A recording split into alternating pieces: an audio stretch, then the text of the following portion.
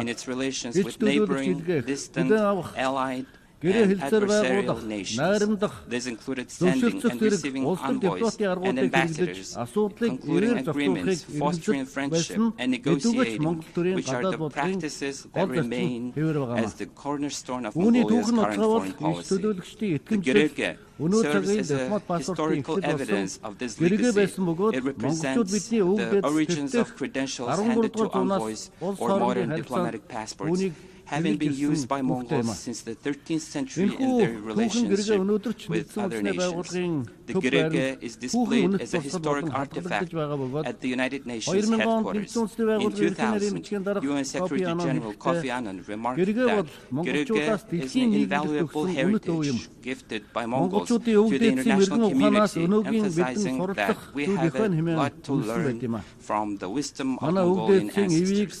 The principles of maintaining peace and harmonious coexistence championed by our ancestors reflect the progressive ideals that underpin our current collective effort to sustain peace and stability. At present, humanity is alarmed by the deepening global geopolitical tensions which ignite the fires of war and heighten the nuclear threat. The collective efforts of countries around the world towards non-proliferation, disarmament, and the total elimination of nuclear weapons, as well as the expansion of nuclear weapon-free zones, must not be overlooked. Mongolia has made significant contributions to the elimination of nuclear threats by having its nuclear weapon-free status recognized at the international level. We reaffirm our commitment to continue pursuing and supporting nuclear weapon-free policies and initiatives. Mongolia calls upon all countries to collaborate in ensuring peace and stability, particularly in creating a world free from nuclear threats. We propose the convening of a special gathering on this issue within the framework of the United Nations. Mr. President, Mongolia deeply appreciates the role of UN peacekeepers, the Blue Helmets, who serve tirelessly and make significant contributions to international peace and security. Due to various factors, such as international terrorism, brutal acts of extremism, and the growing number of refugees, Blue Helmets are confronted with increasingly complex tasks under more challenging conditions.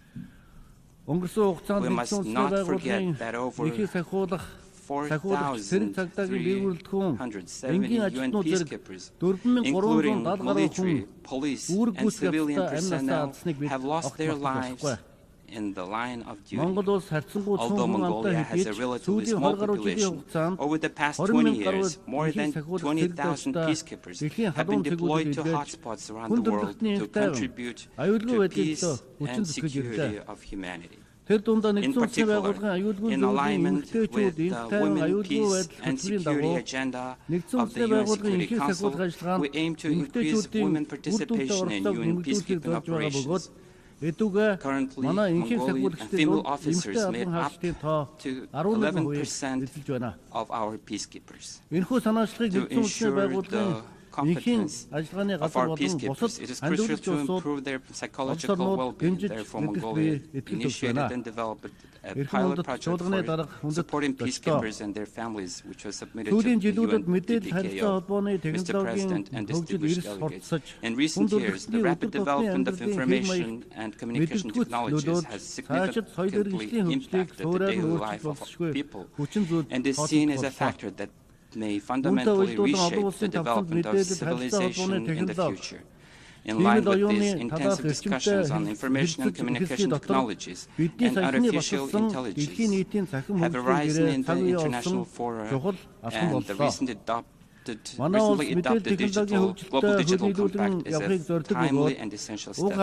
Our country aims to keep pace with the development of information technology, placing great importance on UN resolutions, documents, and other international legal frameworks related to this issue, and keenly participating in their discussions. In March of this year, the UN General Assembly adopted a resolution calling on member states to ensure the reliability and security of artificial intelligence for the first time, which is a significant step forward to accelerate the implementation of the Sustainable Development Goals.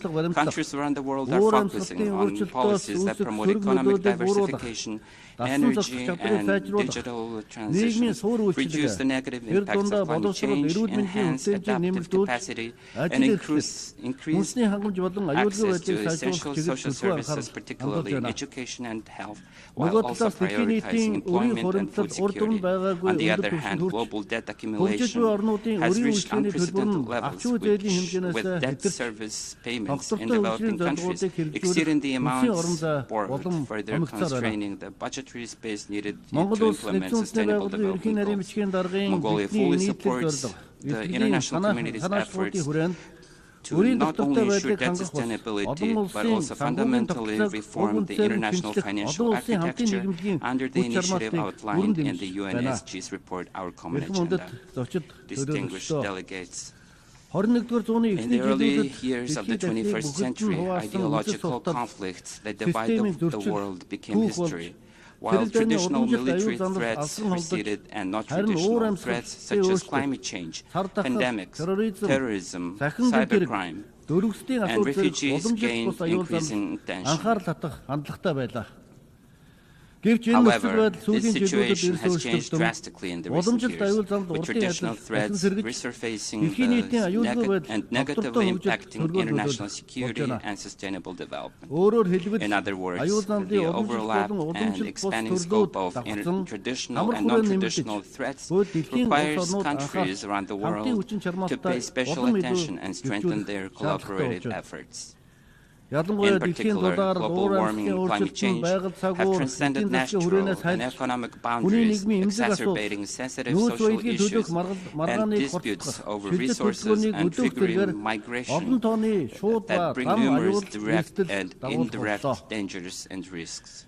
If this situation continues, humanity will face not just a choice between development or stagnation, but rather a choice between existence and non-existence. Therefore, we must carefully assess the situation and recognize the need for smart solutions based on the advancement of our era, as well as implementation of new technologies, and share good practices while collaborating to overcome challenges posed by climate change. As descendants of nomads, we Mongols have preserved and honored our unique cultural heritage and traditions to this day. The origin of our nomadic civilization is, in fact, the philosophy of green development, which emphasizes caring for and protecting nature while responsibly utilizing its benefits.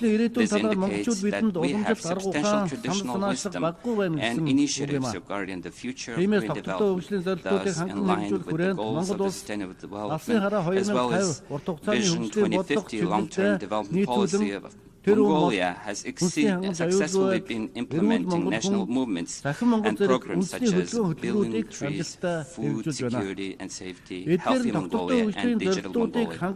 These initiatives represent our contributions at both international and regional levels in achieving the Sustainable Development Goals. I'm also pleased to announce that Mongolia is actively working to implement the resolution adopted by the UNGA, declaring the 2026 as the International Year of Rangelands and Pastoralists. Furthermore, we are also preparing to host the 17th conference of the parties to the United Nations Convention to Combat Desertification in Ulaanbaatar in 2026. I'm confident that the international community and member states will support and collaborate with us in these efforts. Mr. President, Mongolia, as a landlocked country with its unique location on the Central Asian Plateau and extreme weather conditions, has consistently paid particular attention to the issues of countries in similar special situations. We have already collaborated with them to safeguard our interests and make tangible contributions to amplify our voices on the global stage. Mongolia and Austria co-chaired the preparatory committee for the third United Nations Conference on LLDCs for 2023-2024 and successfully facilitated discussions on the draft outcome document among member states. We're pleased that the draft of the action program to be adopted at the upcoming conference in Botswana next December includes innovative content outlining specific goals and measures to guide the development of LLDCs over the next decade. Therefore, we urge all LLDCs, transit countries, and all UN member states and development partners to engage at the highest level in the third conference on LLDCs and to contribute creatively to discussions for the successful implementation of the program of action. Mr. President, at the Fourth World Conference on Women, held in Beijing in 1995, it was proclaimed that women's rights are human rights and human rights are women's rights, setting forth the significant goals of eliminating barriers to gender equality on the global stage. We Mongols have a long-lasting culture and tradition of honoring and respecting women with a history of Mongol queens and women who played crucial roles in governance and social affairs throughout our nation's history. This rich traditional and cultural heritage have continued to evolve, positioning Mongolia as one of the leaders in promoting gender equality in Asia.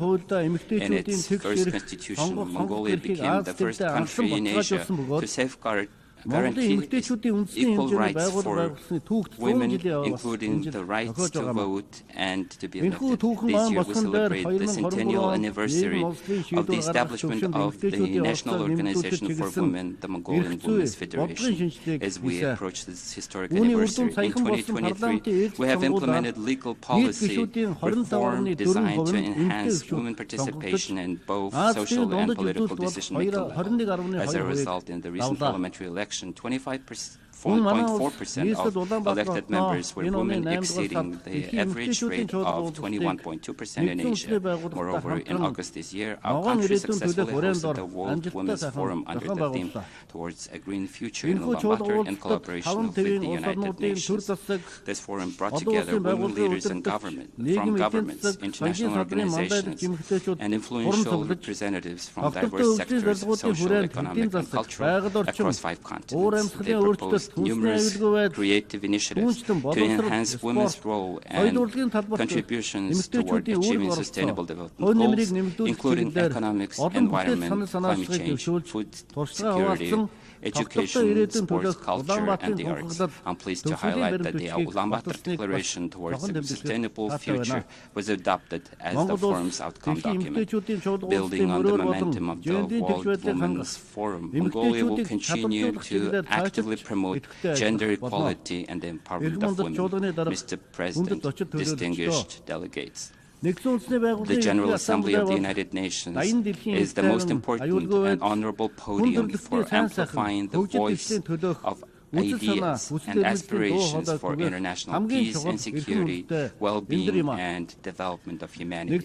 Mongolia has consistently supported the efforts of member states to reform the UN Security Council into a more equitable, accessible, transparent, effective, democratic, and responsible system. We also strongly advocate for further strengthening the United Nations' central role and coordination in global affairs. Our country believes that any international challenges and misunderstandings should be addressed through mutual understanding, trust, respect, and dialogue, and resolved within the framework of international legal norms. Therefore, I call on you, heads of states, governments, and distinguished delegates, to demonstrate exceptional leadership and make meaningful contributions to strengthen trust, mutual respect, and cooperation among the nations of the world in the crucial pursuit of global peace, security, sustainable development, and the well-being of humanity. May the eternal blue sky bless us with peace throughout the world. Thank you very much for your attention. On behalf of the Assembly, I wish to thank the President of Mongolia.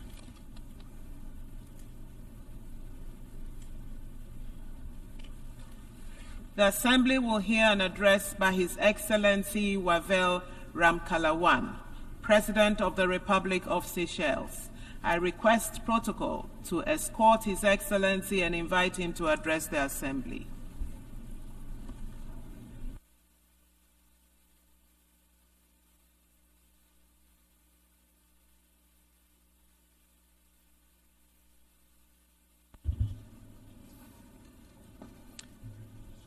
Mr. President, Excellencies, distinguished delegates, I would like first of all to extend my words of congratulations to Ambassador Yang on your election as President of the General Assembly for this 69th session. I wish also to thank Ambassador Francis for his diligent leadership during the 78th session. Mr. President, as the highest representatives of the peoples of the world, we meet every year in this institution, which promises to deliver peace, progress, and prosperity for all. We must be frank in our assessment of what we are doing for the people that we represent and their interests that we serve. For my people of the Seychelles, we must be critical of our approach to the challenges of today and plan for the challenges of tomorrow. The world is less secure than even just 1 year ago. Where we hoped that existing conflicts could be resolved, we find ourselves in a situation more tense and precarious. Flames stoked by competition and distrust threaten to engulf those who have no part in these conflicts, leaving us gripped by a fearful atmosphere of instability exacerbated by the worry of expanded warfare. We are in danger of losing sight of the values that bring us together, that transcend borders and cultures, that are understood in all languages and present in all ideologies. We must revert to our foundational principles of dialogue and cooperation. Without a stable foundation, we cannot build our vision of a peaceful, prosperous, and sustainable world.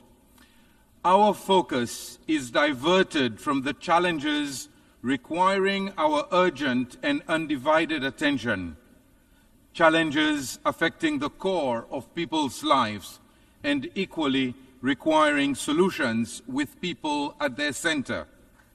The climate crisis, ending poverty and hunger, ensuring that all have the indisputable right to a decent and dignified life. Our people have entrusted us to work together to find solutions.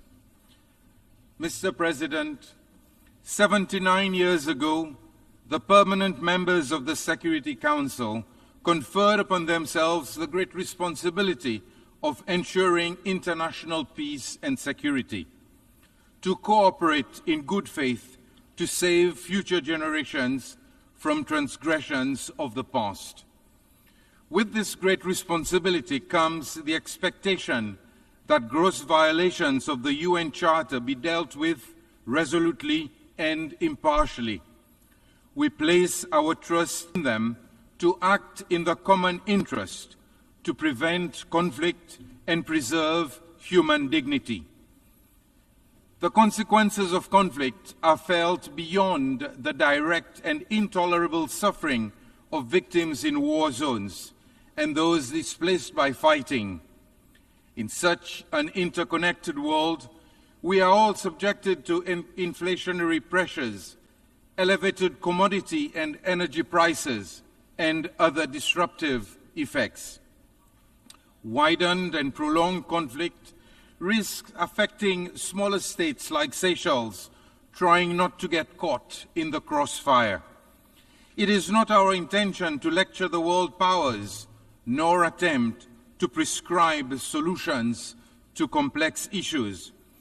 We simply wish to remind you of your duty and be reassured that geopolitics will not supersede human rights, and international law. Since its formation in 1946, the Security Council has remained largely unchanged. Most of Africa was under colonial rule then. Seychelles joins the call for the UN and the Security Council to deliver the reform being appealed for by so many, with the objective not to hinder its work, but to bring inclusivity and perspective. It is time to correct one of the many injustices to which Africa has been subjected. Permanent membership of the world's primary peacekeeping institution is a necessity. The consideration by the Council of critical issues such as sea level rise brought by Malta last year and the broader climate security nexus has proven that it is capable of reflecting new realities. The proposal of the United States to include a rotating seat for small island developing states is a welcome and progressive one. Mr. President, climate change remains the foremost challenge facing humanity, and failure to address its effects will devastate current and future generations. As a small island state, Seychelles understands what it means to be vulnerable, a vulnerability that cannot be ignored in the future we see for ourselves. We are on the front lines of the climate crisis, which poses irreversible threats to our people, our economy, and our way of life. Rising sea levels, extreme weather events, and the degradation of our oceans are stark reminders of the urgent need for global action on climate change. We have all made commitments, pledges, and promises to achieve large-scale reductions of emissions, to keep the goal of limiting global warming to 1.5 degrees, to boost adaptation, to deal with extreme weather disasters, and build resilience to address future impacts. But words are nothing without deeds, and we have to act urgently, in unity, to make the necessary transition to a more sustainable future.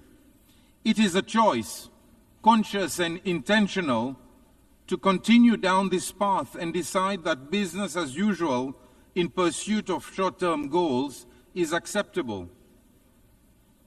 Mr. President, world military expenditure has increased for the 10th consecutive year, reaching $2.5 trillion in 2023. This makes even the highest estimates of the funds, $100 billion needed for loss and damage, seem modest and insignificant. This is a worrying reflection of the world's priorities. It is unfair for SIDS to suffer the consequences of these choices. We simply do not have the means to cope with the disastrous effects of climate change. Here I want to thank those who have contributed to the Loss and Damage Fund. The pledges made following COP28 should not be mere attempts to pacify us who have been calling for remediation. We hope to take it as a token of ongoing commitment and continued action given the expected rise in costs of dealing with climate change. As the Secretary General said yesterday, those who shoulder the blame should foot the bill. The international community cannot hope to advance sustainable development when some race ahead while others are left to struggle. No one should be left behind, lest we forsake future generations to a bleaker world. The obligations outlined in the Paris Agreement are the lifelines that give us a chance if all states did their utmost to adhere to them. Our reliance on fossil fuels is unsustainable and detrimental. We must accelerate energy transition towards renewables and mobilize investment in the technology and infrastructure to give us any prospect of real energy security. Seychelles' focus remains on nature-based solutions to combat climate change while ensuring economic sustainability and environmental preservation. Our blue bonds demonstrate the potential to harness capital markets for financing the sustainable use of marine resources. Mr. President, ambitious and innovative strategies of securing long-term economic development are futile without finance that is accessible and sustainable. The average debt to GDP ratio in seeds exceeds 70%. It is crippling and impedes our development by diverting critical resources away from where they are most needed, in infrastructure, education, and healthcare. Our vulnerabilities have been expounded, yet our borrowing costs remain high. Instead of concessions, we are penalized for our vulnerability. It is time to move beyond discussion and implement real reforms in the international financial system to address the preclusion of some vulnerable countries, regardless of income status, from opportunities to meet development needs. We must also recognize the humanitarian consequences of economic policies. Our work in the multilateral system is undermined by unilateral coercive measures that are intended to leave economies crippled and governments unable to advance dignity for their own people. Mr. President, the multilateral system remains our best hope for addressing the challenges we face. As a small state, Seychelles believes in the United Nations, for we fear of a reality with no alternative.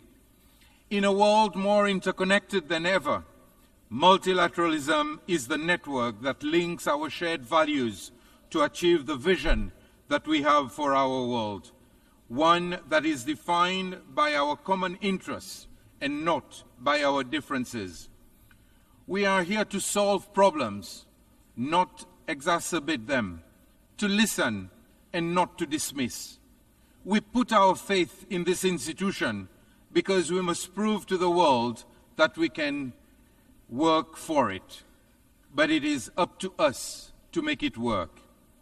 In 2023, we adopted the BBNJ agreement, and this year, Seychelles became the 4th state and the first in Africa to ratify it. We urge other countries to hasten its ratification so as not to delay its entry into force.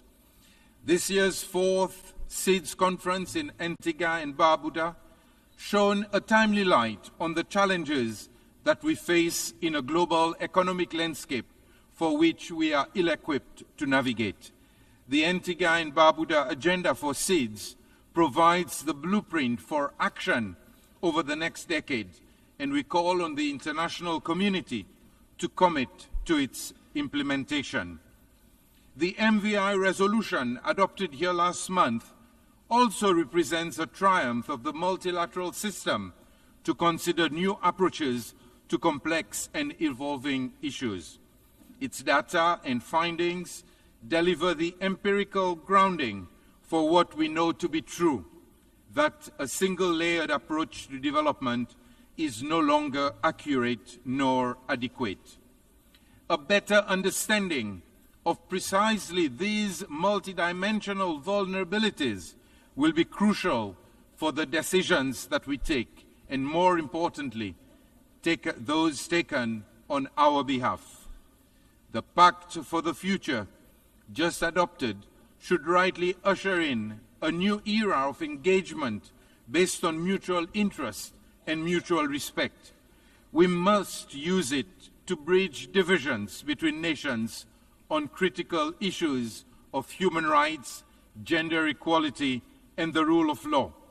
One that accelerates the implementation of the SDGs and shapes the international financial system more fairly, one that adapts responses to global crisis in a more coordinated way, and one that restores peace with a promise to preserving it in the future.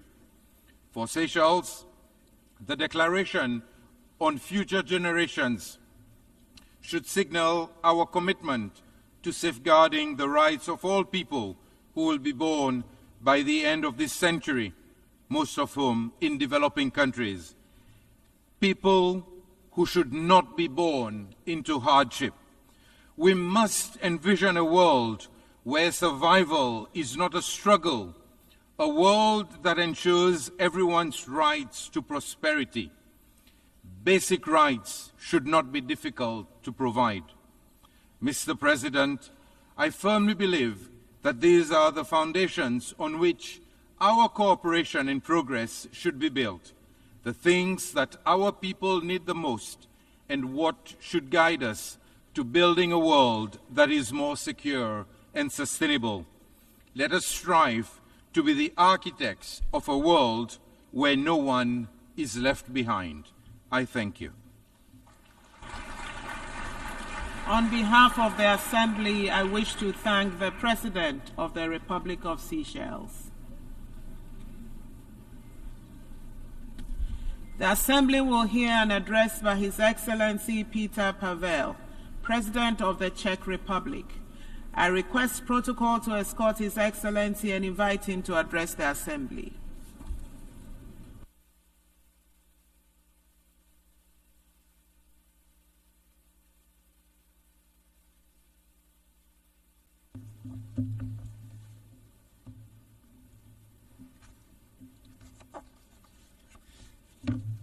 Madam President, Excellencies, ladies and gentlemen, it is a true honor for me to address you today. Much to my regret, since the last time we met here 1 year ago, the world has not become any safer. On the contrary. To start with, let me recall that the United Nations was created to save humanity from the scourge of war and destruction, and to promote peace, justice, and better quality of life for all humankind. Together, we have managed to build a global system of rules and cooperation with the ambition to advance security and human rights instead of conflict and suffering, fostering economic development instead of overlooking mass destruction. Aligned around the UN Charter, we have subscribed not to repeat the mistakes and disasters of the past. Unfortunately, we still do. The world and its citizens need and deserve an effective UN that can respond quickly when needed and deliver better on our shared global commitments. Without a functioning multilateral system, alternative and exclusive structures would lead to more fragmentation and less predictability. It is our duty as national and global leaders to find common solutions to the most pressing problems before they get out of hand. Finding a compromise is never easy. It requires time and patience. Only if we realize that together we can achieve much more than when antagonized, can we make our nations and the United Nations truly united behind common goals. A comprehensive reform of the UN Security Council is long overdue. Making the Council more effective, inclusive, accountable, and better reflecting today's realities by strengthening the voice of underrepresented regions is crucially needed. In the face of unjust and unprovoked Russian war against Ukraine, we must realize that Security Council membership is not a carte blanche. No one has the right to abuse power and bully other members of the international community without sanctions. Together, we must exercise more pressure on Russia to end its unjust and brutal war. The Peace Summit in Switzerland clearly confirmed that peace in Ukraine must be based on international law and principles of sovereignty and territorial integrity. The cynical nature of Russia's policy and its disinterest in genuine peace talks has global consequences. These include impairing nuclear safety, diminishing food and energy security, and damaging rules-based international order. Czechia calls on those who have not yet supported our common effort to evaluate the possibility of signing the joint declaration agreed at the Peace Summit in Switzerland. So far, many with the aspiration to become respected regional or global actors have remained silent. But respect cannot be forced. It can only be earned. Let us not forget that hesitation strengthens the aggressor. If you remain silent to injustice and aggression, soon there will be others waiting in line to see how far they can go in bending international rules as they please. Some of you might think that Russia's actions against Ukraine are just another regional conflict and both sides need to go halfway. But there is no such thing as just a regional conflict. Conflicts in one part of the world cause food insecurity and create refugee waves in others. With globalization, our security and prosperity starts way beyond our own borders. Being fully aware of that, Czechia is committed not only to security of Europe, but also in Middle East, Africa, and elsewhere. I applaud the fact that many nations, including African, spare no effort to achieve and safeguard peace and security in their own regions and far beyond. Czechia will continue to engage with African countries and closely listen to their views and needs. I believe that despite political differences, together we can create mutually beneficial partnerships based on the principle of equality, mutual respect, and without any historical burden or future material demands. Africa is a continent with huge economic potential, which is waiting to be unlocked. We want to see Africa flourish, enhance its capabilities, and create opportunities and jobs for young people. The last topic I want to touch upon is cybersecurity and technology. With progressing digital transformation and our increasing reliance on advanced technology, the gravity and scale of cyber threats are increasing and respect no borders. Cyber espionage and attacks against our hospitals, media, infrastructure, national institutions and businesses aim to destabilize our democratic system and undermine its principles. Just as offline, we cannot allow the cyberspace to become a lawless criminal world. The agreed framework of responsible behavior of states in cyberspace should guide us in our effort to strive for a safer online world. The security of cyberspace will depend on the capacities and effort of all responsible states to enhance their own cyber capabilities. Czechia is taking its commitment to the protection of global cyberspace security very seriously. We will continue providing assistance to our partners in Africa, Asia, and South America so that together we can improve our resilience and to protect our citizens even better. Foreign interference and disinformation continue to present a challenge with a serious impact on democracy, security, and the rules-based international order. With rapid development of new technologies, protection and promotion of human rights continue to be vital for our societies. Emerging technologies will have an undisputable influence on the nature of our future conflicts, but also on peace.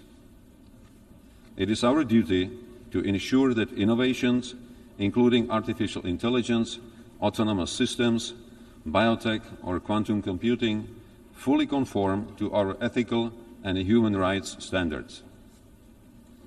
Last year, Czechia, together with Mexico, the Maldives, the Netherlands and South Africa, submitted a resolution on human rights in the context of digital technologies. Furthermore, last month, during the GlobeSec Security Forum, I sat down with top managers of global tech companies at the Prague Geotech Summit.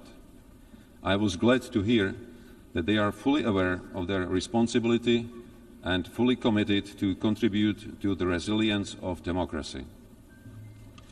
Madam President, ladies and gentlemen, the challenges we are facing are global, and we can only succeed if we fully commit ourselves to collective action and more cooperation. The quality of our governance will be judged by our actions and whether we leave this world in a better condition for future generations. I would like to thank everyone who is tirelessly working to make our planet a safer and more secure place for all. That is what really matters. Thank you for your attention. On behalf of the Assembly, I wish to thank the President of the Czech Republic.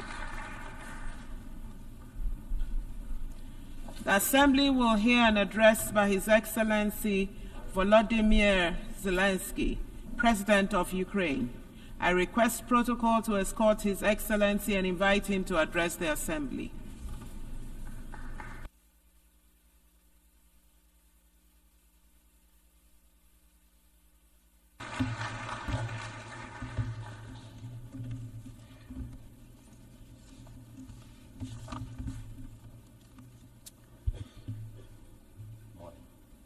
Thank you very much. Dear leaders, Your Excellencies, today I want to tell you about a day that has already passed and a day that must never come.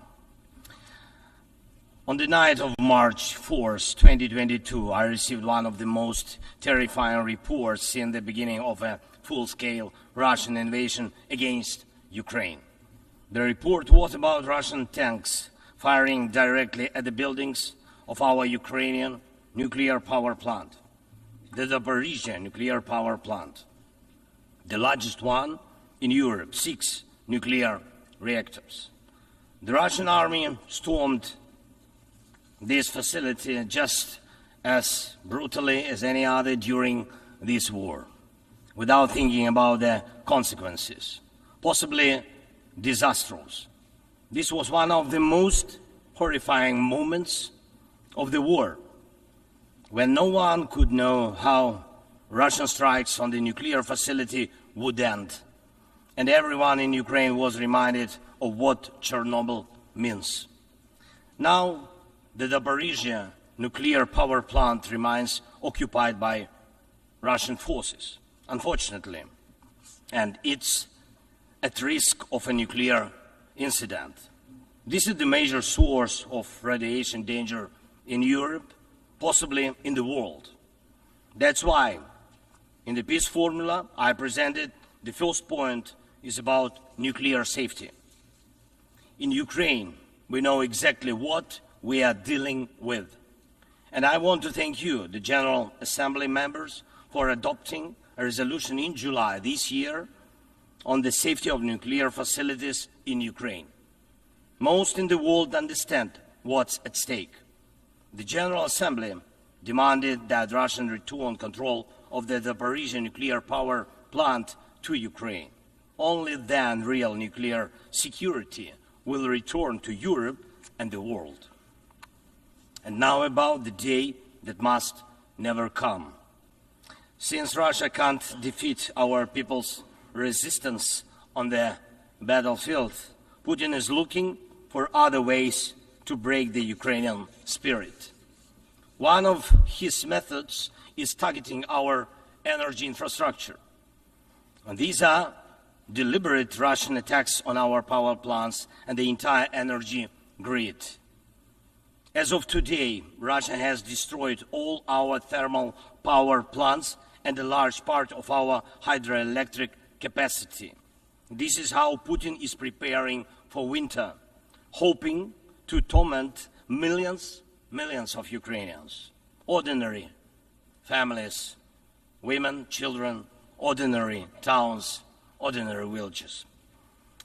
Putin wants to leave them in the dark and cold this winter, forcing Ukraine to suffer and surrender. Just imagine, please, your country with 80% of its energy system gone, with such a destroyed part of the system. What kind of life would that be? Recently, I received yet another alarming report from our intelligence. Now Putin does seem to be planning attacks on our nuclear power plants and their infrastructure, aiming to disconnect the plants from the power grid.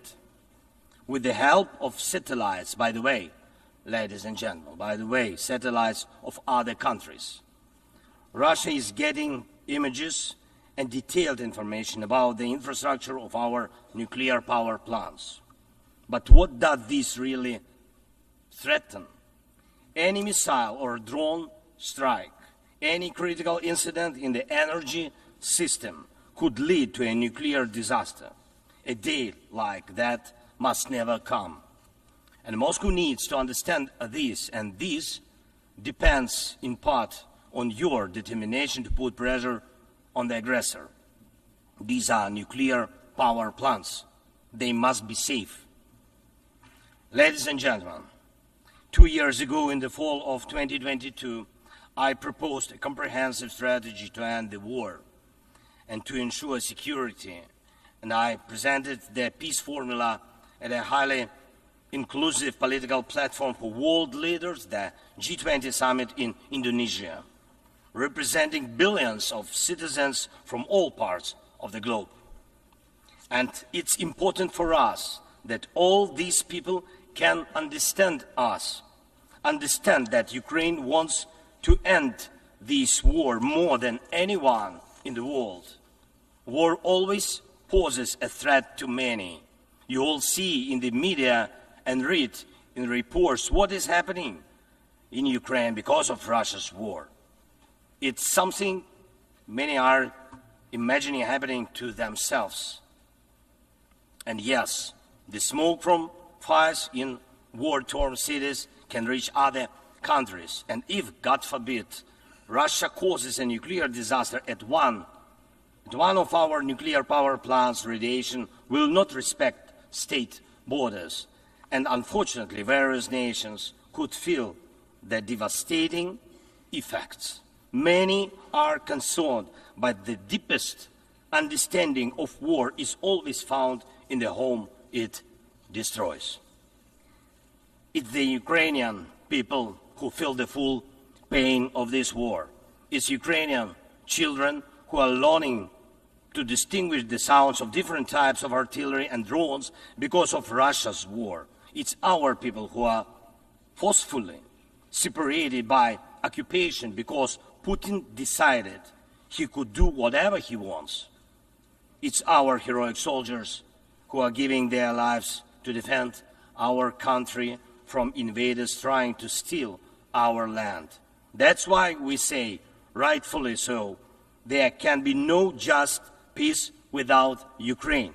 And I thank every leader, every country that supports us in this, that understands us, that sees how Russia, a country more than 20 times larger than Ukraine in territory, still wants even more land, which is insane, and is seizing it day by day while wanting to destroy its neighbor. And Russia found very special bodies for that. North Korea and Iran, telling choice of friends.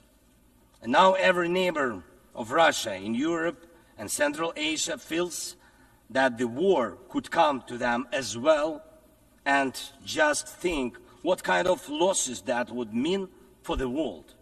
And I thank nearly 100 nations and international organizations that have supported the peace formula. It's truly a global community, Africa, Asia, Europe, Latin America, North America, the Pacific region, all united by the peace formula. And I am glad that the first peace summit was so reminding of the UN General Assembly. Everyone was equal. All nations that participated in the peace summit, large and small, no veto right, no blocking authority, those that have been independent for ages and those that have only recently gained independence, those that have gone through wars themselves, and those accustomed to peace, all were equal. That is what Russia hates the most and cannot control. That's why Russia says the peace formula doesn't suit it. Here at the UN, I've already met with leaders from India, Guatemala, Japan and Italy, Turkey and Finland, Canada, Paraguay, Slovenia, Germany and others, and my meetings will continue. These are different, absolutely, parts of the world and various political waves of life, but they share the same understanding. Peace is needed, and it must be a real, just peace. Unfortunately, at the UN, it's impossible to truly and fairly resolve matters of war and peace because too much depends in the Security Council on the veto power.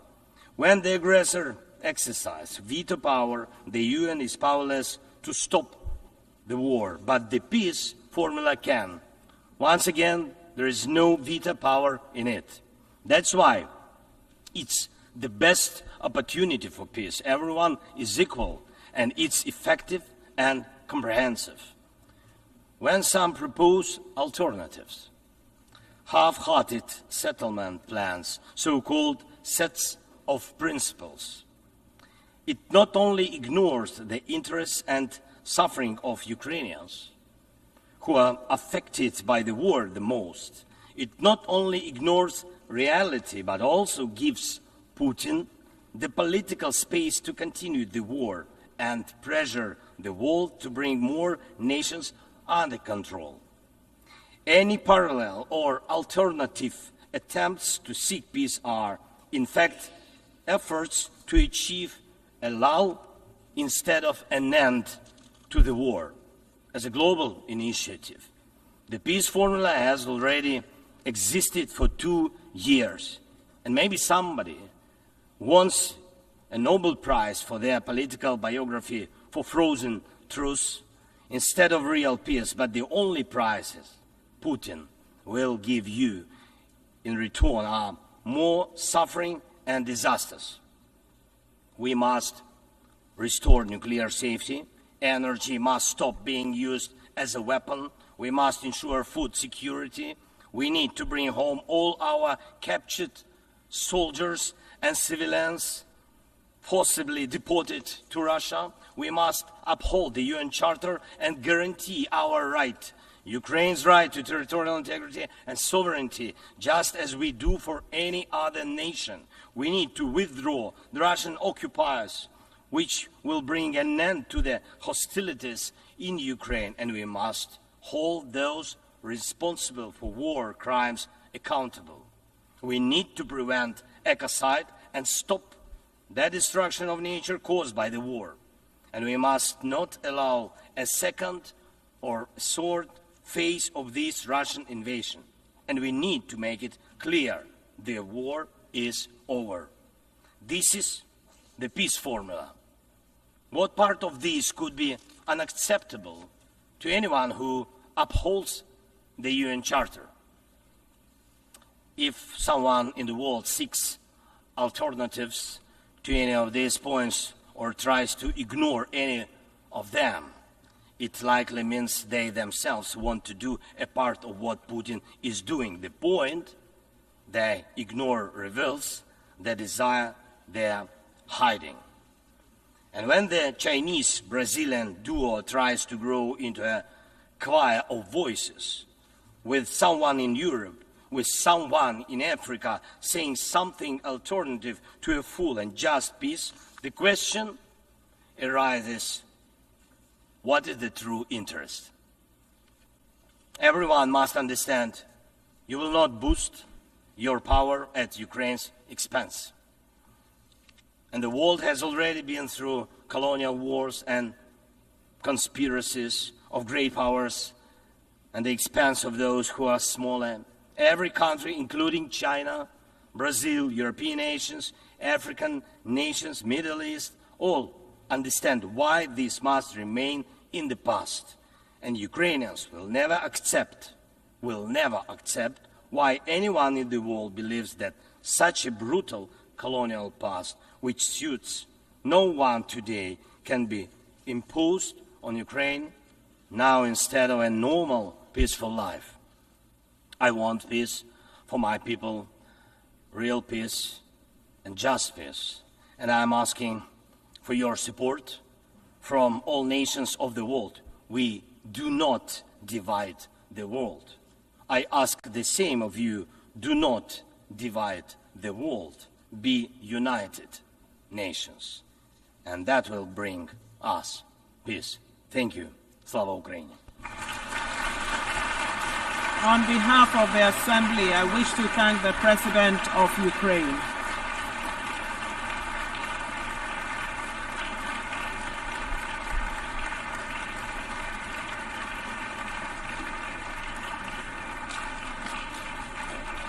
The Assembly will hear an address by His Excellency Nana Addo Dankwa Akufo-Addo, President of the Republic of Ghana. I request protocol to escort His Excellency and invite him to address the Assembly.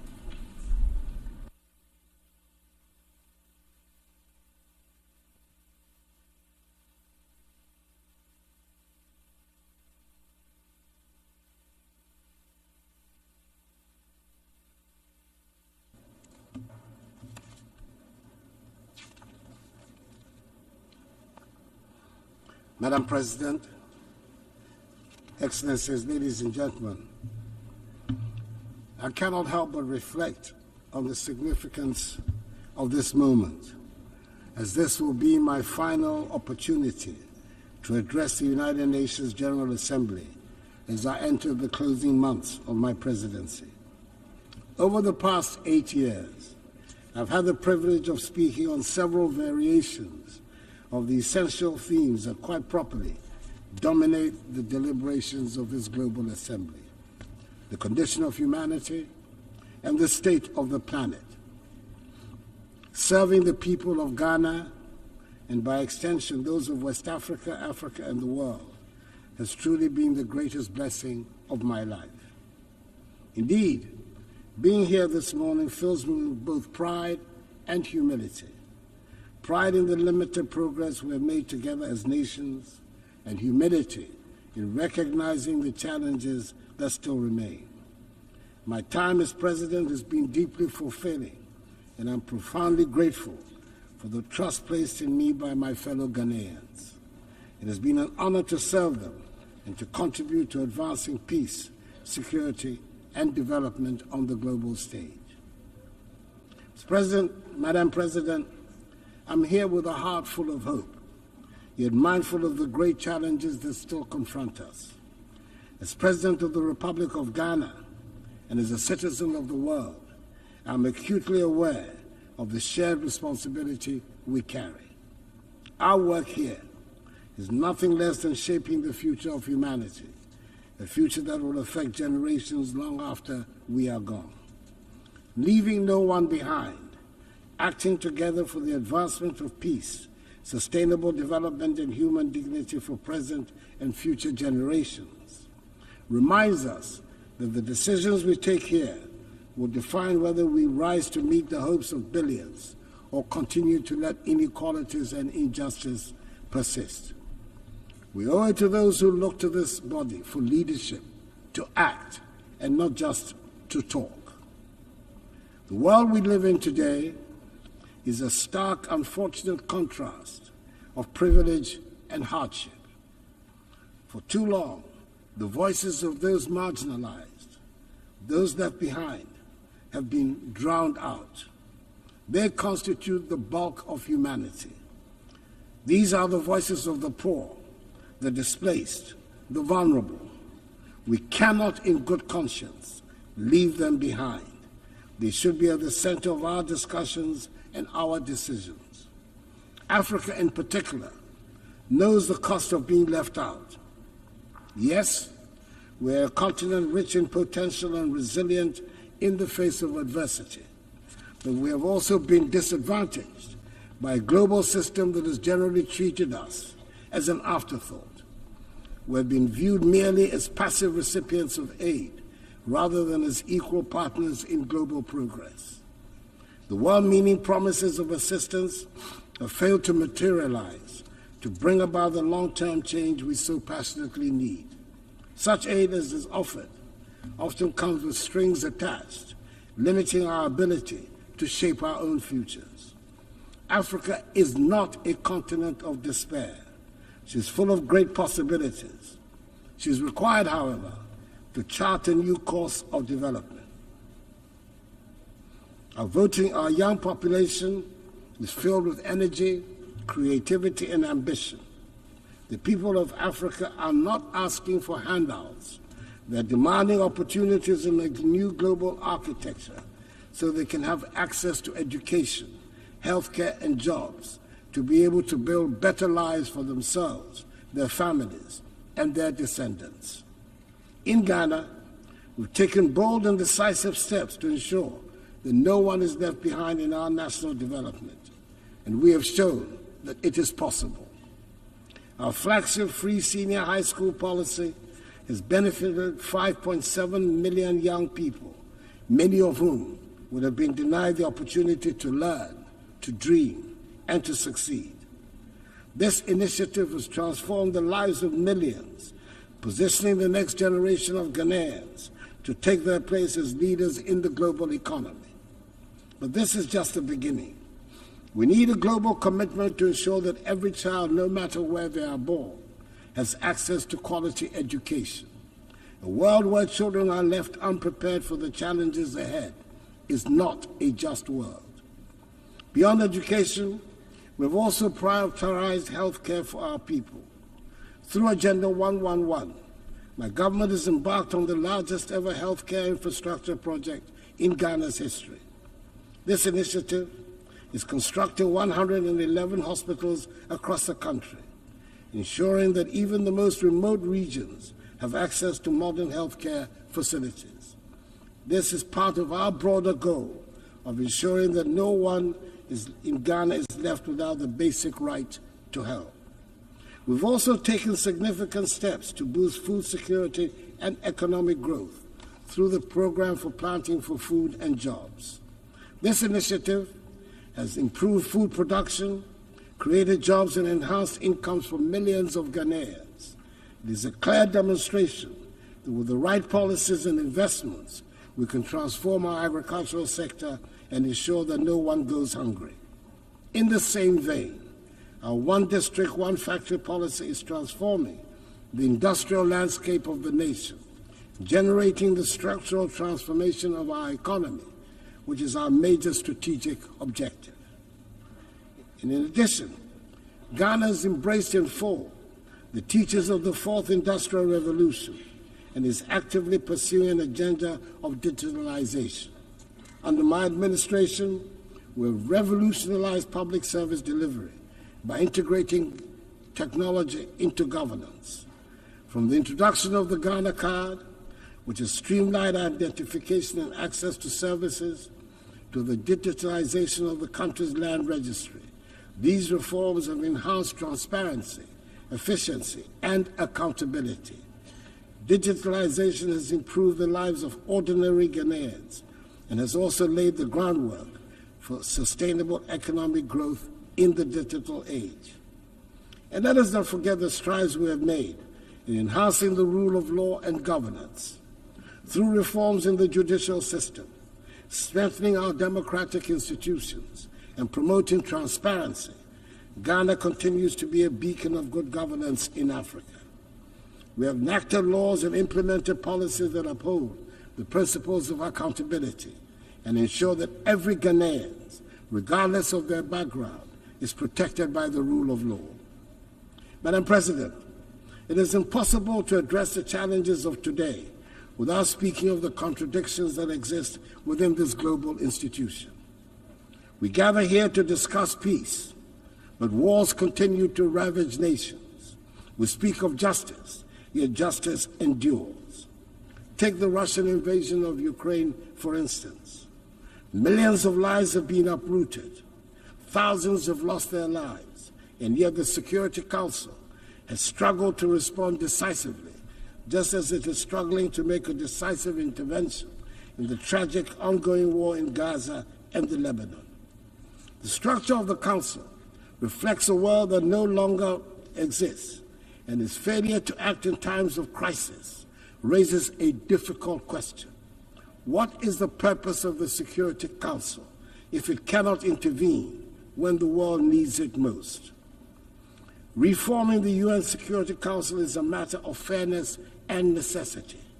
The current structure, created in 1945, no longer reflects the realities of today's geopolitical and economic landscape.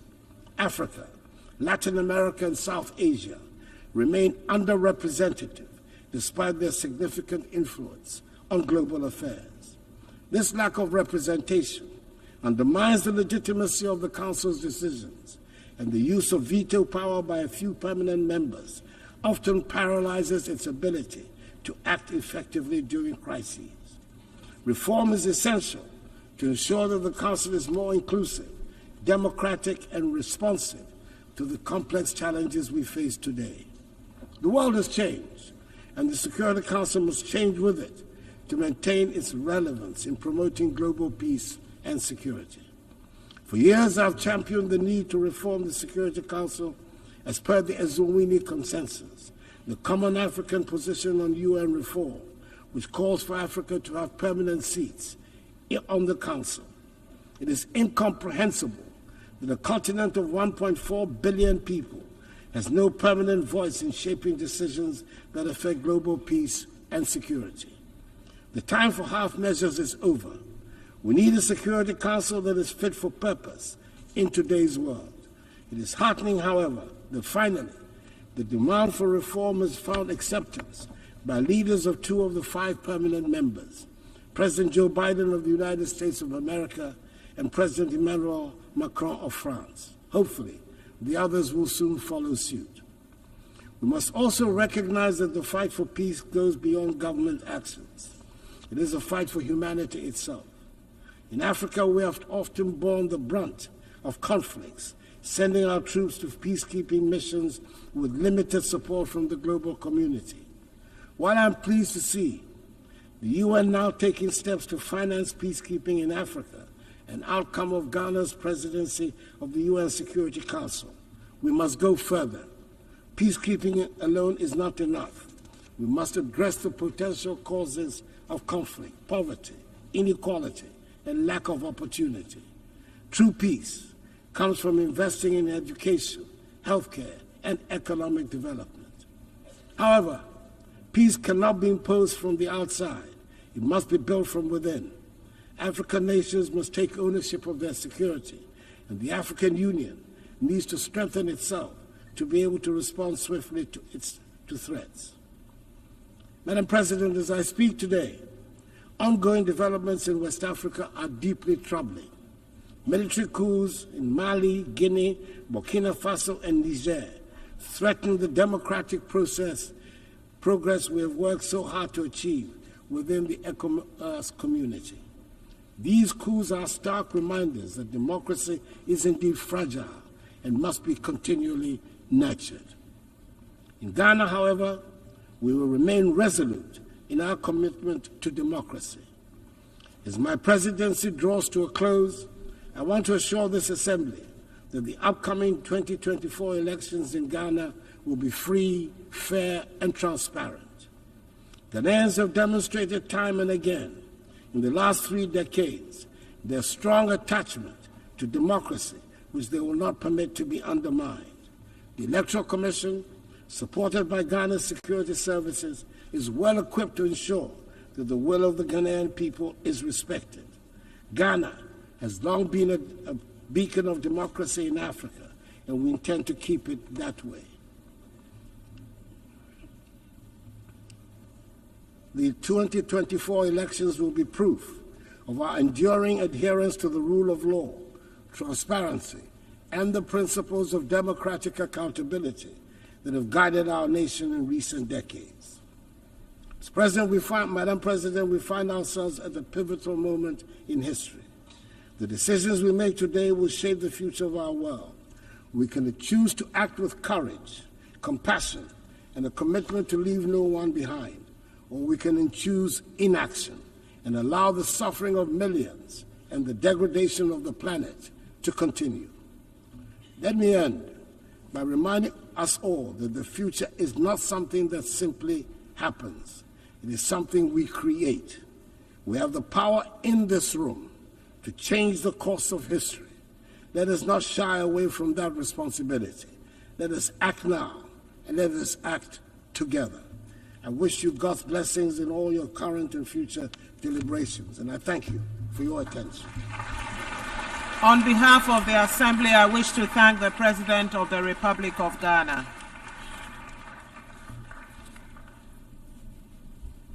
The Assembly will hear an address by His Excellency Rumen Radev, President of the Republic of Bulgaria. I request protocol to escort His Excellency and invite him to address the Assembly.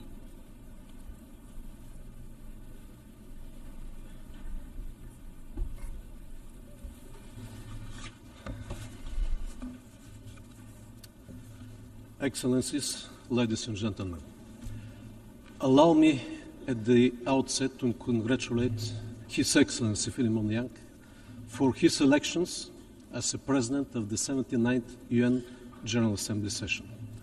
I believe that under his leadership and through his vision, the international community will move forward on the agenda of strengthening the values of the UN Charter, an effort that the humanity now needs the most.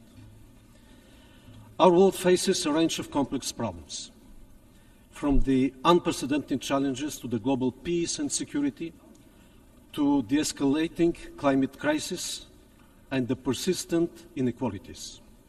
We are confronted with a complex array of issues that require our immediate attention and concerted effort. We need to light the spark that ignites change. With this in mind, my country approaches the 79th session of the UN General Assembly with renewed determination to promote multilateral and workable solutions achieved through negotiations and based on the UN Charter. We must follow the path for the sake of the survival of humankind and the future generations. Taking this into consideration, we praise the Pact of the Future as a move towards a vital transformation.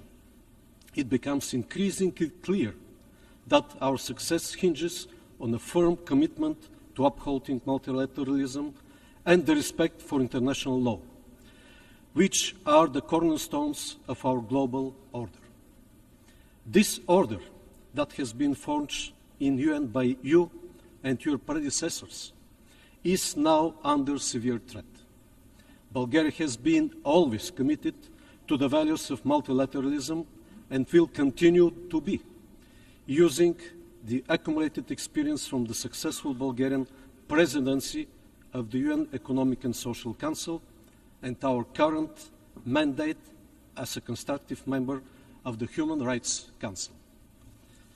Excellencies, in 2015, all UN member states adopted with unanimity 17 Sustainable Development Goals, providing a shared blueprint for peace and prosperity for the whole planet.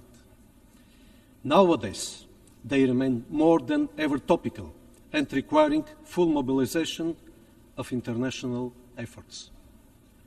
However, we must admit that the sheer deterioration of the international peace and security environment in the last years is threatening the fulfillment of our Sustainable Development Agenda, undermining the rules-based international order.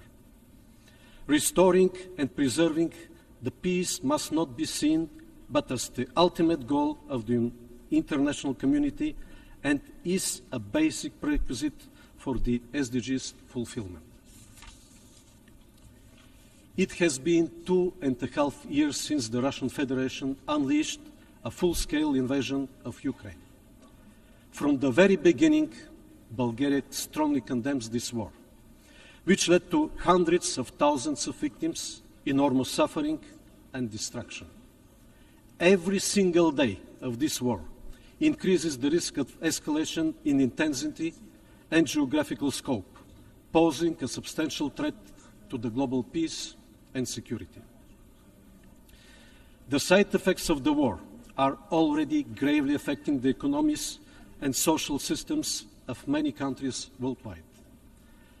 That is why the international community should seek ways that lead to de-escalation and dialogue. We should support every diplomatic effort that pursues comprehensive, just, and lasting peace in Ukraine, in conformity with the United Nations Charter and the international law. Since the last year UN General Debate, we have witnessed a significant increase in instability across the Middle East. The conflict between Israel and Hamas after the Hamas brutal attack on Israel triggered a major deterioration of the security in the region with global projections. We must not forget the consequences which followed. Tens of thousands dead and injured civilians in Gaza, the total destruction of vital infrastructure, and mass displacement of people. We call for immediate ceasefire, free access of humanitarian convoys, as well as release of all hostages held by Hamas. We are also deeply concerned about the recent development in Lebanon, bringing a qualitative, new and dangerous dimension in the conflict and increasing the risk of its regional enlargement. We call for refraining from use of force, for wisdom and de-escalation. The spiral of violence and the human suffering must come to an end. The only way to achieve sustainable and lasting peace in this region with its very fragile security landscape is the two-state solution. Amid the ongoing destabilization around different regions, the collective global goal for a world without nuclear threat remains more critical than ever. In line with the new agenda for peace, Bulgaria will maintain its commitment to uphold, protect, and strengthen the multilateral framework for disarmament, non-proliferation, and arms control. We remain dedicated to the universalization and full implementation of the Nuclear Non-Proliferation Treaty, recognizing it as the cornerstone of the global nuclear non-proliferation regime, which serves as the essential foundation for pursuing nuclear disarmament and plays a crucial role in the development of nuclear energy for peaceful purposes. As we address these challenges, prioritizing regional stability becomes vital. My country actively engages in political dialogue with Southeast European countries, driven by the conviction that the region's security, stability, and prosperity are crucial for the broader regional and international resilience. Bulgaria is a strong supporter of the European path of the Western Balkan countries. Our main priorities vis-à-vis the region are fostering good neighborliness, improving connectivity, protection of human rights, and combating ethnic discrimination. However, a serious challenge on this path are the new outbursts of incitements of hatred. Fighting and curbing the aggressive nationalistic rhetoric all over the region and concentrating on positive agenda on strengthening multi-ethnic societies and the rights of the constituent communities will prevent the evocation of the reminiscence of the troubled past of the region. Ladies and gentlemen, progress on achieving the Sustainable Development Goals is the greatest investment for the benefit of the present and future generations. Bulgaria keeps on contributing actively to this common effort through the steady implementation of the National Development Programme Bulgarian 2030 and of sustainable projects for development cooperation with partner countries, through supporting projects in education, healthcare, public infrastructure and services, as well as renewable energy solutions. We face a growing number of places around the world where warring dynamics in terms of governance, democracy, and human rights emerge. As a present member of the Human Rights Council, we reaffirm our commitment to this noble cause. Bulgaria has never looked the other way, and this speaks up through our domestic policies, our membership in the Human Rights Council, our work as a co-chair of the Group of Friends of Children and Sustainable Development Goals, Vice President of UNICEF Bureau, member of the Executive Board of UN Women, and through our support for initiatives that empower the General Assembly and aim at accountability. Our advocacy for meaningful participation of civil society, youth and women in decision-making process across the United Nations system and domestically have already yielded results, and our youth delegate program inspires more young people to choose the path of active citizens. Bulgaria advocates for a human rights-based approach to sustainable development and looks forward to the inclusion of all stakeholders at the upcoming World Social Summit.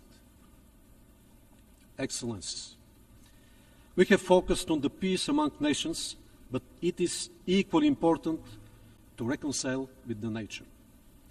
Climate change is a threat multiplier for the implementation of all sustainable development goals. We urge enhanced action based on the global stocktake, more ambitious climate objectives, including the new finance goal at the 29th session of the United Nations Climate Change Conference. Earlier this year, Bulgaria hosted the 61st session of the Intergovernmental Panel on Climate Change, which gave impetus to the panel's 7th assessment cycle, including the production of the special report on climate change and cities. Through various panel events, we were able to invigorate the science and science discussion, paying due attention to the climate risks in the Black Sea region, as well as to the urban environment, the role of cities, and the need to adapt to changing climate.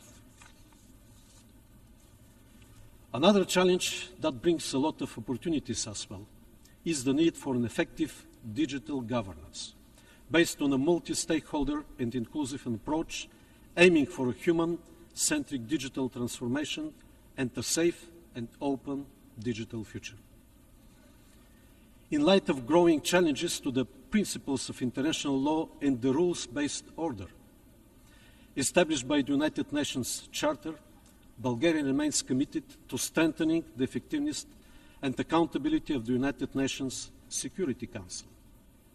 We support efforts to enhance transparency and accountability within this body, co-sponsoring the key UN General Assembly resolution on veto use. Bulgaria emphasizes the need for greater effectiveness and prioritizes securing an additional non-permanent seat for the group of Eastern European states in a reformed Council. Ladies and gentlemen, let us reaffirm our commitment to addressing these global challenges with firmness and determination. The action we take today will define the future, and with courage and unity, we will rise to meet the opportunities that lie ahead. Thank you for your attention. On behalf of the Assembly, I wish to thank the President of the Republic of Bulgaria. The Assembly will hear an address by His Excellency Chandri Kapesad Santoki, President of the Republic of Suriname. I request protocol to escort His Excellency and invite him to address the Assembly.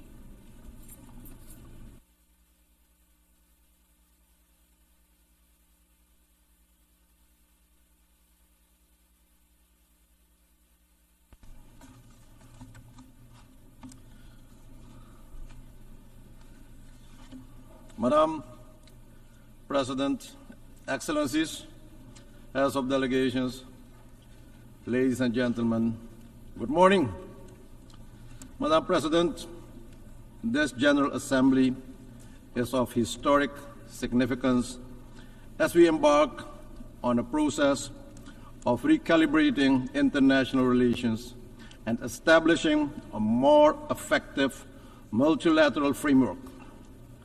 I therefore extend my heartfelt congratulations to the President on his election to preside over this esteemed body, and allow me to congratulate the outgoing Chair of Trinidad and Tobago on a job well done under difficult circumstances. Madam President, this organization was founded after 2 devastating world wars. Its original purpose remains relevant today to save current and future generations from the disastrous consequences of wars and armed conflicts and foster peace and political stability for sustained prosperity for all. We, however, observe instead that the world is marked by a complex political and security crisis, weakening our global multilateral framework of collective solidarity, international law, and respect for humanitarian law. The conflicts that divide us are not isolated incidents. They are symptoms of deeper systemic challenges, rising inequality, environmental degradation, and breakdown of global trust. The time has come to dare to make bold decisions, revisit our global governance architecture, and to recommit to the original goals of the United Nations. Madam President, with statistics showing that countries are off track on the 2030 Agenda for Sustainable Development, while projections estimate that almost 600 million people will continue to live in extreme poverty in 2030, that is incumbent on us to close the gap between aspiration and financing. I wish to emphasize the urgent need for accelerated reforms and coordination within the international financial architecture, especially the international financial institutions. The Multidimensional Vulnerability Index, MVI, offers a comprehensive and inclusive framework that goes beyond traditional metrics to capture the true complexity of the vulnerabilities of small islands developing and low-lying coastal states. We urge that the MVI is embedded in the operations of the international financial institutions, especially the International Monetary Fund and the World Bank. Apart from the MVI, we see other financial obstacles in place that have a major negative impact on our ability to generate development, especially de-risking measures of international banks, which are based on general assessments, do not consider the country's reality and the severe impact on development objectives of the country. This must be addressed head-on if we want to be inclusive rather than exclusive. My country, Suriname, can attest to the importance of urgent need to reform the global financial and political system and to build greater trust in the multilateral system. Because of our ranking, we are not eligible for several global financial instruments to the detriment of my people. Since taking office in July 2020, my government has successfully started a policy of financial economic reforms, including restructuring the debt portfolio supported by an IMF program and international financial institutions. The impact of the various crises and national efforts to reform the economy has not been easy for the population, but we are on the road to recovery now. Macroeconomic stability has been achieved. We established a social safety net and increased several social benefits, all meant to make sure that we did not forget or excluded that part of our population from restoring a healthier economy. Madam President, 2024 statistics reveal that progress in the area of climate action is inadequate, with global greenhouse gas emissions still rising. Despite the need for reductions, climate action can no longer be postponed nor ignored. Soon, we'll meet in Azerbaijan for COP29. Madam President, will we be repeating ourselves with empty promises and pledges, or will we take decisive action to save this planet from extinction? Madam President, Suriname is committed to the Paris Agreement. Suriname has also submitted ambitious nationally determined contributions and has recently started the process of carbon credit trading. Suriname aims to remain a carbon-negative country with a high level of biodiversity and more than 90% forest coverage. With this conscious choice to limit deforestation, we sacrifice economic development for our people. For this, Madam President, we are not compensated, while everyone benefits from our decision. Carbon-negative and carbon-neutral countries must be supported for maintaining that status. We are in favor of a just transition to a carbon-less economy for the coming decades, but we also expect to be allowed to develop our natural resources in an environmentally friendly and balanced manner in compliance with the international standards and practices. In fact, we have already embarked in such a development path by introducing more renewables to our energy grid, utilizing technological innovations to reduce our carbon footprint even further. Madam President, Suriname has had, over the past 100 years, industrial development of bauxite industry, onshore oil production, gold production, as well as agriculture production and other industries. And despite these activities, Suriname is among the 3 carbon-negative countries in the world. At the same time, Suriname is among the 7 most vulnerable countries with respect to the effects of rising sea levels. Madam President, not only have the international pledges for climate financing not materialized in the way pledged, but access to the available resources is an enormous challenge. Simplification of the application and appraisal procedures must be put in place to have the required impact at local level. Regretfully, we also observe that a large part of these funds finds their way in time-consuming and expensive studies, consultancies, and advisory services. In the meantime, the situation on the ground in the affected regions and countries is deteriorating. Often the requested assistance comes too late. Madam President, to transform the well-being of our communities, we must embrace diversity and work towards social justice and inclusion. That is what responsible leaders do, making sure no one is left out or excluded. We must practice what we preach. Madam President, while the humanitarian and security situation in the Republic of Haiti remains of concern, we are pleased to note also through leadership of the Caribbean community, a roadmap towards free and fair elections has been initiated and a transition government with a clear mandate has been installed. We cannot leave Haiti and its people alone and behind. Haiti fatigue is not an option. We urge the international community to financially and technically support Haiti on its path forward. Suriname will contribute to the MSS with security personnel and remains committed to assist in whatever way we can.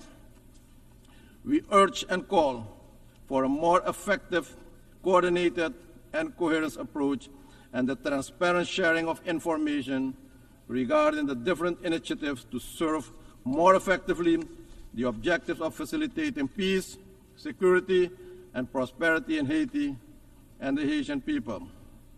Madam President, leaving no one behind should also include lifting the long-standing economic embargo against Cuba and its people. Adopting the Pact of the Future represents an opportunity to redirect a new path for humanity to address current challenges while laying the groundwork for sustainable solutions. We need to foster collaboration and strengthen partnership to address the long-term global issues as climate change, social inequality, and access to affordable health care and quality education for all. Small nations need the support for digital transformation, providing the tools and capacity building initiatives needed to fully integrate into the global digital economy. We must, Madam President, utilize technology in a positive and constructive manner to facilitate financial inclusion for all, access to general education and skills training, but also telemedicine and treatment, as well as instant government services. Madam President, 2024 marks the 5th time for me to address the General Assembly. In 2020, I made my maiden address virtually through the optimal use of modern technology. At that time, I remarked that multilateralism came under attack on several occasions. And 4 years onwards, we still have a long way to go. We must work collectively and with a sense of urgency and positive attitudes towards a renewed commitment to a multilateral framework that is more inclusive, more equitable, more accountable, with the ultimate goal to create a better, safer, and more productive planet for our people now and in the future. In conclusion, Madam President, the theme, Leave No One Behind, is a call to action, but is also a challenge.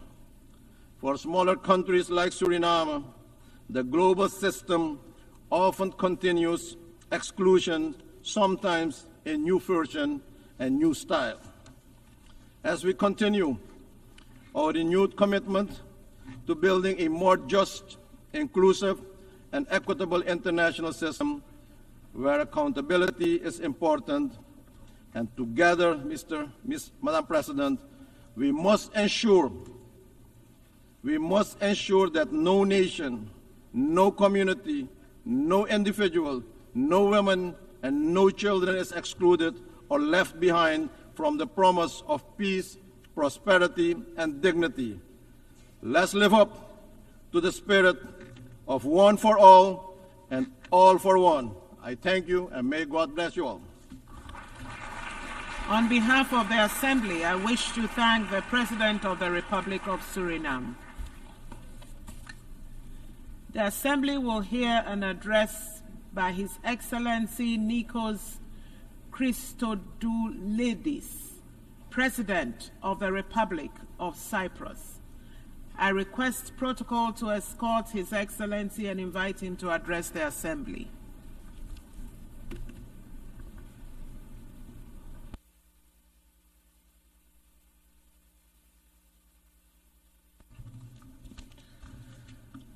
Madam President, Your Excellencies, ladies and gentlemen, at the outset I wish to congratulate His Excellency Ambassador Philemon Yang for his election as President of the 79th session of the General Assembly.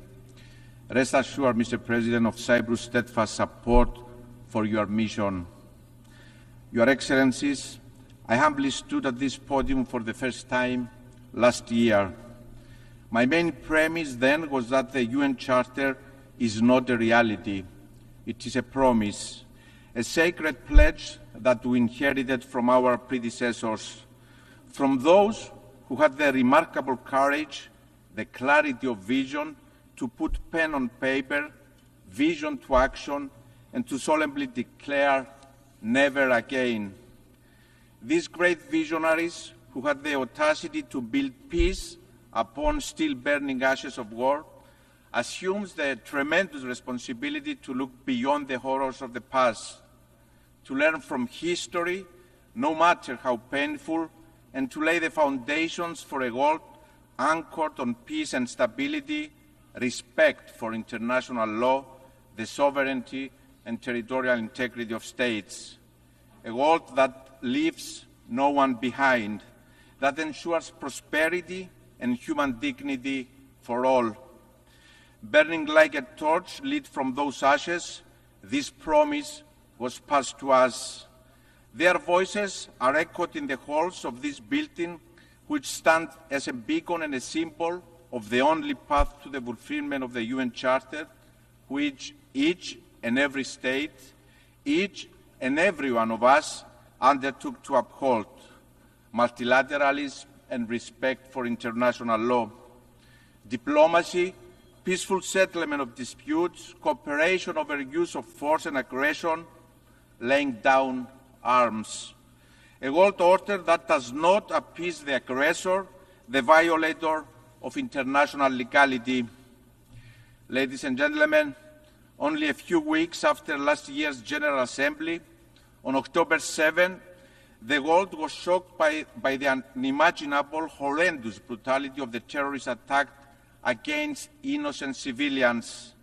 No one was spared the blindness and cruelty of terror that Saturday morning. Women raped, children killed and abducted, the elderly witnessing the burning flame of their loved ones, their future extinguished before their eyes. Their screams penetrating the hearts, forever changing the landscape of their lives, penetrating the conscience of humanity. There is never, ever any justification for terror. There is never, ever any justification for such blatant disregard for human life and dignity. No matter where it comes from, no matter whom it concerns us all. When rape is used as a weapon of war against women and girls, when children are abducted, our voice needs to be loud, clear, united, and unequivocal. Those are our daughters. Those are our children, and we failed them. Let me be clear. Ours is a mission for the innocent. Innocents know no country, age, race, nor religion. Human pain and human dignity is equal for all, and it must be upheld always in each and every context. Dear friends, in the immediate aftermath of the October 7 attack, and as the humanitarian situation in Gaza deteriorated, my country, the Republic of Cyprus, acted. We acted on our moral responsibility to help the innocent civilians of Gaza, men, women, children, suffering abhorrent conditions no human should ever endure. As a country that is an integral part of the region, Cyprus built on the long-standing bonds of friendship and trust with our neighbors.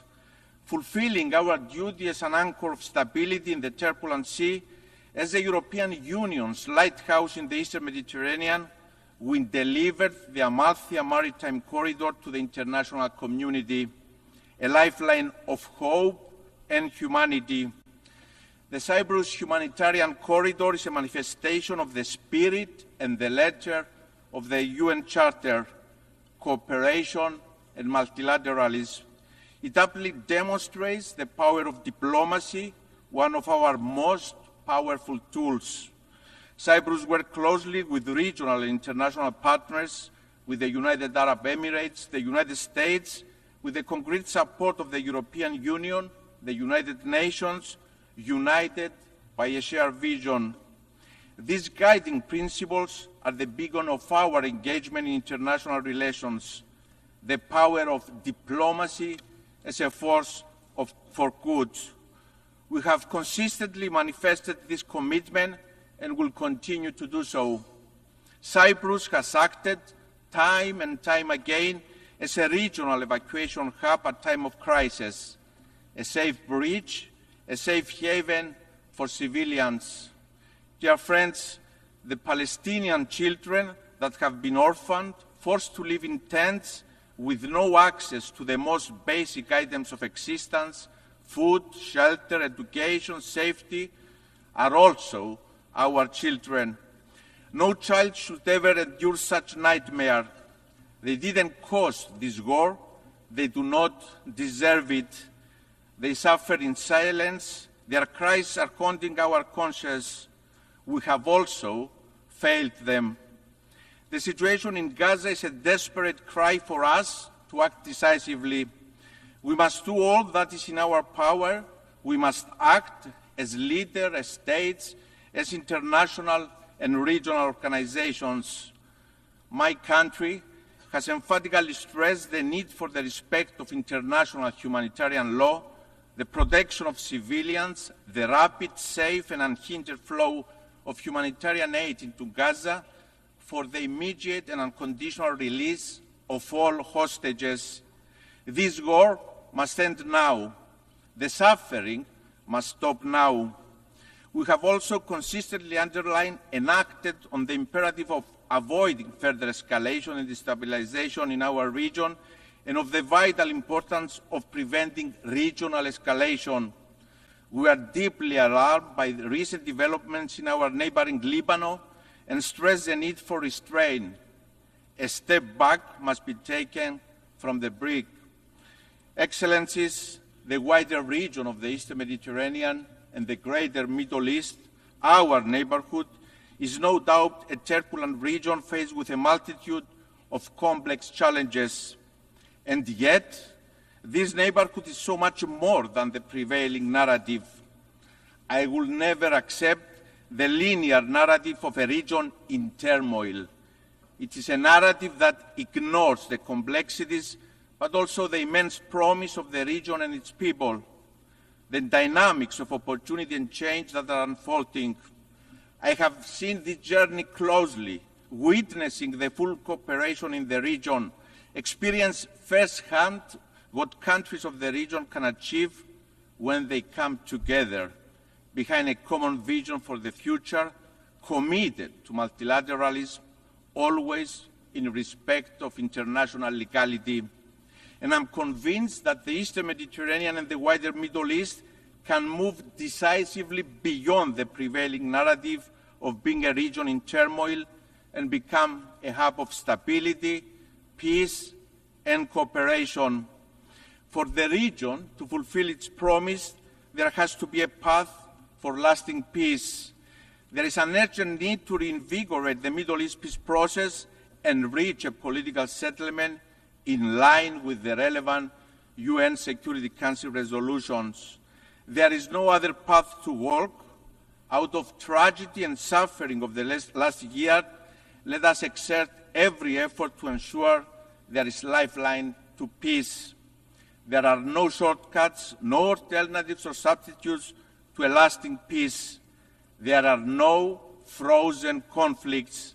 The vacuum created in the absence of a viable peace becomes a breeding ground for crisis and conflict. We can never be complacent. This is a painful lesson recent history teaches over and over again. The Russian invasion of Ukraine, a sovereign nation, came as yet another stark reminder of what is at stake if we don't defend and uphold the principles enshrined in the UN Charter. Cyprus strongly condemns any breach of international peace and security effected through military action by any state against the independence, sovereignty, and territorial integrity of another state. My country has stood in an unwavering manner since the first day of the Russian invasion on the right side of the history. Cyprus, my country, itself a victim of invasion and continuing occupation, has steadfastly supported the unity, territorial integrity, and sovereignty of Ukraine. Madam President, Your Excellencies, the torch for peace in Cyprus awaits to be lit. This year, on July 20th, we mourned 50 years since the Turkish invasion of Cyprus. Through use of force, Turkey occupies a sovereign European state. It violates the sovereignty and territorial integrity of an EU member state. 50 years, half a century of continuing Turkish occupation of approximately 37% of the territory of the Republic of Cyprus, of continuous violation of the UN Charter, international law, including international humanitarian and human rights law. 50 years that the displaced stoically await to return to their ancestral homes. 50 years that the mothers of the missing stoically await the remains of their loved ones, to lay them to rest in peace.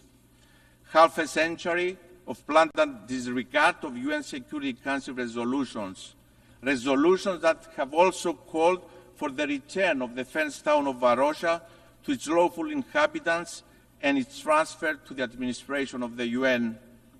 And yet, 50 years of resilience and hope by Cypriots, hope for peace, a burning desire and a deep belief by my people, by all Cypriots, that this cannot be the future of Cyprus.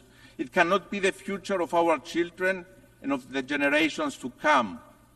They deserve to live, to thrive in coexistence and co-creation in a reunified country in conditions of viable peace. I'm often asked, dear friends, if I'm optimistic about peace in Cyprus after 50 years. Let me recall the words of Jean Monnet, one of the inspired founders of the European Union, when he proclaimed that this is not the time for blind optimism or paralyzing pessimism. Now is the time to be determined. And so the answer is that I'm determined to work tirelessly and bravely for peace in Cyprus, to reunify my country and its people in a modern, viable European state with no troops of occupation, no foreign guarantees. I'm determined to provide for all Cypriots all rights and fundamental freedoms that other Europeans enjoy. They deserve nothing less. I'm determined not to fail them. To my Turkish Cypriot and Greek Cypriot compatriots, I hear your call for peace. It has not faded over time. It has grown louder, more determined. We look to the UN Secretary General, who understands the imperative of reunification, to fulfill the promise of peace, to deliver on the pledge of the UN Charter. I'm determined to continue exerting all efforts to resume negotiations for a viable solution to the Cyprus issue with the only framework, the relevant UN Security Council resolutions that call for a bizonal, bicommunal federation with political equality as defined by the relevant UN Security Council resolutions and fully in line with EU law, values and principles. Your Excellencies, since the last time I stood before you in this hall, we have exerted every effort to resume the peace process. There is no alternative to the path of peace. I'm committed and I'm ready to sit at the negotiating table today, not tomorrow, today. I have clarity of vision for the future of my country, for the future of our children in a unified, prosperous, viable European state. To Mr. Erdogan, history will judge us, and history is unforgiving in the light it casts on leaders who have an opportunity to deliver peace and instead choose the path of revisionism and disregard for international law. Those who want to lead must lead by example. The voice of morality, Mr. Erdogan, cannot have selective historical amnesia or selective sensitivity to violations to international law. The aggressor, the violator of international law, cannot be the advocate of legality nor point the finger to others. On this podium yesterday, We heard Mr. Erdogan call for the disregard of the UN Charter, the violation of the UN Security Council resolutions and international law, including the UN Convention on the Law of the Sea. And my response, the response of the international community, is clear. Illegality stemming from invasion, aggression, and use of force cannot be recognized. International law is not a la carte. Its interpretation does not change depending on who is the violator. It applies equally to all contexts, to all countries. It applies to Turkey, a country that 50 years ago used force in violation of the UN Charter, invaded the sovereign state, and is an occupation force in Cyprus. It is an affront to this plenary to name an invasion a peace operation. Revisionists cannot change reality, not now, not ever. To Mr. Erdogan, I also say now is the time to deliver on your proclaimed commitment to international law and to peace. No country that believes in the moral superiority of its position refuses to sit on the negotiating table. I adamantly believe that we can carve a new path, one of peace, cooperation, and collaboration. We cannot change geography. It is an opportunity, not a curse. Turkey and Cyprus will always remain neighbors. Let us change the narrative. Let us transform our proximity into a promise. Let us build together a legacy of peace that can be transformative for the whole region. Ladies and gentlemen, in our common agenda, the Secretary General remarked that humanity faces a stark and urgent choice, and break down or break through. I welcome the Secretary General's new agenda for peace and support multilateral efforts towards peace and security. Collective action is urgently needed to address the changing nature of conflicts, including challenges posed by new technologies, the climate emergency, rising inequalities, and backtracking on human rights. Halfway to the deadline, it is alarming that our world is off track to achieve the 2030 Agenda for Sustainable Development. Despite some glimmers of hope, action, transformative solutions and comprehensive reforms are urgently needed. The agendas and resolutions are in place. We don't need more words. We need action. Human rights constitute the backbone of the multilateral system, and it is a top priority for Cyprus foreign policy, guided by our long-lasting commitment to promoting, protecting, and fulfilling all human rights, as well as advancing and strengthening international human rights within the United Nations. Cyprus has announced its first ever candidacy for the Human Rights Council for the period 2025-27, with elections taking place this fall. Our candidature stems from our deep dedication to promoting, protecting, and fulfilling basic human rights for all, as well as advancing and strengthening international human rights within the United Nations system. Ladies and gentlemen, the world is at an inflection point. Our children, the generations to come, are watching, and they will hold us accountable. The decisions we make today, the courage and vision we transform into action, have the potential to change the trajectory of the world. We have an opportunity to come together and through multilateralism, by upholding the primacy of the UN Charter, to build a safer, more secure world.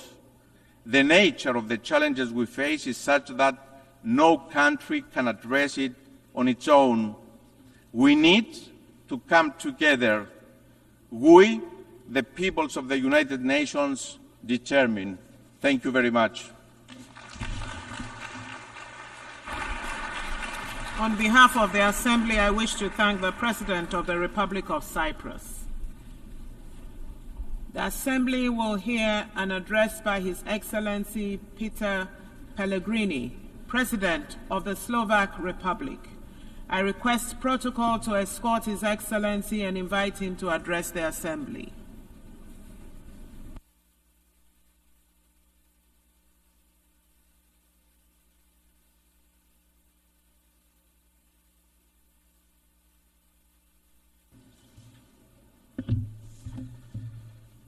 Madam President, Excellencies, ladies and gentlemen, it is an honor and privilege to address you from this place. It's the first time for me in my capacity of President of Slovakia. The United Nations organization, which we helped to found with our brotherly Czech nation under Czechoslovakia's flag, has been here for almost 8 decades. We could spend hours discussing its imperfections or flaws. We have a legitimate right to ask how the UN delivers on its core mission, and that is maintaining peace, guaranteeing international law, and protecting human rights. And most importantly, why it fails to do so quite often. Despite all its faults and failures, the UN is the only truly global forum we have. It is the backbone of the world order based on rules and international law. The cornerstone of the world as we know it. The UN is a vital international ecosystem for most countries in the world, including Slovakia. The sovereignty of the majority is, to a great extent, based on our ability to cooperate, show solidarity, and look for points where our often different interests meet. It builds on our readiness to reach a compromise and respect our diversity based on shared universal values, rules, and obligations. Especially in today's uncertain times, it is a powerful pillar of sovereignty, just like its classic features, territorial integrity or independence of action. The way we cooperate tells us a story about us, where we do belong, what do we reach for, and eventually who we are as people, community, humanity. Our joint confidence in the existing system of international relations with the UN as its key element is what separates us from chaos and arbitrariness. In other words, from war and violence. There are countries and entities among us that believe that the absence of rules will be the breeding ground for their future success. They believe that the force is above the law. In reality, however, the collapse of a rules-based system would eventually get back at those who desire it the most today. In Slovakia's immediate vicinity, in Ukraine, a war has been going on for almost 1,000 days already. As a result of Russia's aggression, which violated such basic principles of international law as sovereignty and territorial integrity, it is worth reminding that our neighbor, Ukraine, legitimately defends its country and its people according to international law, including the UN Charter. Every day, this war continues to destroy the lives, the infrastructure, and the future of Ukrainian men and women. And it is of no good to Russia's people either, as they die too, and the war has come to them as well. The escalation grows.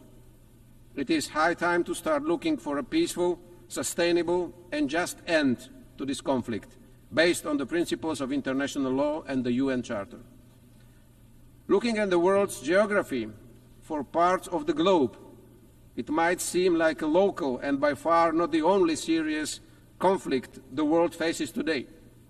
Let us recall the suffering of the people in Gaza after the horrific terrorist attack by Hamas against Israel and the casualties on both sides, or the state collapses in Haiti or Sudan, both followed by humanitarian disasters. However, from the international community's point of view, what we see here is an existential struggle for the nature and future of international law and adherence to agreed rules. None of us today can think that the UN can fully prevent all wars and conflicts in Ukraine, the Middle East, Africa, or elsewhere. The reason, however, isn't some kind of alleged dysfunction of the organization and its agencies. It is rather the lack of joint political will in its highest body, the Security Council. On the other hand, it's a fact that the UN was born with powerful and exclusive checks without effective balances. For years, there has been a general understanding that the UN needs a deep reform, and Slovakia stands ready to continue assisting this legitimate effort. We see that we must rather look for effective prevention, management, and eventually solutions to conflicts within local or continental alliances. The role of the UN remains central, but the need for partnership with regional organizations is growing. For us in Europe, it is NATO and the EU. This is the only way for the UN, with its foundations laid in the last century, to withstand the threats and challenges of the current one. I don't find it appropriate or useful to divide the world into global north or global south, east or west. Much more important is to look at who respects our shared rules and obligations and who doesn't, who is interested in making them stronger and acting by them, and who is rather undermining them or applying double standards. All of us are far from perfect. However, it fills me with hope that those of us who respect our shared values and rules form the vast majority here, and those who despise, systematically ignore, harm, or apply these rules only when it comes in handy are only a few. It's often those who try to take apart not only the rules but also the meaning of words. In the flood of information and misinformation that we face today, we must not renounce the truth. The reverse is still the reverse and not the face. A lie is just a lie, not a fact of an alternate reality. Aggression is no defense. Occupation is no brotherly help, liberation, or some mythical togetherness.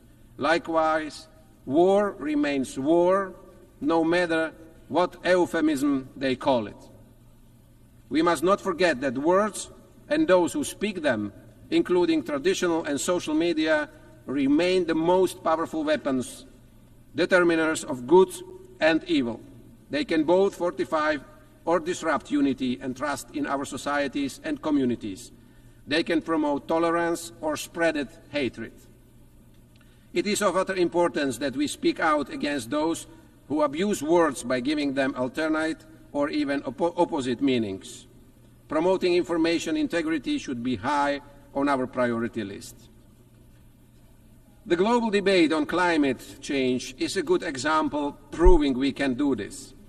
The denying of climate change and its evidence by renewed scientific teams around the world, quite common until recently, is in the face of increasingly destructive climate conditions and disasters, now obscure even in the most marginal opinion groups.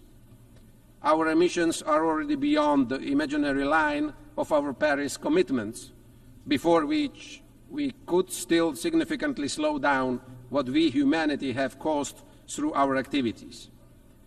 Blaming each other won't help either. We'd better do what we can. Let's invest part of our personal and political activity into what is already happening with our climate, mitigating the consequences of hurricanes, floods, and extinguishing fires, both figuratively and unfortunately also literally, is today's urgent climate agenda. Protection of freedom, human rights, and human dignity for everyone, efforts to reduce poverty, strengthening food security, upgrading health, hygiene and vaccination standards, environmental protection, preservation of ecosystems and diversity. Here, Along with the climate change mitigation, I see a huge area of action for the UN and its specialized agencies too. Practical and well-directed policies, coordination of different national development and assistance programs into regional synergies and successes, as well as comprehensive and expert evaluation of green transition efforts. That is what I expect from the UN of today. I am proud that Slovakia belongs not only in Europe, but also globally to the leaders in compliance with the joint climate commitments. I believe the UN should also pay much more attention to the technological and digital aspects of our lives. Today, it's almost equally important as our physical identities. What I have in mind is no global regulation. That is a task for regional actors. I rather think of the widest possible involvement of new technologies into everything that the UN has been working on. My point is that the whole world should more evenly benefit from technological progress. It should become one of the main engines of social progress and a way to level differences and promote gender equality. All of this is also a part of the basic mission of the UN. Another pressing problem in front of many countries and the entire international community is migration. It is a phenomenon that divides us rather than unites us. An agenda, elections are won or lost today. However, we should never forget that the most of our ancestors across Europe were refugees too, when they fled before war, poverty or persecution during Nazism or communism. There is no magic formula for addressing illegal migration. It is, however, clear that many aspects of migration need clear rules, transparent procedures and effective policies, measures which will help the source, transit as well as target countries. And it is also legitimate to appropriately address all security risks that in particular the illegal migration brings. But what we need in the first place is a calm, pragmatic and realistic dialogue leading to the cooperation of all concerned parties, which not only deals with the consequences, but above all with the causes of illegal migration as well as those who aid and profit from it. Excellencies, ladies and gentlemen, Slovakia has a long-term been an active member of the UN. In the spirit of all these issues, priorities and challenges that I mentioned today, Slovakia is preparing as a candidate for a non-permanent seat in the UN Security Council in 2028 and 2029. Our diplomats and experts are sitting in executive boards of several specialized UN agencies. The roots of Czechoslovak and today's Slovak diplomacy are closely linked with international cooperation. Names like Milan Rastislav Štefánik, Štefan Osusky, Ivan Krno or Jan Papanek are well known in the diplomatic community, and some of them left a strong footprint here in the UN corridors too. The last one, Jan Papanek, was Czechoslovakia's delegate at the San Francisco conference and was one of the 14 people who formulated the final text of the charter that gave birth to this organization. All these prominent Slovak diplomats had one thing in common. They all were true and convinced multilateralists. And it is to multilateralism that we, to a large extent, owe our modern statehood and identity. It's therefore up to us, the leaders of this world, to stress in communication to our citizens that the building blocks and rules of the international community, which we have been lying together for almost 8 decades since 1945, have no sustainable alternative. It is our task to say and repeat that we must not bring them down, but on the contrary, fix and bolster them. Multilateralism, just like the world around us, is complex and has many diverse and often opposing layers. It requires a lot of patience, and it often brings frustration and bitterness. However, it's also the most precious generational wealth that we can rely to our posterity. It's up to us in what condition and how well or ill prepared for the future we will jointly pass it on. Thank you very much. On behalf of the Assembly, I wish to thank the President of the Slovak Republic. The Assembly will hear an address by His Excellency Nangolo Mbumba, President of the Republic of Namibia. I request protocol to escort His Excellency and invite him to address the Assembly.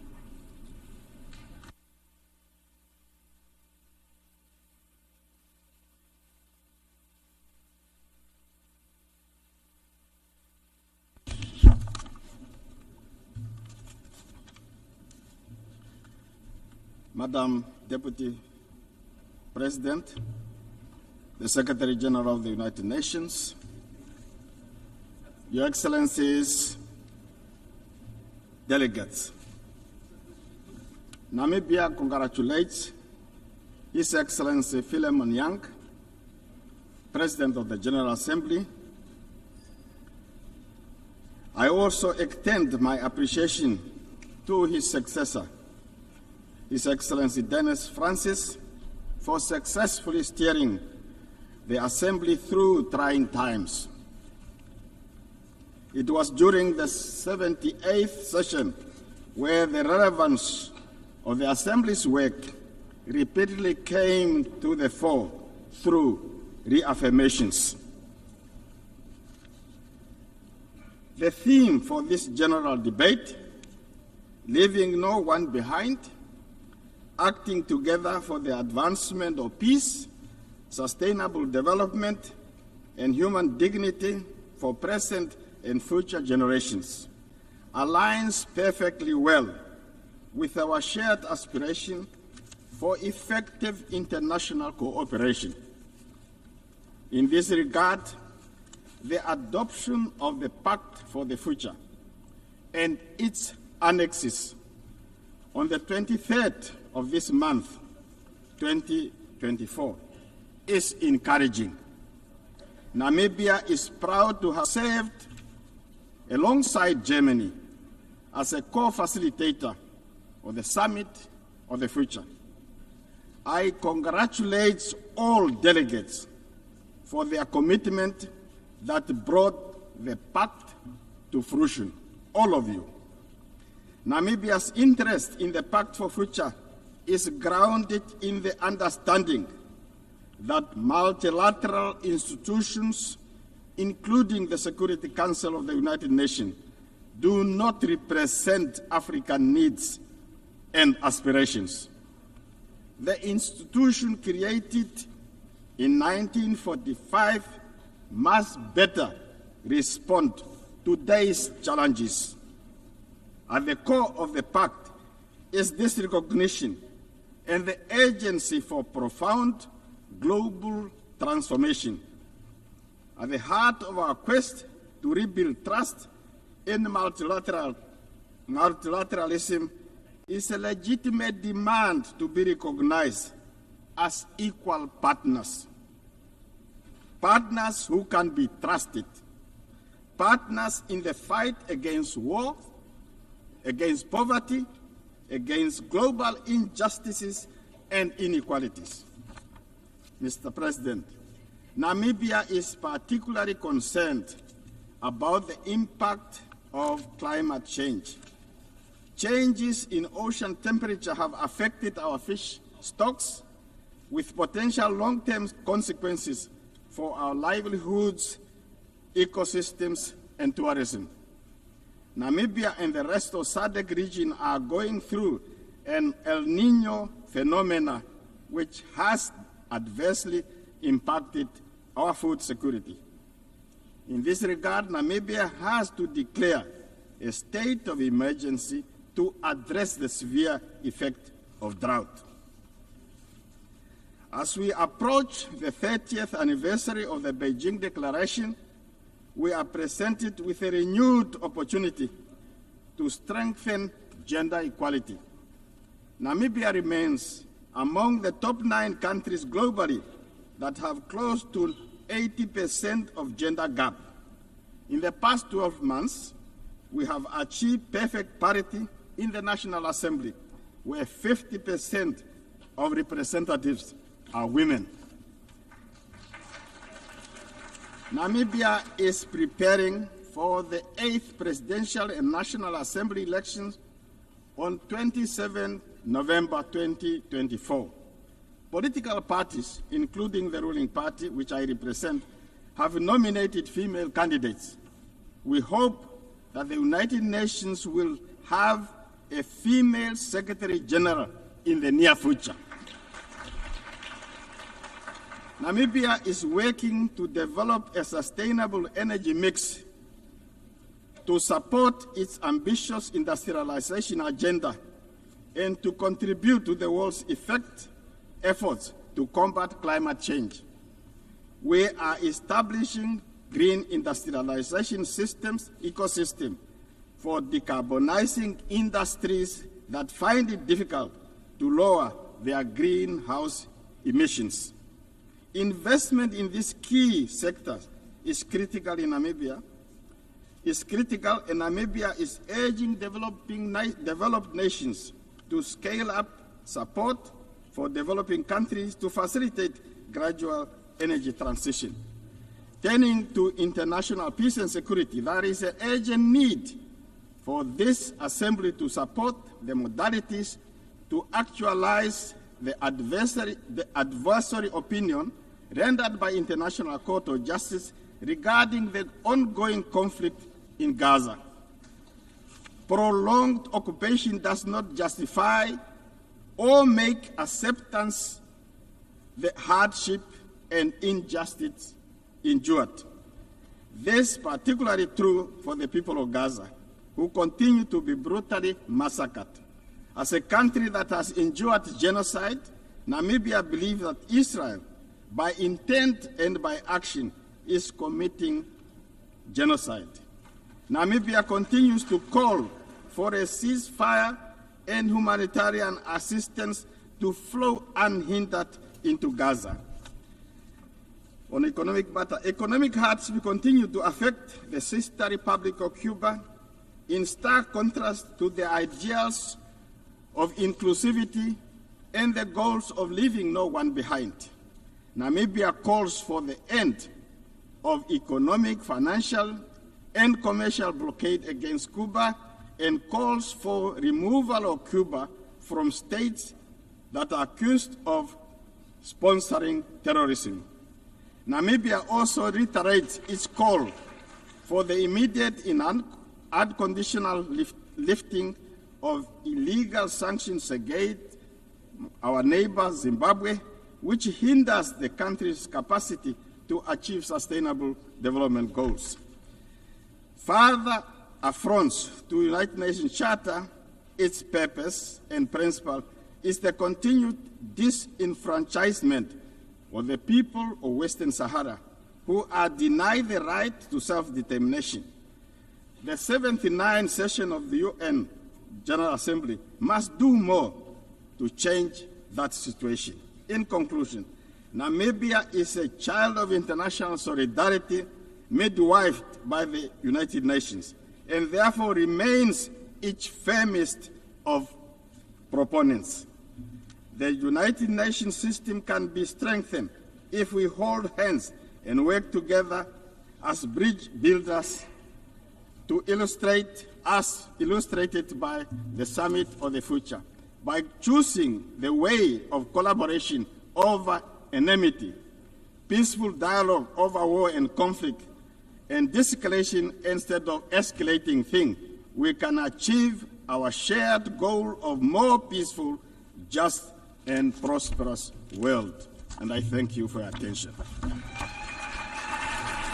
On behalf of the Assembly, I wish to thank the President of the Republic of Namibia.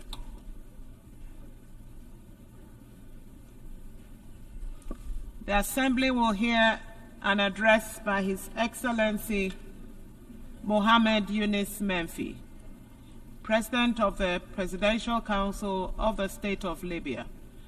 I request protocol to escort His Excellency and invite him to address the Assembly.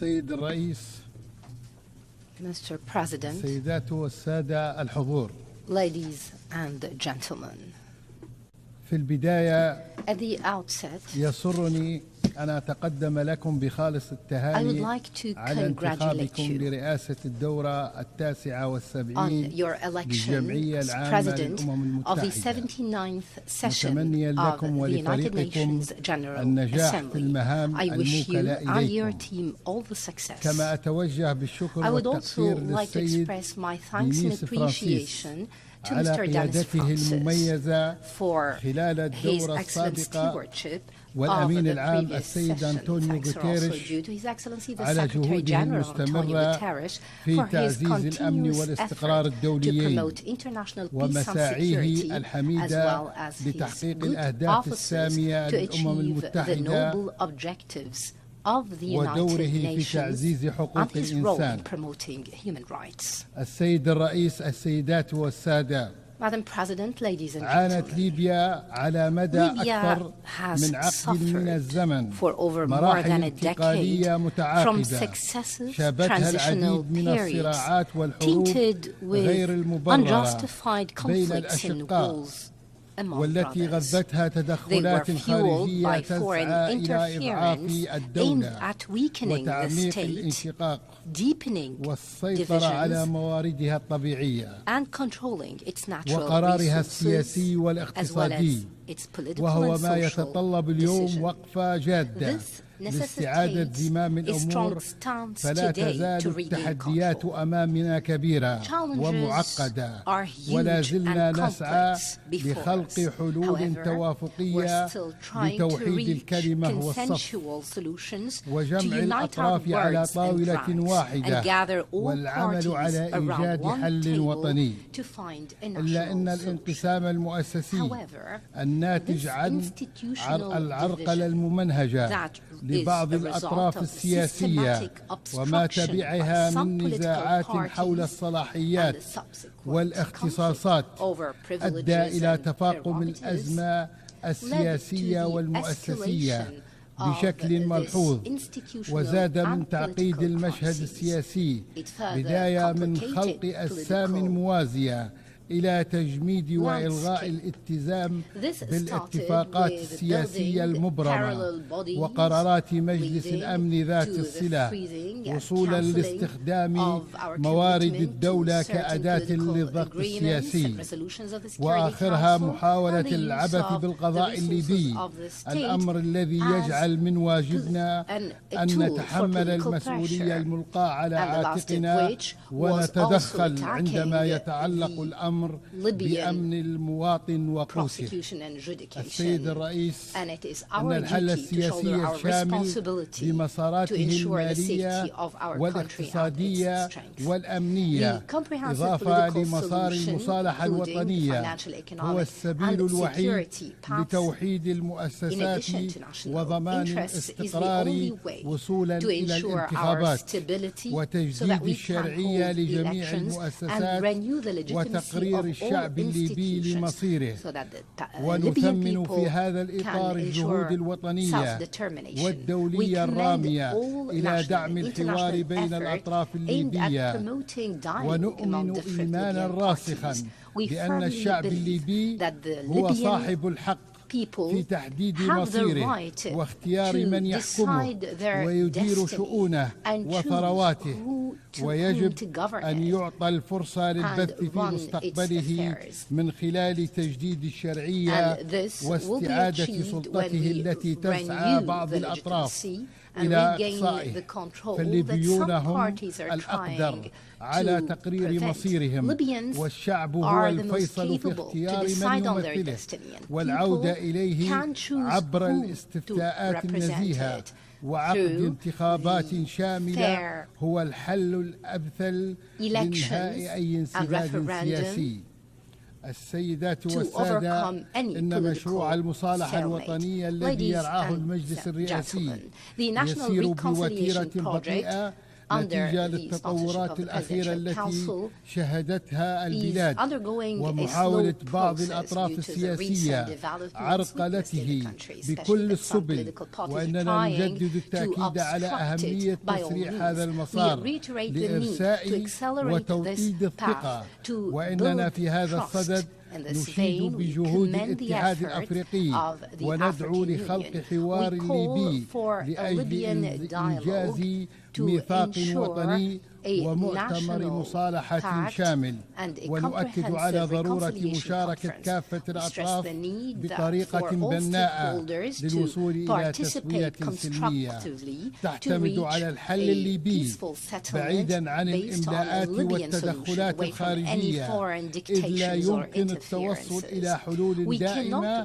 من دون حوار صريح وجاد بين الليبيين أنفسهم ومن غير تدخلات خارجية يضمن وحدة البلاد وسلامتها المجتمعية وسيادتها. السيدات والسادة، يصادف هذا الشهر الذكرى السنوية الأولى لدمار الزائل من مدينة درنا ومحيطها بسبب إحصار دانيال، والذي يعد حدثا مؤلما لا ينسى، حيث ترك خلفه دمارا واسعا وخسائر بشرية ومادية جسيمة. ورغم الآلام والحزن إلا أننا أيضا نتذكر تضافر وتلاحم جهود الليبيين والتي أعطت درسا حيا على قدرة الشعب الليبي للتغلب على الصعوبات والأزمات، إذ ما قرر حل مشكلاته داخليا من غير تدخلات وإملاءات خارجية. كما نجدد الدعم للجهود الصادقة التي بذلت للتعافي تمهيدا لإعادة الإعمار في كافة ربوع البلاد. السيدات والسادة، ما يرتكبه الاحتلال الإسرائيلي من جرائم إبادة وتطهير عرقي ضد الشعب الفلسطيني واللبناني يمثل انتهاكا صارخا للقوانين الدولية، متمسكين بمبادئ المحاسبة وعدم الإفلات من العقاب. ونشير في هذا الصدد إلى انضمام دولة ليبيا إلى جنوب أفريقيا في القضية المرفوعة أمام محكمة الجنايات الدولية بخصوص الكيان الإسرائيلي وانتهاكاته الجسيمة للقوانين والقرارات والمواثيق الدولية، ولتعزيز المساءلة على الانتهاكات والإبادة الجماعية التي يتعرض لها الشعب الفلسطيني. كما أننا نؤكد أن إبعاد شبح نشوب حرب إقليمية في المنطقة يكون من خلال معالجة الوضع في غزة وإيقاف الانتهاكات والاعتداءات الجسيمة في فلسطين، ونؤكد على حق الشعب الفلسطيني في تقرير مصيره وإقامة دولته المستقلة وعاصمتها القدس الشريف. السيد الرئيس، السيدات والسادة، أما على صعيد القضايا الإقليمية والدولية فإننا نؤكد على ضرورة تضافر الجهود في مكافحة الهجرة غير الشرعية والإرهاب، حيث أن هذه القضية تمثل تحديا كبيرا ليس لليبيا فحسب بل للكثير من الدول وخاصة الدول الأفريقية ودول المنطقة وليبيا، كونها دولة عبور تتحمل عبئا كبيرا في هذا الشأن.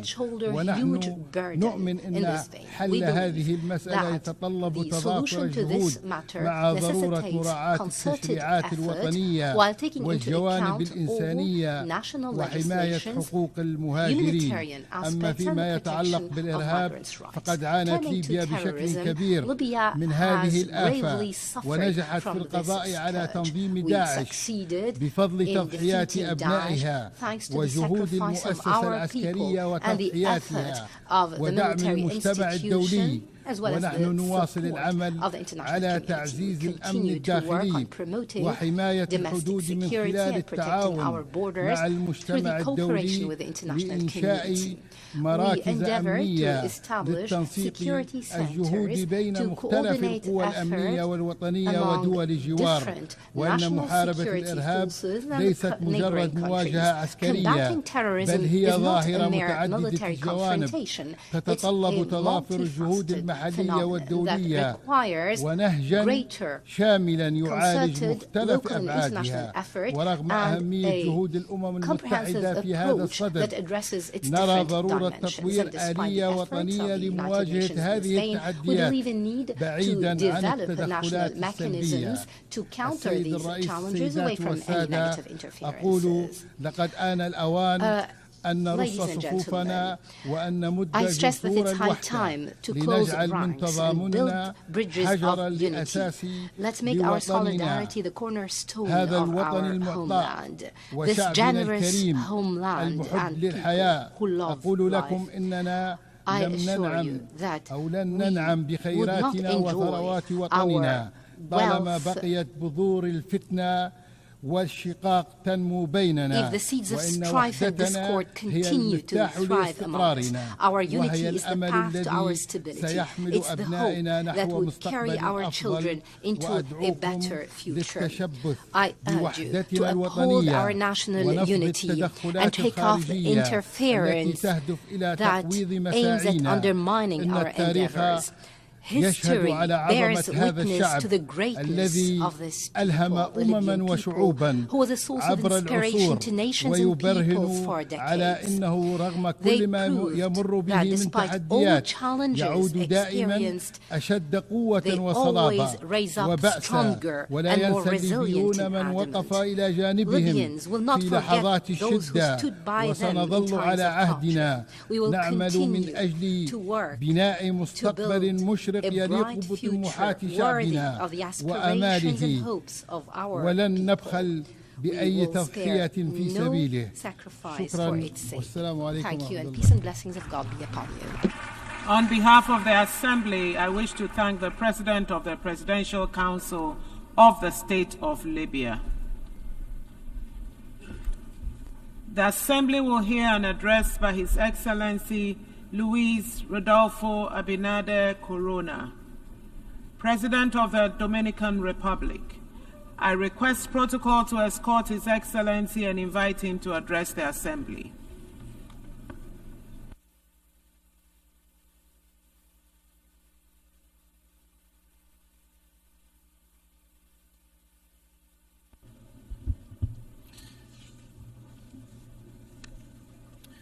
Excelentísimo señor Philemon Yang, Excellency, presidente Mr. Philemon Yang, de la 79ª President of the sesión 79th de las Naciones Unidas, session excelentísimo of señor the Antonio UN General Assembly, Your Guterres, Excellency, secretario general de las Mr. Naciones Antonio Unidas, Guterres, United Nations excelentísimos Secretary señores General, jefes de Estado y de Heads Gobierno, of State and Government, honorables jefes de delegación, distinguished señoras heads y of señores. delegation, ladies and gentlemen. Ante todo, deseo en nombre del pueblo I wish, dominicano on behalf of the felicitar la Dominican elección del people, señor Philemon to Yang express my como presidente de esta congratulations to Mr. asamblea Philemon Yang y a la on his vez election as agradecerle president su of this trabajo assembly. junto al secretario In turn, I general would like to por la thank him for his exitosa work and organización thank de the esta Secretary General 79ª for the sesión y successful en organization particular of de the la reciente 79th session finalizada and in Cumbre del particular Futuro. for the recently closed Este Summit of the ambicioso Future. esfuerzo This ha ambitious enfatizado la effort necesidad de stressed the need fortalecer el to bolster financiamiento international internacional financing para lograr el to cumplimiento de los ensure that Objetivos we de can Desarrollo attain the Sostenible, Sustainable ODS, Development Goals, the y muestra la SDGs. voluntad sincera de It trabajar por un demonstrates the presente y sincere un futuro de determination paz, to work for bienestar a present ciudadano and y future of respeto a los peace, derechos humanos y a los civic valores democráticos. well-being, respect for human rights, Quiero and democratic resaltar values. que en el caso de República I'd like to Dominicana emphasize that hemos logrado avances in the Dominican considerables Republic, en we los have made ODS, considerable en la reducción de la headway in pobreza, the en la SDGs, seguridad in poverty alimentaria, reduction, la food sostenibilidad security, energética, energy sustainability, seguridad ciudadana y public acción safety, climática, and climate por mencionar action, just to algunos cite a few ejemplos. examples.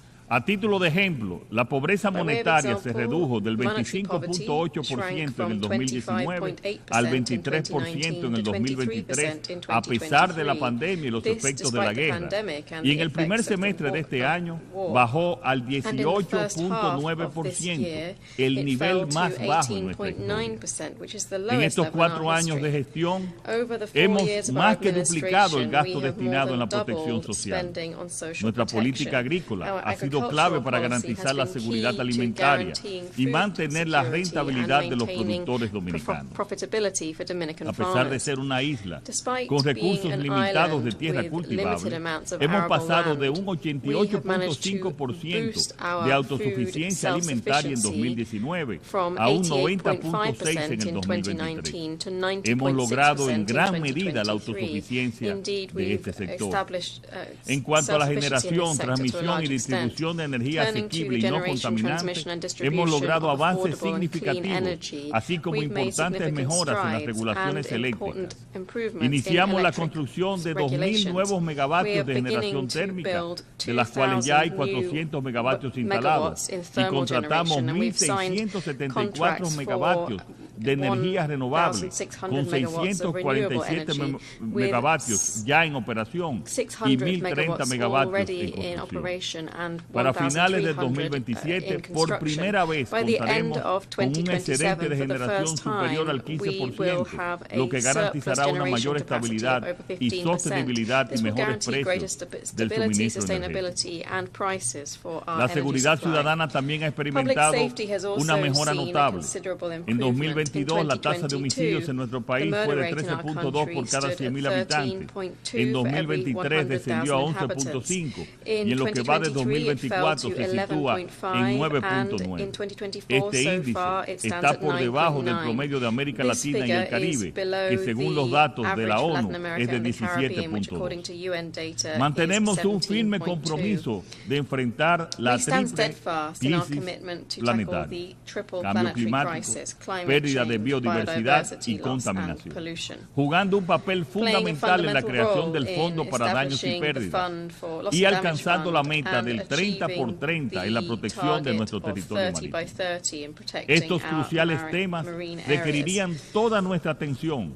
Sin embargo, el resurgimiento de la guerra y la violencia desbordada nos obligan a enfocar esta lamentable urgencia. Desde su aprobación en el 1945, la Carta de las Naciones Unidas nos ha servido bien, pero tras 7 décadas se han acumulado una serie de retos y desafíos que hoy desbordan su marco institucional, como lo ha enfatizado el secretario general Guterres en su discurso de apertura. Existe un consenso generalizado de que necesitamos con urgencia un nuevo modelo de gobernanza global. Uno que fomente mayor confianza y efectividad en las decisiones emanadas de este imprescindible concierto de naciones. Para la República Dominicana, el compromiso con un multilateralismo efectivo y renovado es prioritario. Este enfoque es necesario para garantizar el respeto al derecho internacional y proteger a las naciones frente a las amenazas globales que comprometen su seguridad y bienestar. Sin una acción concertada y basada en principios, los cimientos de la comunidad internacional se seguirán debilitando. Desde su formación, República Dominicana ha sido un pueblo abanderado de la paz, de la solución pacífica de los conflictos. La pérdida de miles de vidas inocentes, niñas, niños y envejecientes resulta intolerable, y por esto alzamos nuestra voz para reclamar de manera enérgica la protección efectiva de la población civil conforme lo disponen las normas del derecho internacional humanitario. Una sólida teoría postula que las democracias rara vez van a las guerras unas contra otras. Los dominicanos estamos convencidos de que la promoción de la democracia es un elemento esencial para la construcción de una paz duradera.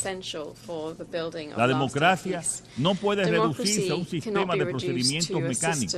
La democracia tiene que ser una realidad viva que transforme positivamente la vida de los ciudadanos. Señor presidente, Nos encontramos en un momento crucial para la democracia en América Latina y el Caribe. En las últimas décadas hemos sido testigos de un preocupante deterioro en la calidad y el apoyo a los sistemas democráticos. De acuerdo con la reconocida encuestadora Latinobarómetro, el apoyo a la democracia ha tenido una considerable disminución entre el 2010 y el 2023, mientras que el apoyo al autoritarismo aumentó en el mismo periodo. Múltiples factores inciden en este declive. Entre ellos, las secuelas de las frecuentes crisis económicas globales que se han vuelto cíclicas desde finales de los años 90. Pero otro factor igualmente importante es que los ciudadanos no perciben los beneficios tangibles de la democracia y muestran gran preocupación por el personalismo y la corrupción, la confianza en las instituciones democráticas. Frente a ese panorama, resalta la propensión a perpetuarse en el poder, que en el caso de América Latina toma la forma de la reelección indefinida. En los últimos 30 años esta tendencia ha ganado fuerza, erosionando la democracia. Tenemos el ejemplo de Venezuela, que combina la concentración del poder, la persecución de la oposición y la censura a los medios de comunicación. Sin la debida transparencia que requiere cualquier proceso electoral y sin sustento documental alguno, la crisis no hará más que agravarse. Seguiremos insistiendo en la publicación de todas las actas electorales, su verificación por instituciones imparciales y el respeto al resultado emanado de la voluntad del pueblo venezolano. Sin esta publicación no puede declararse un ganador legítimo. La alternancia en el poder es un elemento esencial para garantizar un ejercicio político responsable y genuinamente participativo. La democracia parte de un principio fundamental. El perdedor tiene que aceptar su derrota y ejercer una oposición leal y constructiva. Otro principio democrático esencial establece que el ganador tiene el deber de no avasallar ni doblegar al adversario. La democracia no puede ser ejercida únicamente por y para los ganadores. La mayoría debe garantizar el respeto y la inclusión de las minorías, que gozan de iguales derechos y deben ser tratados con equidad y justicia. Señor Presidente, el pasado 19 de mayo el pueblo dominicano me reeligió en la primera vuelta electoral para un segundo y último mandato presidencial, logrando además una mayoría calificada en ambas cámaras del Congreso. Con la mirada puesta en el fortalecimiento de la democracia dominicana, presenté muy recientemente una reforma constitucional ante el Congreso dominicano que busca consolidar el límite a la reelección presidencial de manera taxativa, 2 periodos consecutivos y nunca más. Esta reforma se propone dejar un legado de mayor estabilidad política y social a las futuras generaciones y buscar establecer un principio general de manera más clara y robusta. El poder es siempre transitorio y debe de estar al servicio de la gente. Señor Presidente, toda democracia exige un compromiso con la defensa de los derechos humanos, fundamental para proteger la dignidad y la libertad de cada individuo y brindar legitimidad al poder político. El gobierno dominicano está profundamente comprometido con la protección de los derechos humanos a nivel nacional e internacional. Este compromiso forma parte integral de nuestra política exterior, que establece la promoción y defensa de los derechos humanos como uno de sus principales pilares. Aquí no hay cálculos ni bandos, tan solo principios. Por eso, la crisis en Haití merece una atención especial. Desde hace más de 3 años, la inestabilidad en el país vecino ha generado una presión significativa sobre nuestra seguridad. Venimos solicitando con firmeza el involucramiento de la comunidad internacional en un rol protagónico y sostenido en la estabilización de Haití. Esta es una necesidad estratégica para la seguridad en mi país y en toda la región. El Estado dominicano ha asumido una alta responsabilidad ante la crisis haitiana, que va mucho más allá de lo que le corresponde, proporcionando servicios esenciales a una gran población proveniente del país vecino. En el 2023, las atenciones médicas a inmigrantes haitianos generales representaron el 12% del total de los servicios prestados a través de nuestro sistema de salud pública. Además, actualmente hay cerca de 200,000 menores extranjeros en el sistema educativo público dominicano,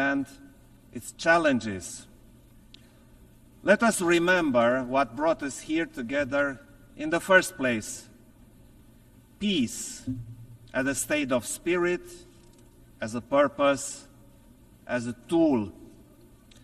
Regrettably, we see around the globe that insecurity, violence, conflicts, and even war have taken a firm grip on our world. Our main challenge is finding the much-needed solutions to restore and safeguard peace. Otherwise, the international order and the international law are ours to lose. When diplomacy is the most difficult tool to use, it is precisely then when we need to use it most. Look at the dire global consequences of the Russian war against Ukraine. It has unleashed the greatest security crisis in Europe in recent history, in breach of the international law and with implications going well beyond Europe. In this context, Romania has extended a strong, multidimensional support for Ukraine and its people, and we are committed to maintain it for as long as it is needed. At the same time, Romania will continue its unwavering support to consolidate the resilience of the Republic of Moldova, the second most affected country by this war. Our security is not regional, it is global. This brutal war has already harmed nations and people across the world. Food security stands proof. My country has a crucial role in facilitating the grain exports from Ukraine through our ports on the Danube and at the Black Sea. A long-term conflict is unacceptable, and we must stay the course. Ukraine needs the resolute support of all UN member states determined to uphold the international law and the United Nations Charter. Romania fully supports the peace initiative of President Zelensky. It is the only approach to ensure a just and lasting peace in full agreement with the UN Charter and the international law. Ladies and gentlemen, protecting all civilians must remain our common objective. Almost a year ago, the heinous attack committed by Hamas against Israeli civilians has shocked the world. Against the spiral of violence that followed, our actions based on Security Council resolutions should prevail. The end of hostilities, a safe release of all hostages, and facilitation of the safe shipment of the humanitarian aid for the civilians in Gaza are imperatives no one can deny. Furthermore, we support all efforts to resume the political process based on the two-state solution, coexisting in peace and security within safe and recognized borders. More broadly, around the world, there are alarming calls to stop blatant violations of human rights under many forms and rooted in different causes. There is a sense of urgency that remains unanswered. Conflict prevention and peacekeeping are essential tools in this regard. At the same time, we must support the cooperation with regional organizations in view of their role in preventing, keeping, and enforcing peace. Distinguished audience, the impact of climate change is a growing threat to our security, and its consequences are already obvious. As these negative events increase, they impact demography, economies, energy, connectivity, and geopolitics. It is vital to further enhance international cooperation and ensure the much-needed civil protection mechanisms. Romania actively participates at international level in the exercises, projects, and actions to provide emergency response, especially to limit the impact of wildfires. The UN system is essential to mainstream our efforts and to create synergies. We need to accelerate our work to keep the 1.5 degrees target alive. And since climate change is a threat multiplier, Romania supports an integrated approach to the climate and security nexus within the United Nations system. Green transition also includes energy transition, while ensuring energy security as an important development marker.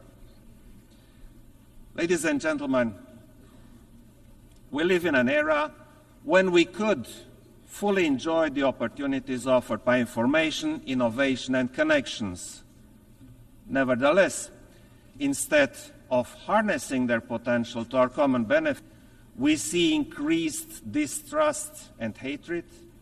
We see polarization and rise of extremism instead of coexistence and tolerance. Technology misuses, disinformation, and other hybrid tools are at the center of the problem with the aim of undermining our security. In such times, it has become way easier to destroy than to build. But it is now that we need to seek strength in global institutions, principles, and values, all of those which serve to safeguard human dignity. And human dignity cannot be secured without human rights. They are never optional and continue to stand as one of the fundamental pillars of the United Nations system. In this regard, international legal instruments have a crucial role. For example, in digital transition, we see that technology is a global amplifier of trends. It is up to us to decide whether it will contribute to a more effective and accessible public services. We also have to recognize the essential role of civil society, the human rights defenders, and the involvement of youth in advancing human rights. We are also following the situation of gender equality and the fight against gender violence. Romania is a firm supporter of gender equality, which we promote as member of the Human Rights Council and most recently of the Commission on the Status of Women. Distinguished audience, there is no viable alternative to the United Nations and the principles upon which the organization was built, which remain more valid than ever. Our focus is to continue the United Nations reform so that it will be fit to address current challenges and the ones looming, a more effective and more efficient United Nations, a more representative United Nations where trust can be fostered. Romania advocates for an extended Security Council where transparency and accountability are the norm, not the exception. A UN more accessible to the public and more meaningful, where youth can have a say on matters affecting them, where the voices of the civil society and other stakeholders are heard. This is why a pact for the future was so urgently required. To give fresh shape and purpose to our vision, for the next generations. Finally, the United Nations has a continuous aspiration for a better world, from those who dreamed of peace and tolerance to those who will never stop fighting for it. A world where sovereignty, territorial integrity, international law and human rights are respected, where each country can choose its own path with dignity and free from aggression, where every citizen is safe and free. This is our credo, and this is our call for action. Thank you very much.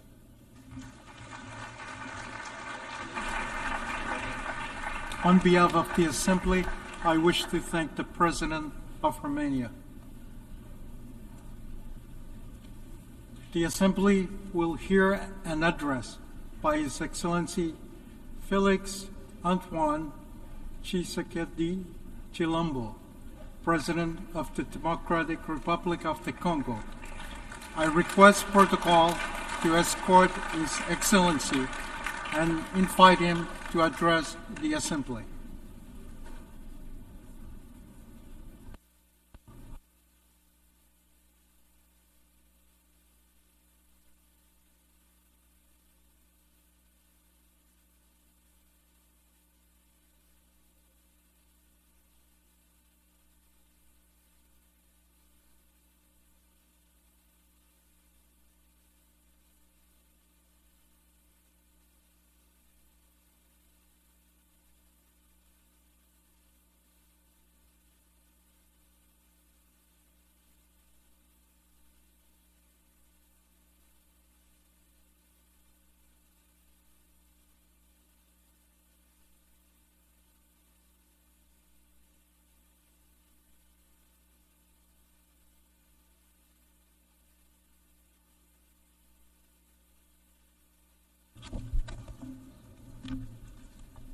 Monsieur le Président de l'Assemblée générale des Nations Unies, ici représenté, c'est avec un immense honneur que je m'adresse à vous aujourd'hui pour la première fois depuis que le peuple congolais m'a renouvelé sa confiance en m'élisant pour un second mandat à la tête de notre nation.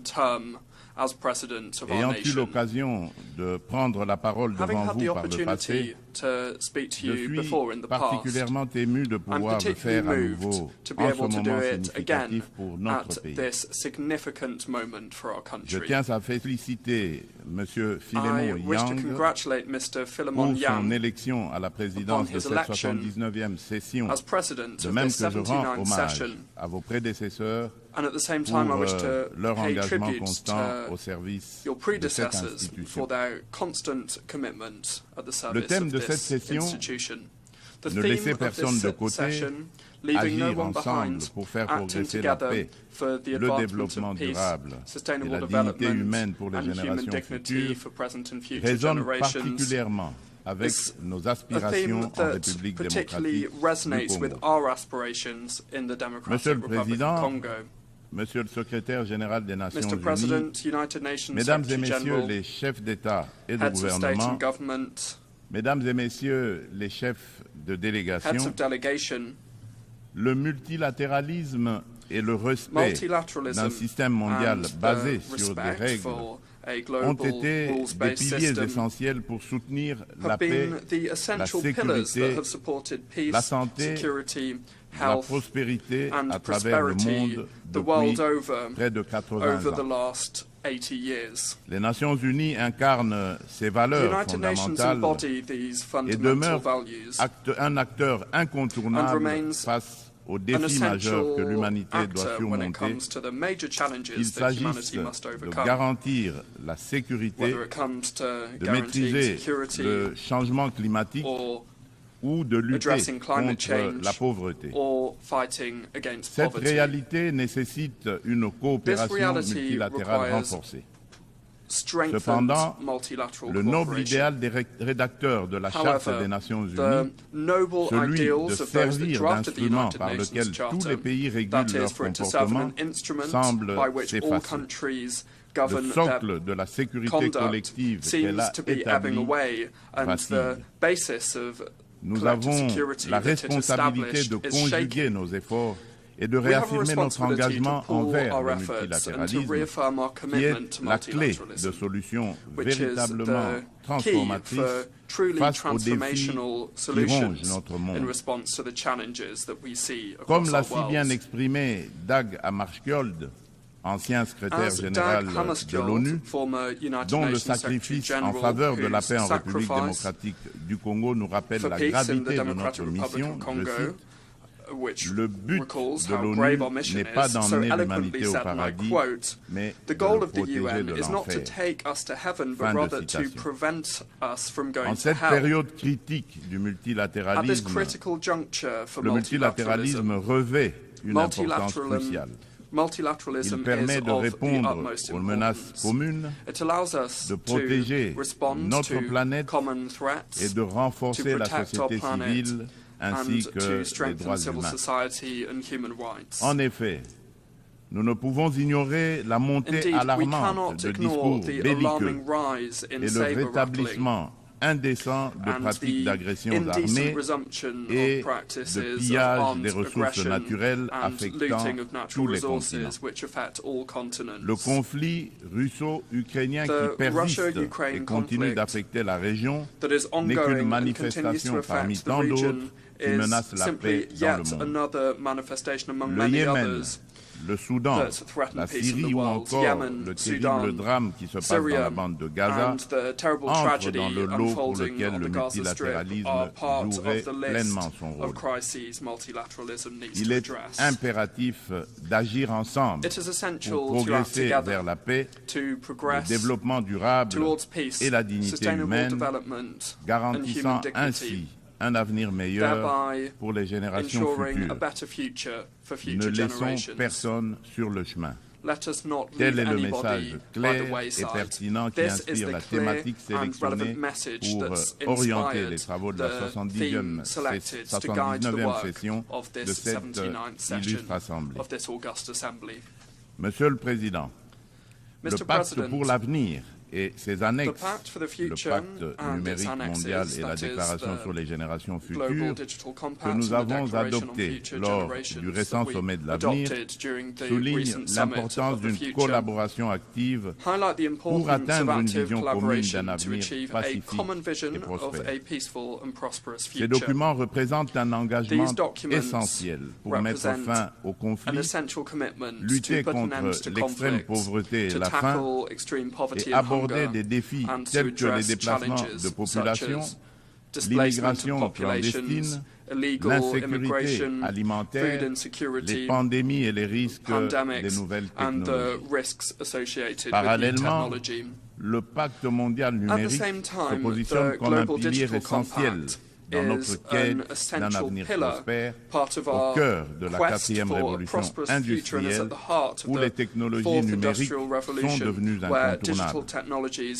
Cette transformation numérique représente une occasion sans précédent d'atteindre les objectifs de développement durable d'ici 2030, notamment pour les pays les moins avancés.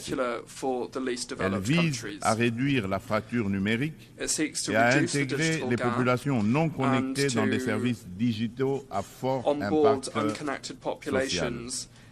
Cependant, pour relever ce défi majeur, inhérent à la révolution du numérique, des réformes globales sont nécessaires, impliquant une réévaluation de l'architecture financière internationale et un financement adéquat. C'est pourquoi la République démocratique du Congo aspire à attirer des investissements pour développer la connectivité en Afrique et appeler à la coopération des partenaires multilatéraux et des opérateurs de télécommunications, avec à la clé un transfert de connaissances. with En effet, knowledge transfer being key. l'accompagnement au processus de maillage Indeed, du pays support est for une solution the prometteuse pour grid relier le development sud et le nord du continent, in our country is a promising ainsi que solution relier to l'océan Indien link à the south and l'océan north of Africa Atlantique. and also to link Cela the Indian comprend Ocean to la the formation Atlantic. de partenariats This viables includes the establishment autour of du viable projet partnerships hydroélectrique du Grand Inga qui vise à répondre à la demande énergétique croissante de notre continent, exacerbée par la prolifération des objets connectés. De plus, il est essentiel de renforcer la traçabilité des minerais stratégiques, indispensables aux équipements technologiques, afin d'assurer une exploitation responsable et durable de nos ressources. Par ailleurs, la pleine participation et l'engagement des jeunes, tant des filles que des garçons, sont également primordiaux pour bâtir une société durable et inclusive. Ce principe constitue le fondement de la Déclaration sur les générations futures, soulignant notre responsabilité envers les générations à venir et l'importance des décisions qui garantissent leur épanouissement. Pour l'Afrique, sa jeunesse représente un atout majeur pour sa prospérité future. Investir dans l'éducation, notamment dans les domaines STEM, sciences, technologies, ingénierie et mathématiques, et créer des environnements propices à l'innovation est crucial. Il est essentiel de remédier à la déconnexion entre une population jeune en forte croissance et le marché de l'emploi en fournissant les compétences nécessaires à leur intégration. Monsieur le Président, la situation dans l'Est de la République démocratique du Congo est particulièrement préoccupante. La résurgence du groupe terroriste du M23, soutenu par le Rwanda, a provoqué une crise humanitaire sans précédent, avec près de 7 millions de déplacés internes. Cette agression constitue une violation majeure de notre souveraineté nationale. Nous appelons la communauté internationale à condamner fermement ces actes et à imposer des sanctions ciblées contre le Rwanda pour son rôle déstabilisateur et néfaste. Nous exigeons le retrait immédiat et inconditionnel des troupes rwandaises de notre territoire. Bien que les récentes initiatives diplomatiques telles que les pourparlers de Rwanda soient encourageantes, elles ne doivent aucunement occulter l'urgence de cette action essentielle. La République démocratique du Congo s'engage activement à établir une paix durable dans l'Est du pays et à promouvoir le développement économique ainsi que le bien-être social des communautés meurtries par ce conflit armé. Elle ne ferme cependant pas la porte à toute opportunité qui l'amènera à cette paix tout en n'aliénant pas sa souveraineté, encore moins son intégrité territoriale.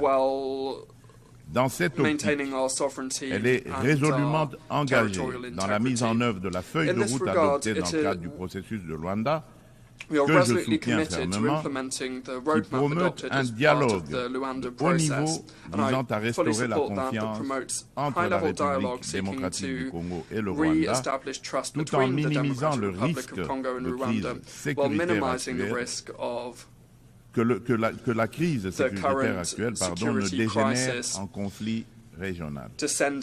En outre, mon pays demeure ouvert à toute autre initiative de nos partenaires qui concourrait à l'atteinte de cet objectif noble de paix. La République démocratique du Congo réaffirme sa ferme volonté de garantir une paix durable.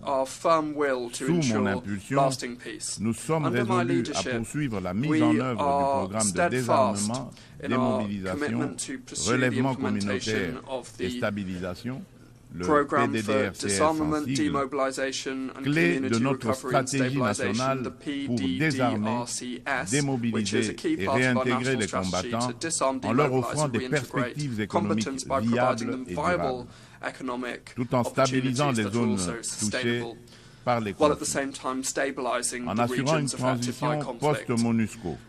By Nous ensuring a priorisons essentiellement le post-MONUSCO transition, rapatriement we des are also combattants étrangers. prioritizing the Le repatriation of foreign PDDRCS combatants. est un levier The crucial pour la paix PDDRCS en is a République crucial démocratique du tool Congo for peace in et the j'invite Democratic Republic of nos Congo, partenaires et and I amis invite our à partners le and our soutenir. friends to support it. Par ailleurs, des Furthermore, milliers de victimes du génocide pour thousands des of gains victims économiques of the en République genocide for démocratique du economic Congo, gain in the en Democratic abrégé Republic of Génocost, Congo, in short, continuent the de Genocost, subir les continue to conséquences suffer from dévastatrices the d'un devastating passé marqué consequences par of la a violence past et l'impunité. marked by violence and impunity. Reconnaître et traiter les effets de cette stratégie Recognizing est and crucial addressing the pour effects favoriser of le this rétablissement et tragedy la is reconstruction des crucial communautés to touchées. enable the recovery Au-delà and de l'aide reconstruction of the humanitaire affected immédiate, communities. une Beyond approche à immediate long terme, humanitarian aid, a centrée long-term sur la approach justice, focused on la justice, réconciliation et le reconciliation, développement and durable sustainable est development essentiel is pour essential permettre aux victimes de se allow the reconstruire victims et de to retrouver une vie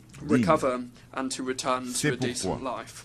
le gouvernement de la République démocratique du Therefore, the Congo a government of the décidé Democratic Republic of d'institutionnaliser Congo la journée du decided 2 to make août, the 2nd of August journée du Génocost, National dédiée aux Day, the victimes Genocost des Day, crimes odieux which is dedicated perpétrés to par the des victims rebelles of the odious soutenus crimes par des perpetrated multinationales by et des États de la rebels région. supported by Cette multinational journée corporations incarne and states in the une region. communion nationale This is a national permettant day de of coming confronter together, un passé and it douloureux allows us pour to aller de l'avant. confront our Elle painful est past so that we essentielle can move pour forward. renforcer la conscience It's historique de essential notre to pays et strengthen affirmer the la historic détermination de la conscience of our nation country à and to prévenir la répétition affirm de the tels barbages. determination of our nation Monsieur to le prevent Président, such le barbarous terrorisme acts from constitue repeating. une menace sérieuse pour la President, paix et la terrorism is a sécurité serious threat internationale, to international peace and touchant security, toutes les and régions it du affects all monde. the regions of the world. Après avoir sévi en Asie, en Europe Having occidentale et en raged Amérique in du Nord, Asia, ce in fléau Western Europe and in semble North désormais America, s'enraciner this en Afrique. scourge now seems to be En tant que membre de entrenching la itself in coalition mondiale Africa. contre l'État As a member islamique, of the global la coalition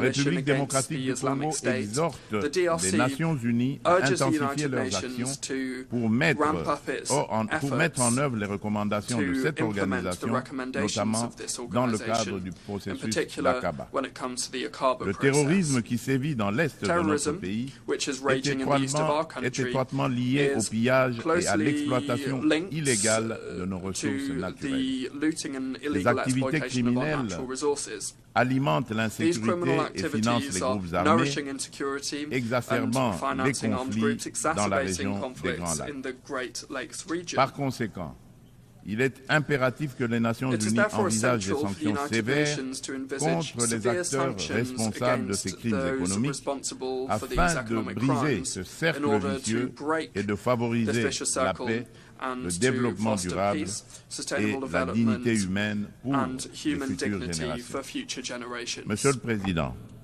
selon le dernier rapport d'examen national volontaire des objectifs de développement durable, la République démocratique du Congo a réalisé des avancées significatives vers plusieurs cibles des ODD grâce à des réformes et interventions majeures.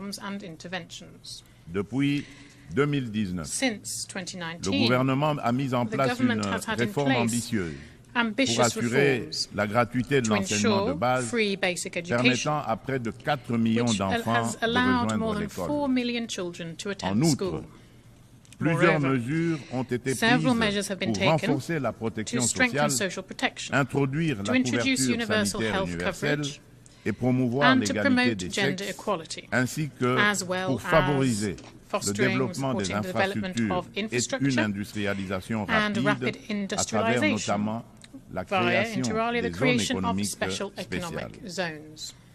Malgré ces progrès, le rapport mondial sur les objectifs de développement durable souligne qu'au rythme actuel, la République démocratique du Congo ne pourra pas atteindre les ODD d'ici 2030 en raison des inégalités et de la vulnérabilité persistante exacerbée par des conflits armés.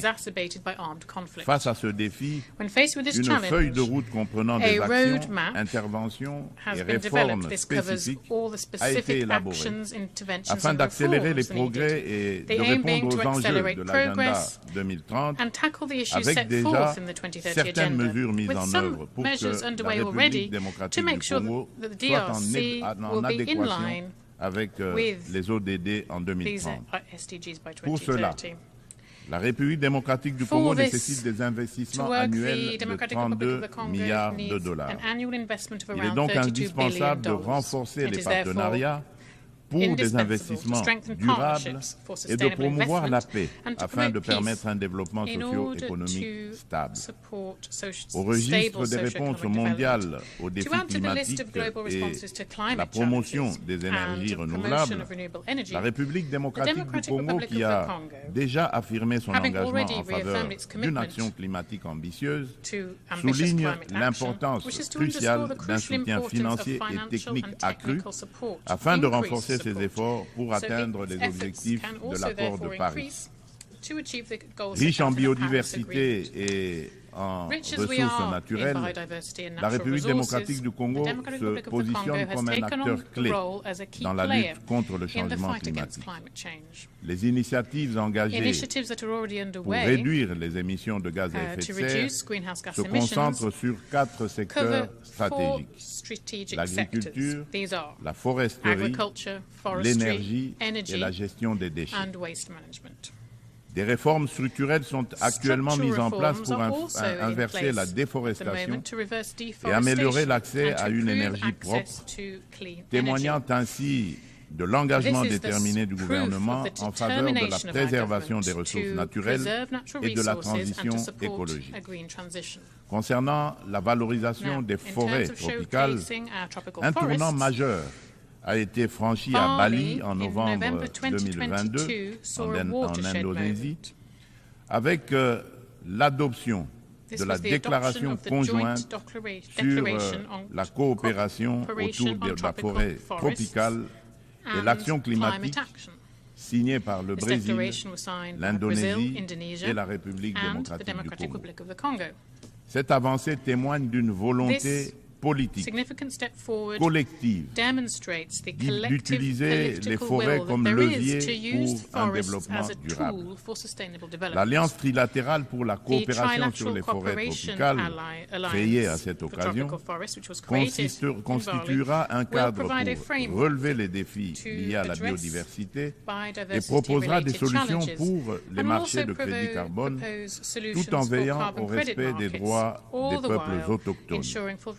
Par ailleurs, dans le cadre des enjeux liés à l'environnement et au réchauffement climatique, il est essentiel de souligner la tenue du deuxième sommet des 3 grands bassins forestiers tropicaux du monde, à savoir l'Amazonie, le Congo et le Bornéo-Mékong, qui s'est tenu du 26 au 28 octobre 2023 à Brazzaville, en République du Congo. Cette initiative africaine, portée par le président Denis Sassou Nguesso, vise à mettre en œuvre, dans le cadre de la décennie des Nations Unies pour la restauration des écosystèmes, la première coalition mondiale dédiée à la restauration de 350 millions d'hectares d'écosystèmes terrestres et aquatiques. Ces forêts constituent un rempart indispensable contre le changement climatique. Face à des problèmes clairement identifiés et à des solutions à portée de main, il est crucial d'agir de manière concrète. Les bassins amazoniens, congolais et de Bornéo-Mékong abritent plus de 80% des forêts tropicales et jouent un rôle crucial dans la lutte contre le changement climatique, tout en fournissant des services écosystémiques vitaux.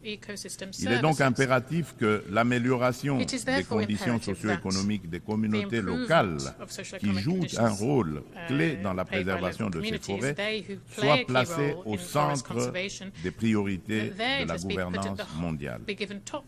Pour sa part, la République démocratique du Congo met en place des instruments juridiques et des dispositifs institutionnels visant à renforcer sa position sur le marché mondial du carbone, tout en restant ouverte à des partenariats en conformité avec l'accord de Paris et ses lois internes.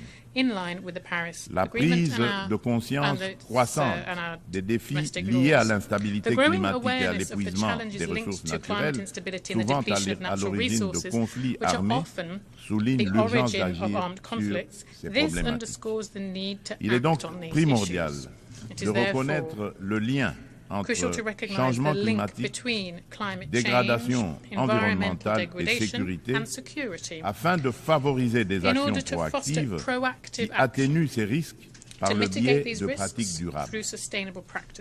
À cet égard, nous appelons le Conseil de sécurité à établir des mécanismes internationaux intégrant les questions de sécurité climatique dans leurs discussions.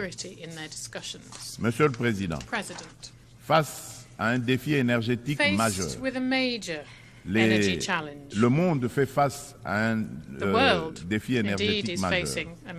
Les systèmes basés sur les combustibles fossiles sont responsables d'importantes émissions de gaz à effet de serre, exacerbant le changement climatique. Sans efforts concertés pour promouvoir les énergies renouvelables, nous risquerions de faire face à davantage de crises, telles que des conditions météorologiques extrêmes et des conflits liés aux ressources naturelles, comme nous l'observons déjà. La République démocratique du Congo dispose de ressources abondantes, y compris des minéraux essentiels tels que le cobalt, le lithium, le nickel et le graphite, pour ne citer que cela, qui peuvent faciliter une transition énergétique durable. Nous appelons à la coopération internationale pour développer les technologies et infrastructures nécessaires. Notre vision est de transformer l'exploitation de nos ressources en levier pour un développement durable et inclusif, tout en améliorant l'éducation, la santé et les infrastructures. L'inclusion sociale est au centre de notre stratégie, garantissant une répartition équitable des bénéfices du progrès. En nous investissant dans la lutte contre le changement climatique et en contribuant aux objectifs de développement durable, la République démocratique du Congo est prête à jouer un rôle clé dans la transformation des systèmes énergétiques mondiaux. Ensemble, nous pouvons bâtir un avenir où l'énergie est propre, durable et accessible à tous. Monsieur le Président, j'aimerais également aborder la question cruciale de la parité homme-femme. Bien que la participation égale des femmes et des hommes à la vie politique soit internationalement reconnue, il subsiste dans la pratique un fossé entre l'égalité juridique et la réalité dans l'exercice du pouvoir. Les préoccupations des femmes méritent d'être intégrées dans les décisions majeures qui touchent notre société. En République démocratique du Congo, nous sommes déterminés à changer les mentalités pour surmonter les barrières sociétales qui freinent l'épanouissement des femmes. Il est essentiel d'impliquer les hommes dans ce processus afin de transformer la dynamique sociale et de valoriser leur rôle dans le succès des femmes. Au niveau national, la Constitution congolaise consacre la parité. Aussi, le gouvernement a mis en place une stratégie de lutte contre les violences basées sur le genre, axée sur la prévention, la protection et la réparation des victimes. Cette stratégie se traduit par le Fonds national de réparation pour les victimes de violences sexuelles liées au conflit et de crimes contre la paix et la sécurité de l'humanité, en abrégé le FONAREV. La législation en cours vise à garantir cette protection. Il convient de souligner les progrès significatifs réalisés en matière de participation des femmes à la prise de décision, avec la nomination pour la première fois dans notre histoire d'une femme comme première ministre et chef du gouvernement.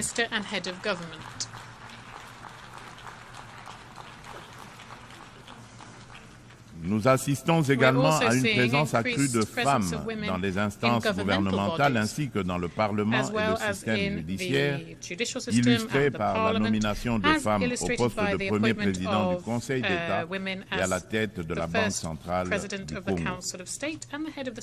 Monsieur le Président de l'Assemblée générale des Nations Unies, Monsieur le Secrétaire général des Nations Unies, Mesdames et Messieurs les chefs d'État et de gouvernement, Mesdames et Messieurs les chefs de délégation, Monsieur le Président, dans cet élan de progrès, il est impératif que la communauté internationale, sous l'égide des Nations Unies, continue d'accompagner ces dynamiques en se réinventant face aux défis du monde actuel.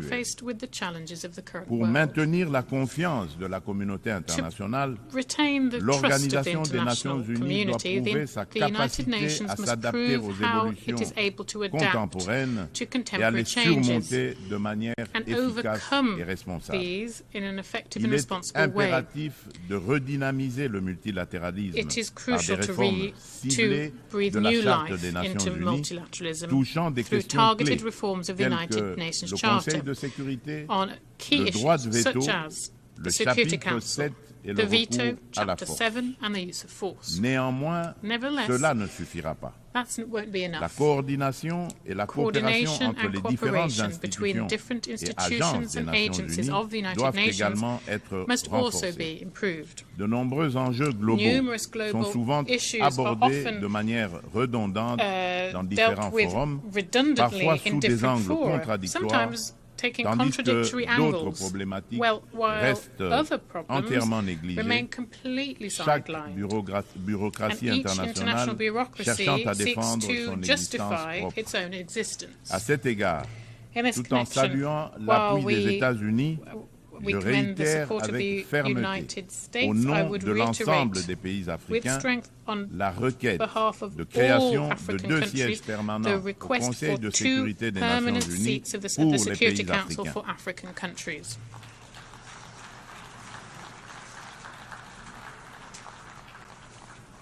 En tant que principal décideur au sein de l'ONU, cet organe doit intégrer des représentants africains parmi ses membres permanents avec toutes les prérogatives leur reconnues, notamment le droit de veto pour garantir une juste représentation géographique.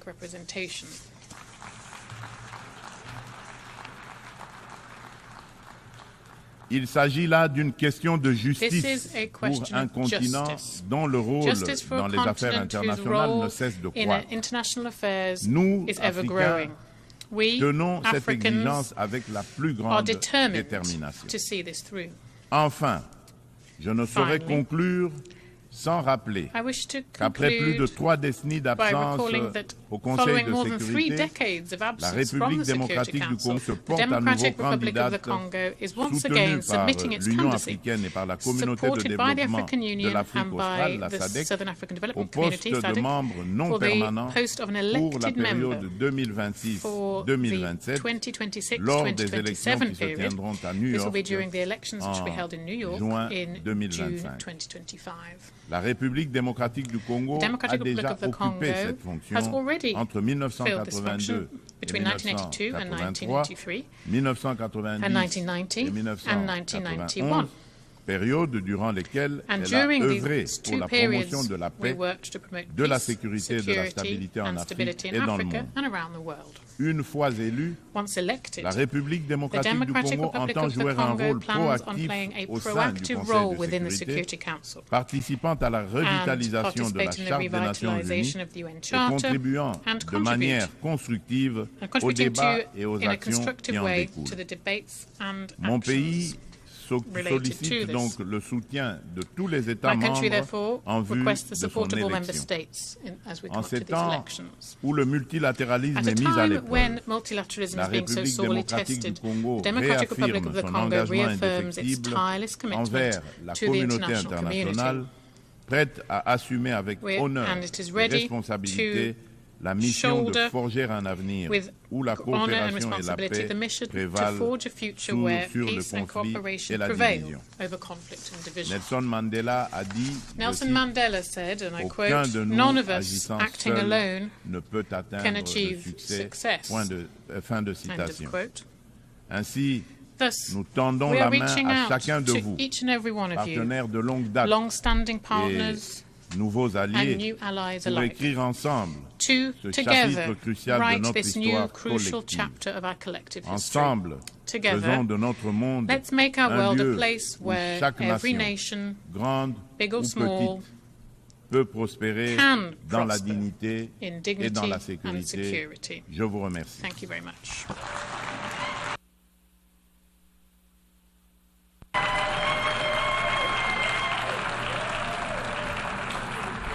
On behalf of the Assembly, I wish to thank the President of the Democratic Republic of the Congo.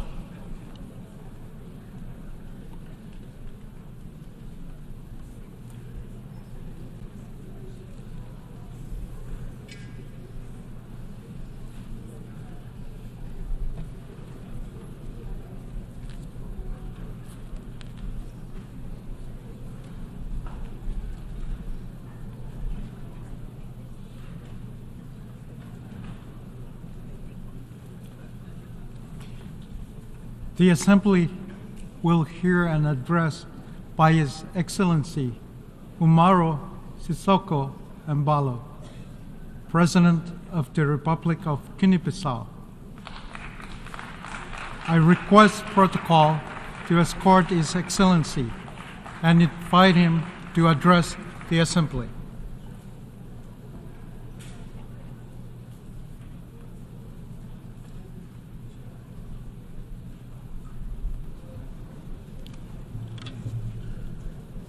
Senhor Presidente, Senhor Mr. Secretário-Geral, President, Mr. Secretary Senhor General, Chefe de Estado e de Governo, Heads of State minhas and Government, senhoras, ladies meus senhores, and gentlemen.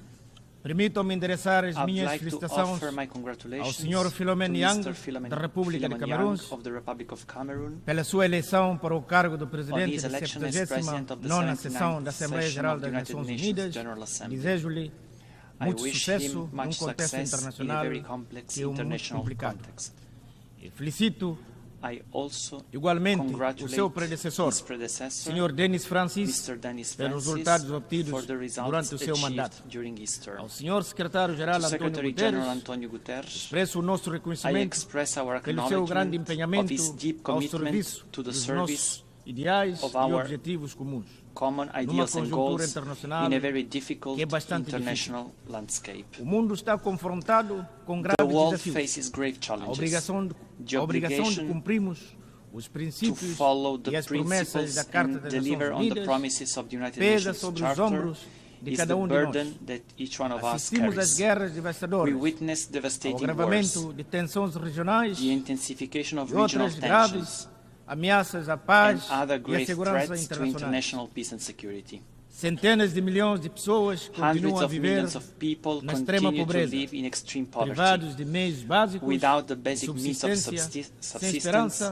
num without futuro melhor. hope for a better future. Sem nenhuma dignidade humana, Without human tornou-se dignity, mais urgente ainda implementar becoming reformas even na more governação urgent global, to implement reforms in econômica global e economic financeira, and financial para governance, torná-lo mais justo, to make it more inclusiva just, e inclusive equitativa. and Só equitable. assim será possível This is the only way to articular build respostas adequate adequadas aos responses desafios to the que a challenges humanidade enfrenta. that humanity faces. É preciso lutar We de must maneira mais fight more eficiente contra a efficiently pobreza against e a exclusão poverty social and através de social ações exclusion concretas, through concrete nomeadamente actions. pelo financiamento Specifically, dos we must programas strive to de finance desenvolvimento, development pela programs, redução das desigualdades, reduce pela inequalities, proteção do meio ambiente, protect the pela environment, mitigação and dos mitigate efeitos the das effects alterações of climate climáticas. change. Senhor Presidente, Mr. President, 8 décadas 8 depois da decades fundação da after the ONU, em establishment of the UN in 1945, 1945, vemos we hoje live num today contexto mundial totalmente in a diferente. totally different world. Continuamos a apelar We para continue a to reforma call do for Conselho de reform Segurança of the United das Nations Nações Security Unidas, Council, which must consider the interests of Africa under the terms of the Esloveni Consensus and the Sirte Declarations of Heads of State and Government of the African Union. We must reform the international financial architecture in order to promote greater inclusion, particularly in Africa, and to consider the African continent's role and contribution to the world economy. In this context, we welcome the Summit of the Future. We hope that the Compact for the Future can drive collective efforts to achieve the Sustainable Development Goals, SDGs, and Agenda 2063, the Africa we want, of the African Union. As a member of the Global Working Group on Social Protection for Nutrition, Human Capital and Local Economic Development of the Group of 7+, G7+, we will work together with the other distinguished members on eradicating hunger and progressively achieving all Sustainable Development Goals, SDGs. Mr. President, the President of the Republic of Guinea-Bissau, we are committed to fostering dialogue, national reconciliation, consolidation of democracy and the rule of law, as well as our country's sustainable development. Despite the negative impact of the challenging world economic and financial situation, the economy of Guinea-Bissau continues to grow as a result of sound public policies. The practice of accountability has provided greater transparency in the state's economic and financial management. We have adopted measures that, though difficult, were shown to be necessary to drive the private sector and to create a more solid foundation for an economy that is dynamic and inclusive. We are promoting greater participation of women and youth entrepreneurs. We are investing on building and improvement of basic infrastructure, such as roads and other projects. We declared war on corruption and organized crime. We were able to restore trust in our relations with international financial institutions and other bilateral and multilateral partners. We continue to place faith in strengthening Guinea-Bissau's bonds of friendship and cooperation with the world. We remain steadfast on the policy of peace building and peaceful resolution of conflicts in West Africa and in the world in general. It was to this end that in recent months I made visits of friendship and work to Russia, Ukraine, Israel and Palestine.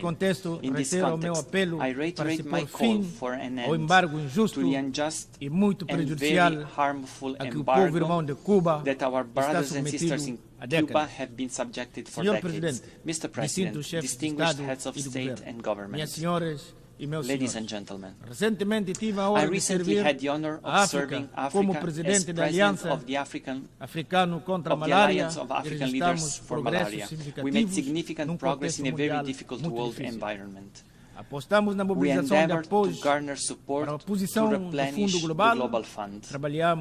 We work with the private sector to promote the production of drugs and nets to combat malaria. We encourage the transfer of technologies to African companies. We launched End Malaria Councils and funds and supported youth movements against malaria. Despite all the progress achieved, challenges persist. In the next 2 years, ALMA will run a $1.5 billion deficit. Global warming and rains associated with climate change are expanding. The geographic reach of mosquitoes, thus exposing more than 170 million people to the threat of malaria in the African continent. I take this opportunity to congratulate the Executive Secretary of ALMA for their remarkable service. I also thank all of ALMA's partners for their crucial support in the fight against malaria during my term in office. Mr. President, ladies and gentlemen, in closing, I would like, on behalf of the population of the Republic of Guinea-Bissau and my own, I would like to reaffirm our determination to continue to contribute to strengthening the friendship among countries and peoples, to promote international cooperation, multilateralism, the peaceful resolution of conflicts, the end of wars and suffering of innocent populations, to all peace in the world. I thank you. On behalf of the Assembly, I wish to thank the President of the Republic of Guinea-Bissau. The Assembly will hear an address by His Excellency Jose Maria Pereira Neves, President of the Republic of Cabo Verde. I request protocol to escort His Excellency and invite him to address the Assembly.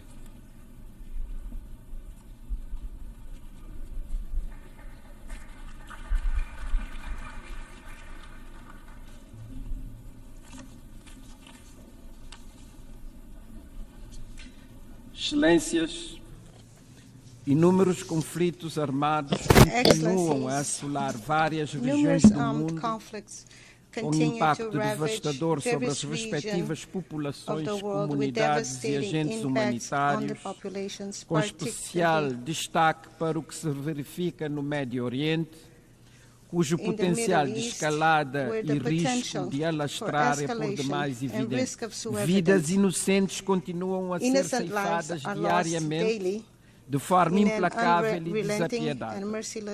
Apelamos às partes envolvidas, à comunidade internacional e às instâncias internacionais pertinentes para que não sejam poupados esforços para, pela via do diálogo e em plena observância dos valores defendidos pela Carta das Nações Unidas, do direito internacional e do direito humanitário, pôr termo a esses conflitos e assim permitir o regresso paulatino à normalidade e a possibilidade de construir um futuro que seja melhor do que este presente de destruição e morte indiscriminada.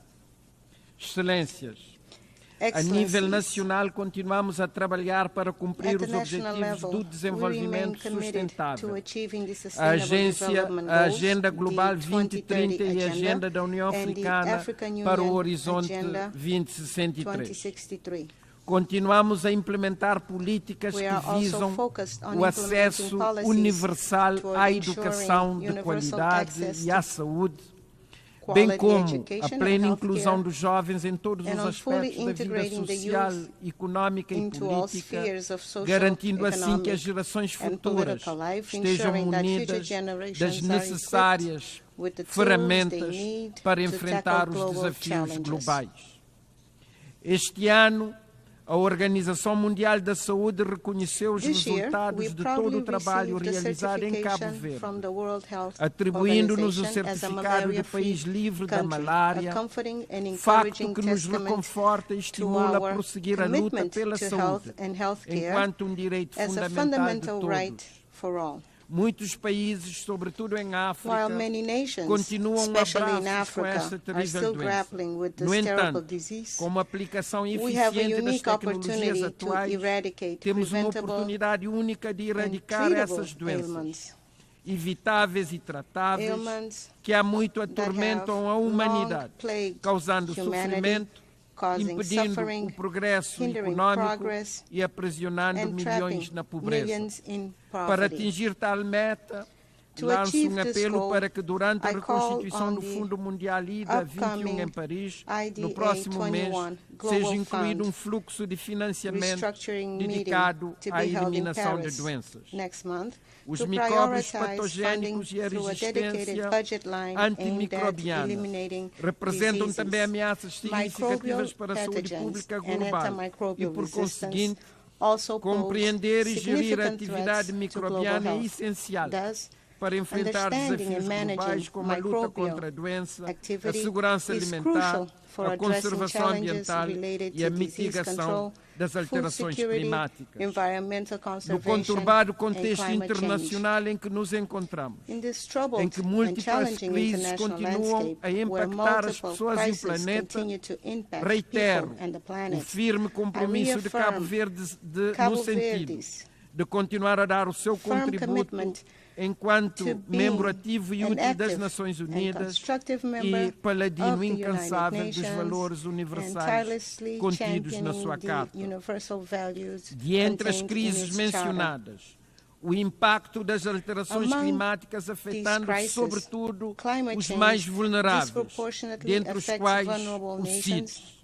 É crucial que a COP29 traga progressos urgentes e tangíveis nas principais questões climáticas, e especialmente à medida que se aproxima a meta de 2030 para reduções significativas das emissões. As nossas populações, com particular ênfase nos sítios, desejam compromissos mais ousados, especialmente por parte de países com elevadas emissões, e uma implementação mais rápida de políticas e mecanismos financeiros para assegurar que a ação climática seja não só ambiciosa, como também equitativa e eficaz. A subida do nível do mar, também ela consequência das alterações climáticas, exige atenção especial. O problema é multidimensional e estende-se muito para além das populações insulares e costeiras. Afeta todos os continentes e regiões, não deixando ninguém imune a essa catástrofe em formação. Assim, saudamos a realização da reunião de alto nível a decorrer hoje sobre o tema enfrentar as ameaças colocadas pela subida do nível do mar. No ano passado, à margem da então 78ª Assembleia Geral, foi aberta para assinatura o Acordo sobre a Biodiversidade para além da jurisdição nacional, que representa um marco internacional na conservação e utilização de forma sustentável da biodiversidade marinha em áreas além da jurisdição nacional, ou seja, o alto mar, que constitui cerca de 60% dos oceanos do mundo. Apraz-me informar que o meu país assinou esse acordo logo no primeiro dia. Estamos agora a finalizar o processo de ratificação. Apelo a todos os que ainda não o tenham feito para também assinar e ratificar este importante instrumento para a conservação da vida nos nossos oceanos. Cabo Verde é uma nação oceânica, com um território terrestre diminuto relativamente à imensidão do seu território marítimo. Por isso, não hesitei em aceitar o honroso convite da Unesco para me tornar patrono da Aliança da Década das Nações Unidas, da Ciência Oceânica para o Desenvolvimento Sustentável. Enquanto nação oceânica, com uma forte dependência dos recursos marinhos, o nosso papel na década dos oceanos centra-se em ações locais e globais para promover a gestão sustentável dos oceanos. Temos estado focados na importância da gestão sustentável dos oceanos, particularmente para os pequenos estados insulares em desenvolvimento, que são muito vulneráveis às alterações climáticas e à degradação dos ecossistemas marinhos. Por 3 anos consecutivos, já organizamos conferências oceânicas internacionais para promover parcerias entre governos, setor privado, cientistas e sociedade civil, visando avançar a ciência oceânica e criar soluções inovadoras para os desafios dos oceanos. É importante reunir as principais partes interessadas para impulsionar soluções colaborativas para os oceanos, ajudar a desenvolver capacidades de investigação para estudar o impacto das alterações climáticas, da acidificação dos oceanos e promover a partilha de conhecimento e a transferência de tecnologia para melhorar os sistemas de monitorização e observação dos oceanos. Realizou-se, em maio último, A quarta Conferência das Nações Unidas sobre os Pequenos Estados Insulares em Desenvolvimento e regozijamo-nos com o sucesso da mesma. No entanto, para assegurar maior resiliência e sustentabilidade dos CIDs, devemos com urgência começar a implementar o plano de ação de Antigua e Barbuda. Cabo Verde continua a jogar um papel ativo no seio dos CIDs e vai acolher no primeiro trimestre de 2025 uma reunião de alto nível da região Atlântico, Índico e Mar do Sul da China, visando implementar a criação de um mecanismo de coordenação dessa sub-região dos CIDs. A quando da CIDs 4, também manifestamos a nossa disponibilidade para acolher a quinta Conferência das Nações Unidas sobre CIDs em 2034. Como CIDs, enfrentamos vários problemas de escala que afetam o nosso sistema macroeconômico. Mesmo que destinássemos todo o orçamento do Estado ao desenvolvimento sustentável, incluindo a ação climática, tal não seria suficiente para cumprir as metas de financiamento necessárias. Na maioria dos CIDs, isso é agravado por uma grave falta de capacidade para melhorar novas ferramentas financeiras, enquanto a reforma da arquitetura financeira global evolui muito lentamente. Há também uma necessidade urgente de acelerar os processos de desenvolvimento. Precisamos aumentar rápida e significativamente a assistência técnica e a capacitação no financiamento do desenvolvimento sustentável para evitar que o Sul global seja deixado para trás. Neste ponto, saudamos a recente aprovação do Índice de Vulnerabilidade Multidimensional, que é de grande importância, especialmente para os CIDs e outros grupos vulneráveis, pois reflete uma forma mais abrangente e diferenciada de avaliar as suas necessidades e os seus desafios de desenvolvimento e permite uma abordagem mais ampla para uma compreensão mais precisa de como diferentes factos influenciam o desenvolvimento de uma nação.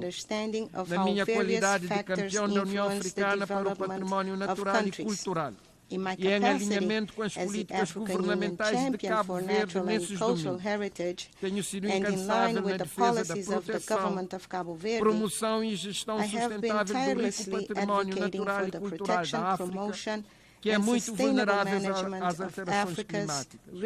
É fundamental que continuemos a sensibilizar para a necessidade de proteger o nosso património natural e cultural, que inclui diversos ecossistemas, marcos históricos, conhecimentos tradicionais e práticas culturais e materiais. É urgente promover a identidade africana através da promoção das línguas africanas, artes tradicionais e toda a pluralidade de expressões culturais, reforçando a história cultural diversificada do continente e as suas contribuições para a cultura global e para o património da humanidade.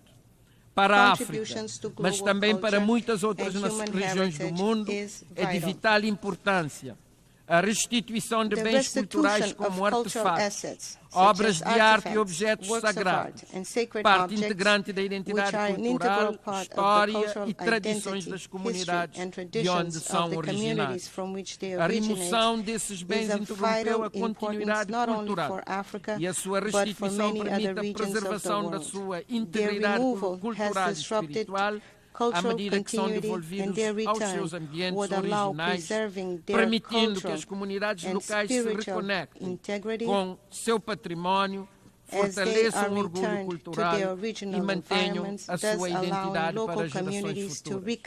Apraz-me anunciar que em 2025 realizaremos em Cabo Verde um encontro de alto nível dedicado ao tema da criolidade atlântica, com a participação de académicos, historiadores, cientistas sociais, estudiosos das línguas crioulas, artistas, escritores, cineastas, homens e mulheres da cultura, mas também líderes mundiais, todos representando uma pluralidade de espaços geográficos de afirmação da criolidade atlântica, enquanto uma construção da qual fizeram parte integrante os africanos e seus descendentes. Esse encontro de 2025 procura, aliás, potenciar os resultados de projetos como a Rota do Escravo e a Década dos Afrodescendentes, bem como a Conferência das Nações Unidas sobre o Racismo, realizada em Durban em 2001. Temos em vista, pois, debater e enaltecer a criolidade, enquanto uma realidade complexa e riquíssima, resultado da relação humana tecida entre povos dos diversos continentes periatlânticos no decurso das navegações oceânicas iniciadas no século XV, visto que de tal encontro emergiram e perduraram no tempo novas formas de cultura e de organização da sociedade, representando um momento particularmente fecundo de inovação social e cultural. Serão, por conseguinte, dias intensos de reflexão académica, científica, mas também de demonstração artística, intercâmbio e reconexão culturais, desde as artes performativas à culinária crioula, ao artesanato, à música. Serão também, naturalmente, dias de debate político estratégico entre decisores sobre o diálogo entre povos e culturas, sobre a paz e o futuro da humanidade. Muito obrigado a todos e a todas pela vossa atenção.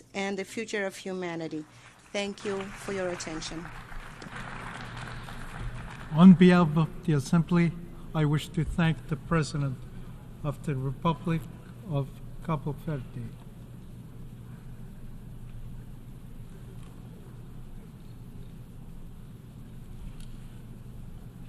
The Assembly will hear an address by Her Excellency Iris Samara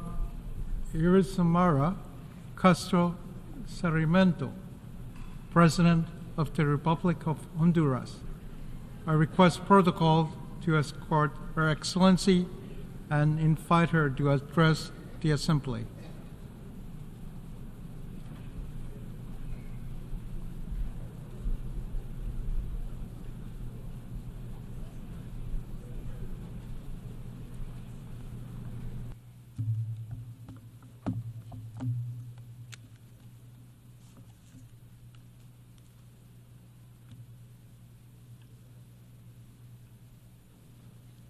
Señor Presidente de esta Asamblea General, President of the General Assembly, Señor Secretario General United de Nations las Secretary Naciones General, Unidas,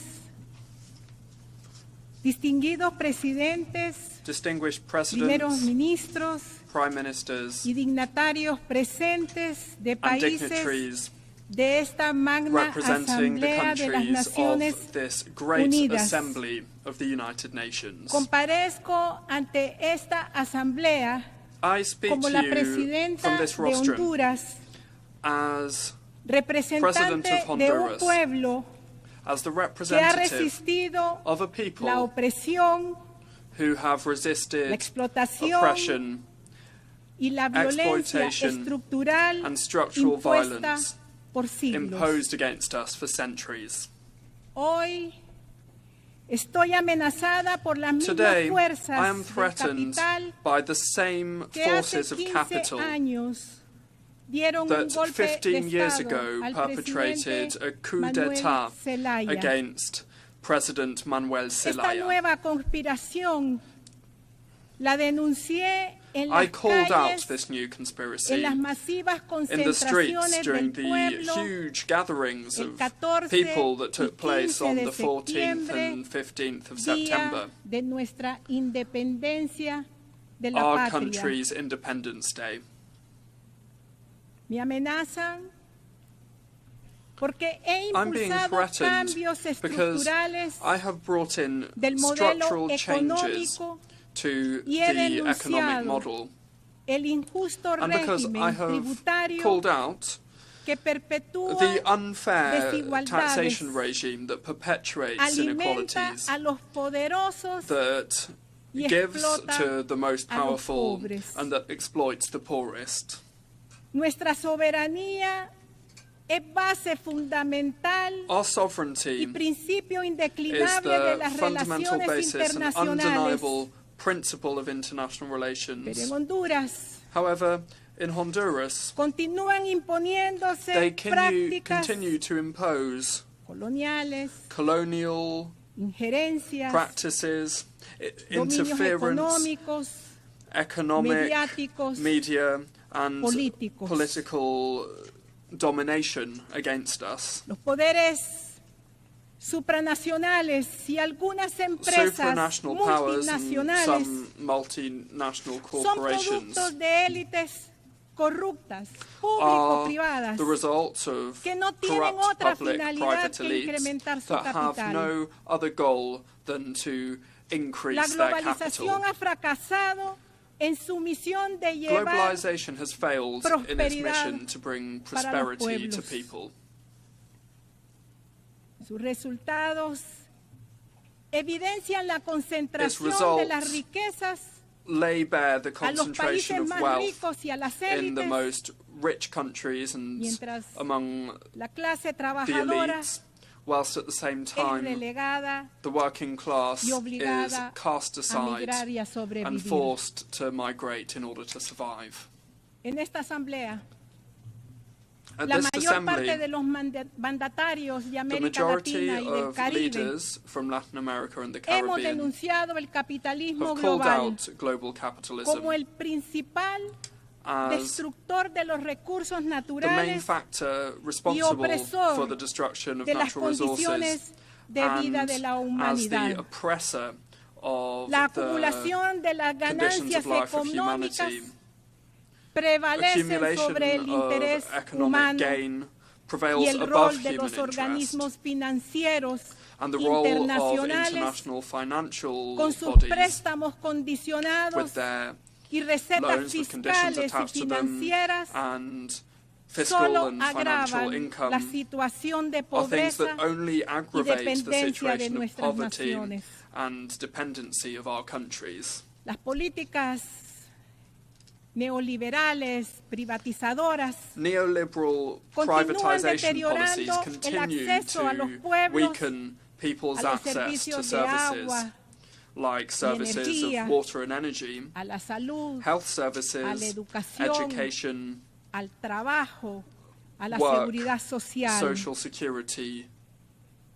Los tratados de libre comercio Free trade impuestos a agreements nuestros pueblos imposed against our peoples vulneran la soberanía undermine y our anulan las sovereignty posibilidades and a nuestros productores remove de the competir en igualdad ability de of our producers condiciones, to compete on an equal provocando footing, cada día el encarecimiento al causing costo de la the vida. cost of living to increase on a daily basis. La paz, la justicia, la libertad Peace, justice, y la democracia freedom, and continúan democracy siendo valores fundacionales de remain nuestra nación. foundational Por values of ello, our country. no aceptamos su Therefore, secuestro por we parte de 10 cannot familias accept them being más held poderosas hostage en Honduras by the 10 most que se han powerful families apropiado in Honduras, de nuestros principales recursos who are the ones that have económicos grabbed que our se main niegan economic a resources aceptar and los that cambios are que impulso. refusing to accept the changes Tenemos que that profundizar I'm bringing nuestro in. sistema democrático We need to strengthen our democratic través system de consultas populares through y la popular participación consultations real, and through directa the real, de nuestro pueblo. direct and effective participation of our people. El proyecto internacional The de las international ciudades modelo Model sede Cities Project, the que vendían nuestro territorio a pedazos ZEDE project, como un that botín was para el capital selling multinacional off chunks of our country aprobado as por apátridas a en el loot, really, for narcorrégimen multinational capital. anterior ha sido And that was something that was cancelado supported by definitivamente stakeholders por mi in the gobierno previous del narco socialismo regime, has been democrático. cancelled definitively by my Hoy social democratic government. reconozco el histórico Today, fallo I de la Corte Suprema wish de to express my Justicia gratitude to the y el Supreme Court apoyo of Justice for its del historic Congreso ruling Nacional. and also to the National Congress for their support.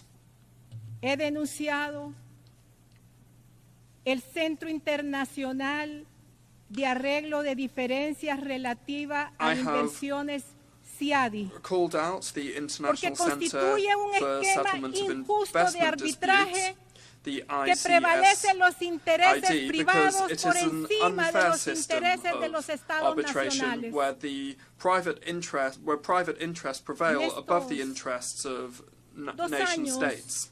8 meses, Over the last 2 aprobé years and 8 una months, reforma I have estructural brought in para a recuperar structural la caja reform única del to Estado, return to a single cancelando un treasury esquema account de for our corrupción country, cancelling construido a scheme of alrededor de la corruption figura that de was los built fideicomisos, around the setting up con of los cuales se trusts saquearon los that were recursos del used Estado. to loot the resources of the state. Al desmontaje de este esquema de Thanks to us corrupción, dismantling the scheme of estoy corruption, atendiendo I am now a los able niños to help y niñas en boys and todas girls, las escuelas de children, Honduras.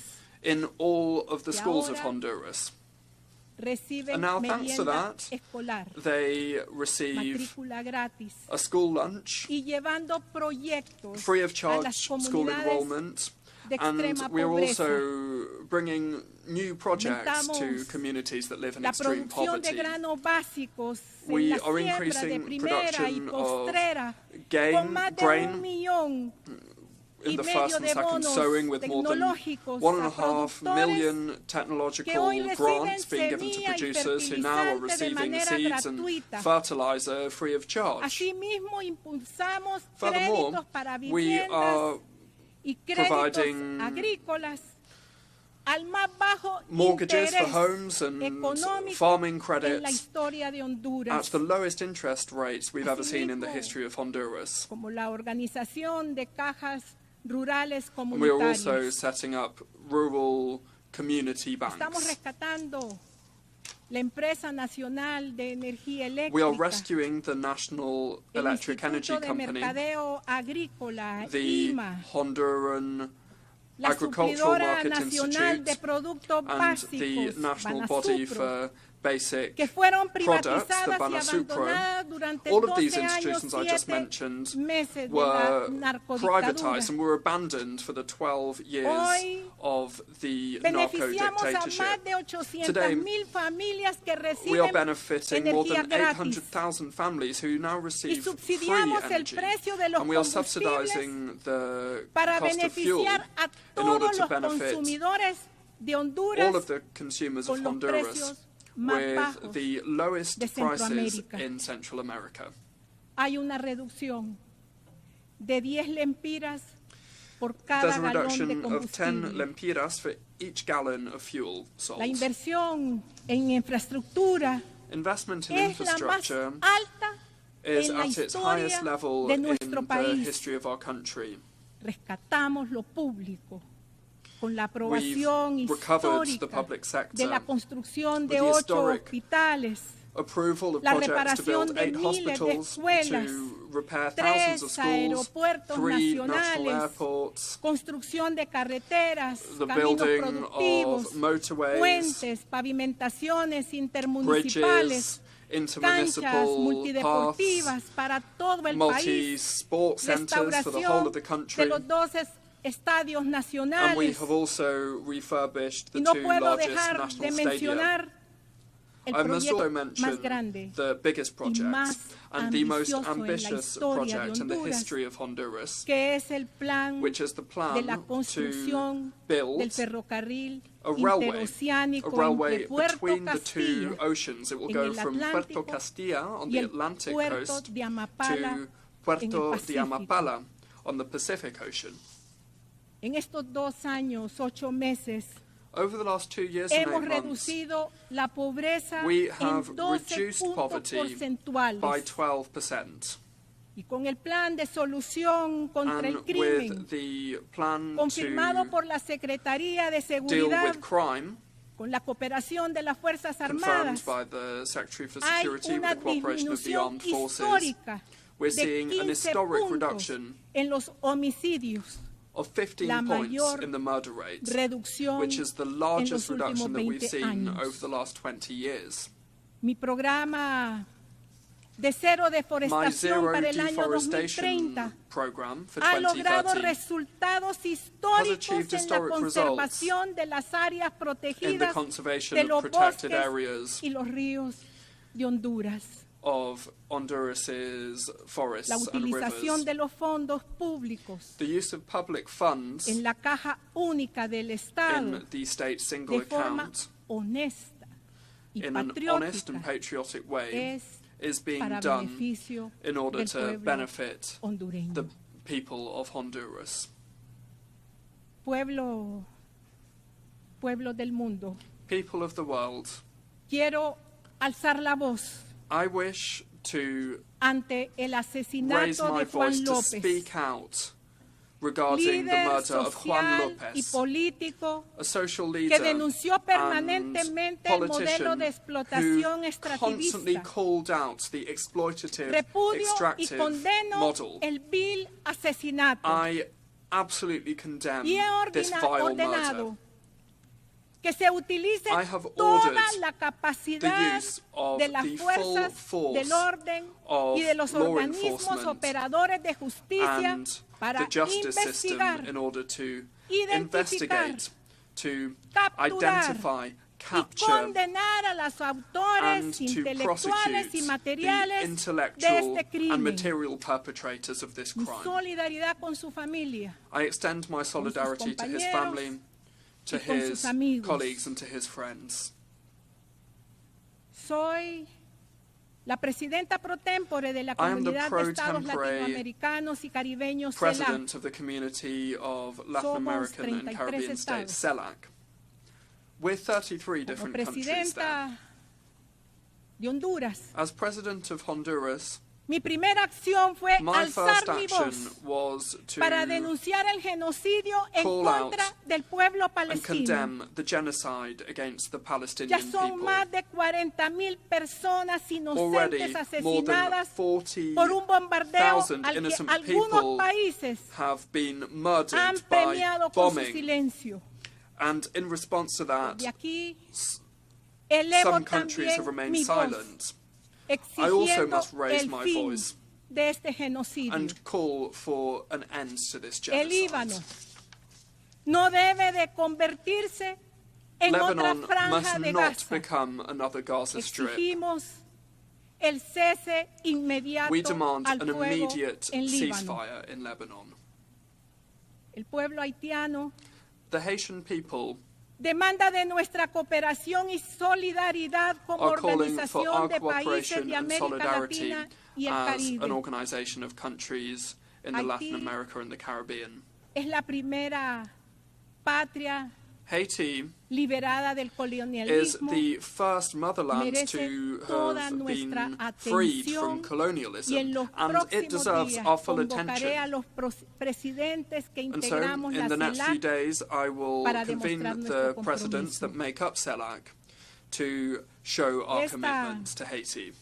Asamblea General ha This rechazado General Assembly, durante 30 for more than años 30 con years, una abrumadora with an mayoría overwhelming majority, el inhumano has embargo rejected contra el the pueblo de Cuba. inhumane embargo imposed against Este the people of infame Cuba. bloqueo comenzó This en terrible embargo begun in 1960 1960, y a partir de 1992 esta since Asamblea 1992, General this General Assembly ha emitido más de 30 resoluciones para has que Estados sent out more Unidos than ponga 30 fin a resolutions este cruel calling for the United bloqueo. States to put an end to this cruel embargo. Demando que se ponga fin al I also injusto call bloqueo for an contra el end to hermano the pueblo de unfair Nicaragua y blockade de imposed Venezuela against the kindred peoples y of Nicaragua and exigimos que se Venezuela. retire a Cuba We also call en el listado de for los Cuba países to be removed terroristas. from the list of terrorist countries. Ayer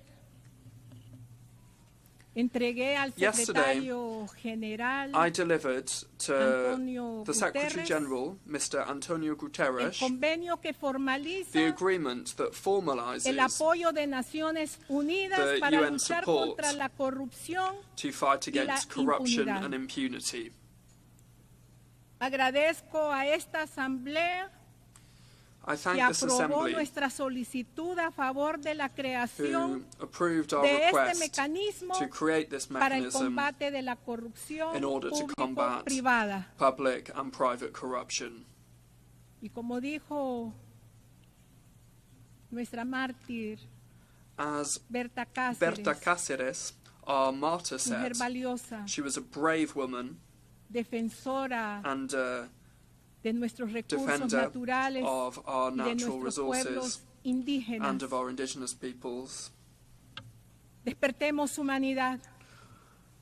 Let us wake Todavía up, humanity. estamos a tiempo. We still have time. Que este sea un llamado May de nuestra this be generación. the appeal Muchas gracias. and the motto of our generation. Thank you very much.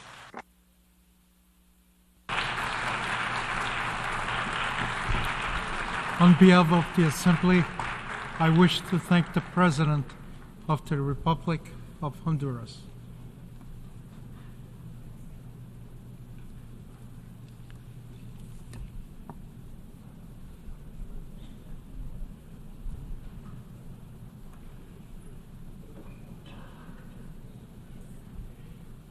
The Assembly will hear an address by His Excellency Joseph Numa Boakai, Sr., President of the Republic of Liberia.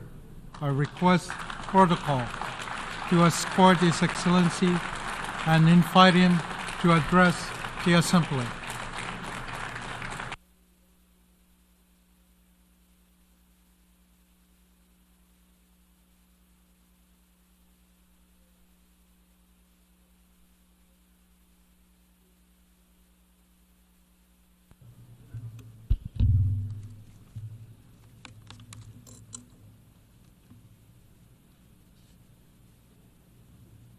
His Excellency, Philemon Yagan, President of the 7th and 9th Session of the United Nations General Assembly, His Excellency Mr. Antonio Guterres, Secretary General of the United Nations, Excellencies, Heads of State and Government, Ambassadors, Heads of Delegations, and esteemed delegates, distinguished ladies and gentlemen.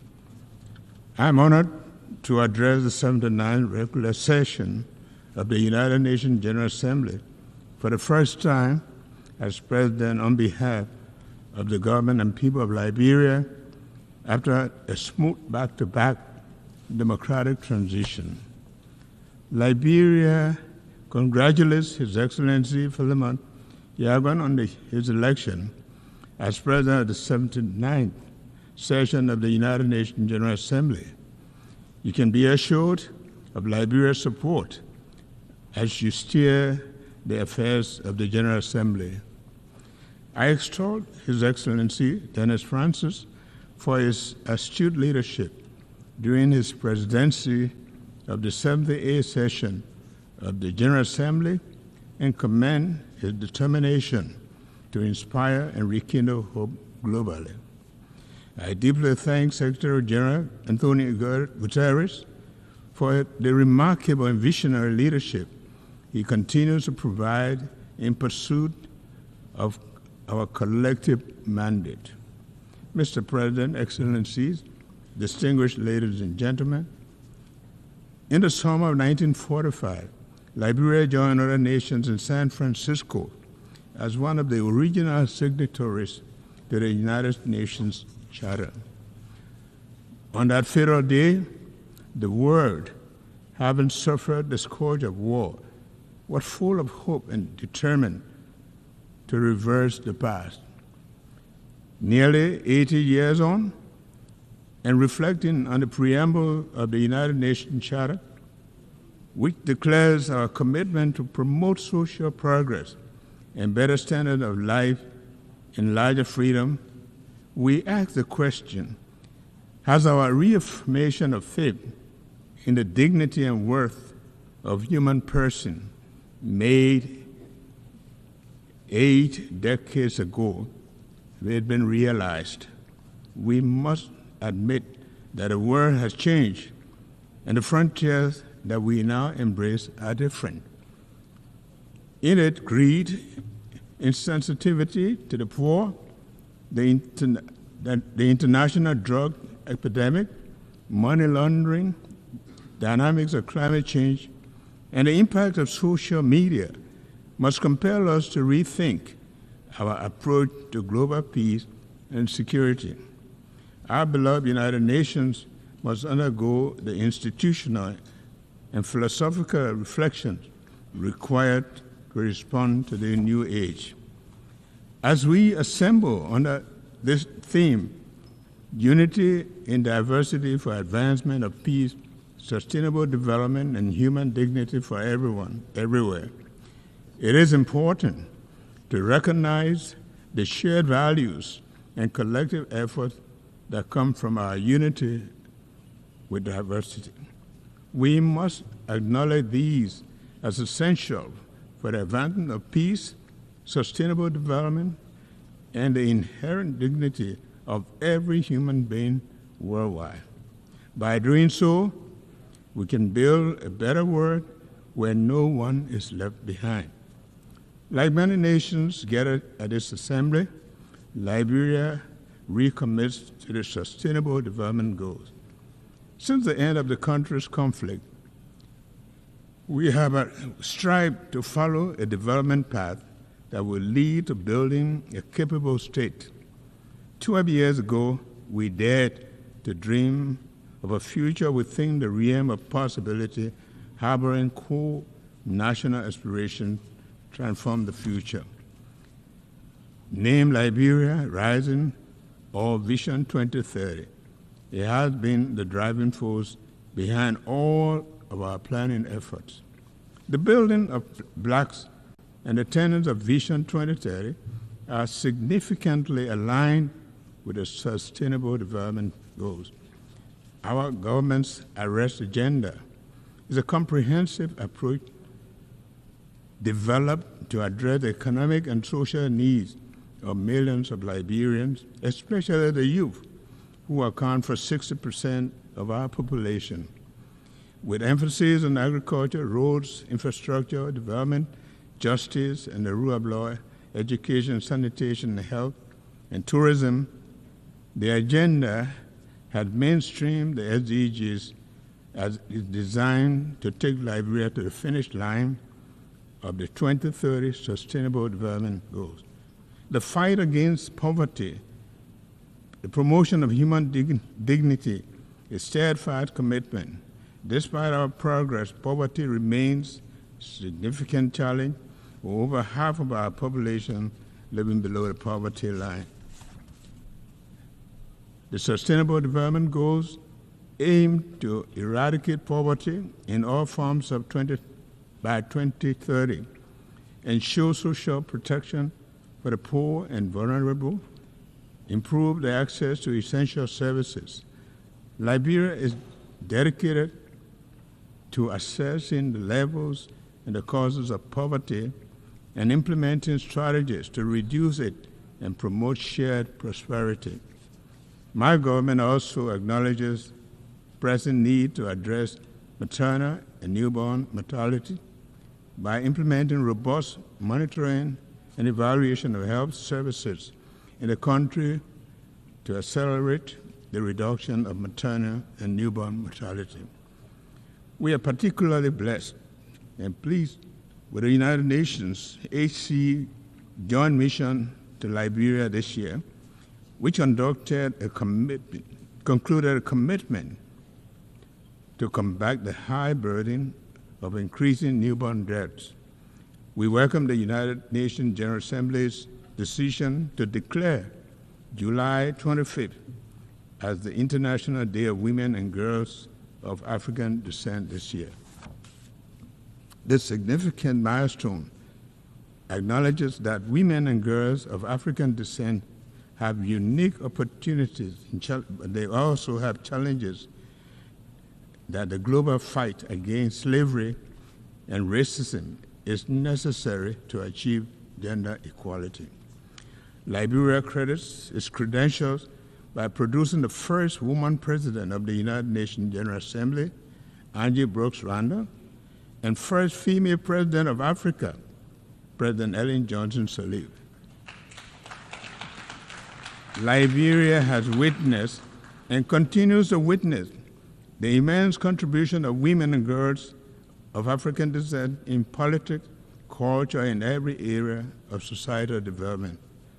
Excellencies, distinguished ladies and gentlemen, Liberia has enjoyed uninterrupted peace for almost 2 decades, following the 14 years of civil conflict. During this time, we have held 4 democratic elections, with last year's election marking the 4th since the return to democratic order in 2006. In January this year, Liberia achieved a historic milestone by peacefully transitioning from one democratic government to the other. This progress is significant because before the 2018 transition, the last democratic transition occurred in 1944, about 74 years earlier. We are gradually fostering and solidifying our democratic culture, ensuring that democracy is here to stay in Liberia. Now it is time for our people to reap the democratic dividends. The rule of law is fundamental for peace, justice, strong institution, and dignity for human person. Liberia is taking significant strides towards openness, transparency, and accountability by empowering and supporting transparent institutions. Our government is committed to implementing audit recommendations by the General Audit Commission to restore public and donors' confidence in the governance system and improve regional and international cooperation. In addition, the country has taken a major step in confronting its conflict past to ensure accountability and justice for crimes and other human rights violations committed during the war and promote healing and national reconciliation. A significant development in our transitional justice process was the signing on May 2, 2024, of the Executive Order 131 to create the Office of Establishment of War and Economic Crime Court for Liberia, a key recommendation from the Truth and Reconciliation process in Liberia. Our actions align with the International Covenant on Civil and Political Rights, joint follow-up on impunity and past human rights violations. As we embark on the process and acknowledge the enormity of the task, my government seeks the support of the United Nations, partners, stakeholders in the pursuit of justice for victims, peace, and reconciliation. Liberia is facing a drug crisis that is affecting our youth and jeopardizing the country's future. This epidemic, driven by international criminal enterprises and their networks, poses a severe threat. In response, we have not only declared the drug epidemic a health emergency and a national security threat, but we have also been taking steps to address this issue by establishing a dedicated national body to tackle drug abuse in Liberia. I urge international community to join Liberia in addressing this escalating drug crisis. Excellencies, distinguished ladies and gentlemen, the world is facing numerous crises, including global threats such as disease, security, and climate change, as well as food and resource shortages. Our vulnerabilities are evident, and we need to use a collective knowledge to find solutions that will preserve the planet for future generations. Climate change is undeniably real, and its threat to our environment and the way of life is becoming increasingly apparent. We must take urgent action to address this threat, including cooperative efforts to implement Article 6.2 of the Paris Agreement. Liberia, as the most forested country in West Africa, with over half of the land covered by forests, plays a vital role in biodiversity and environmental sustainability. As a result, our country is taking important steps to lead conversation on climate action.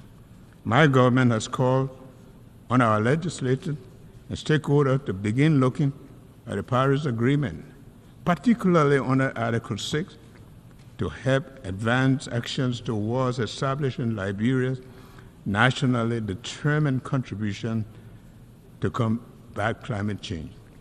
While we take these actions, we are mindful of the need to build capacity and invest in critical areas of our economy, such as using alternative financing for investment in the blue and green economy and technological transfer to support these climate actions.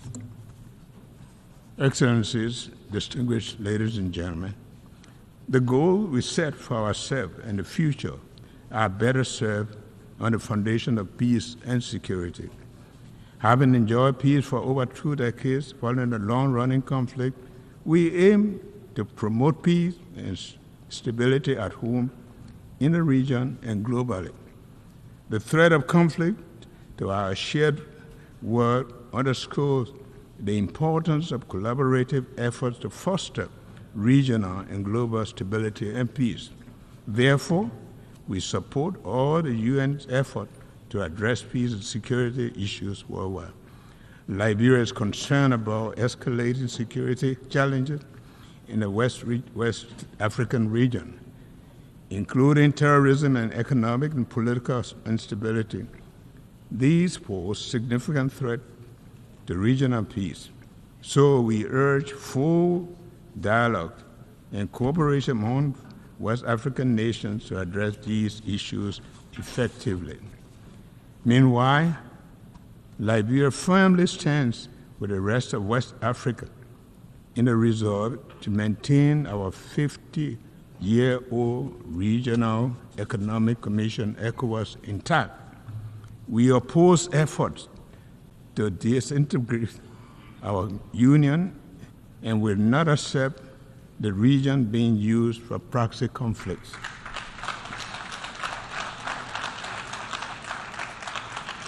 We look at the AU and the UN to support us in keeping the regional body united.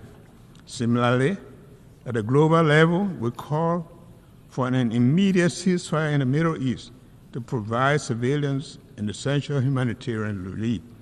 We urge both Israel and the Palestinians to engage in negotiations towards lasting peace, including a two-state solution. Additionally, we see the ongoing conflict in the Ukraine as a threat to global peace and security. Therefore, there is an urgent need for a peaceful resolution that also respects Ukraine's territorial integrity.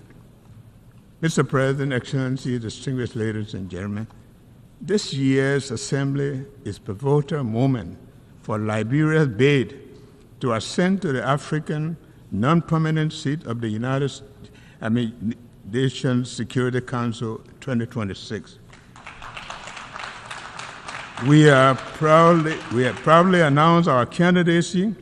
We look forward to the support of the member states to vote Liberia overwhelmingly to the seat of the Security Council. We can work with Council members to promote peace, justice, and security. Liberia is dedicated to promoting sustainable growth and ensuring human dignity for all.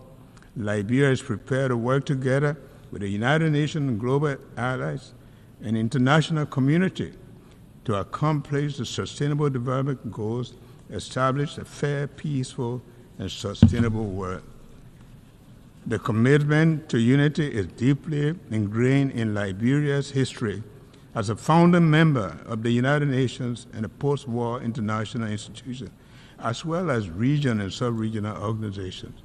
It also affirms our strong belief in multilateralism and international rules and based world built on shared values and principles are crucial to the future.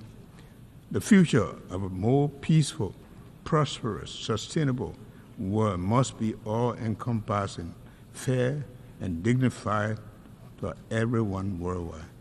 One United Nations, one world. Thank you, and thank you very much.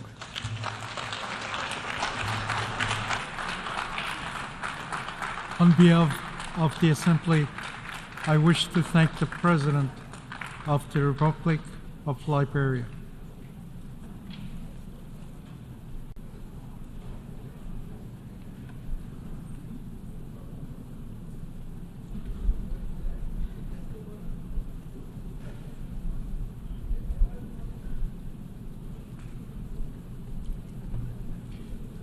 The Assembly will hear an address by His Excellency Mokwetsi Eric Keabetswe Masisi, President of the Republic of Botswana. I request protocol to escort His Excellency and invite him to address the Assembly.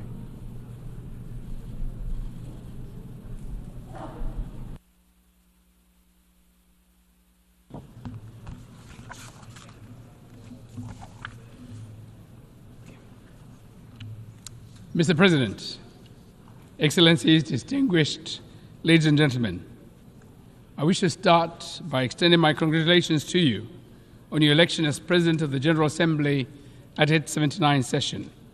You can be assured of Botswana's full support as you steer the work of this august House. Mr. President, this Assembly continues to meet on the backdrop of an age of multiple and interconnected crises which were triggered by the COVID-19 pandemic and geopolitical tensions between major powers.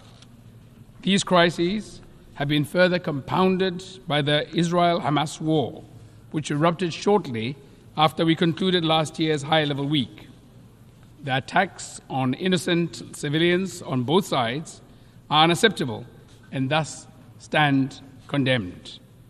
In the same vein, we wish to express our deep concern of the situation in the Gaza Strip, where the war has resulted in catastrophic humanitarian crises and unprecedented fatalities for civilians, children, and humanitarian workers. I should also register Botswana's concern regarding the loss of lives of the United Nations Relief and Works Agency for Palestinian Refugees in the Northeast, UNRWA personnel.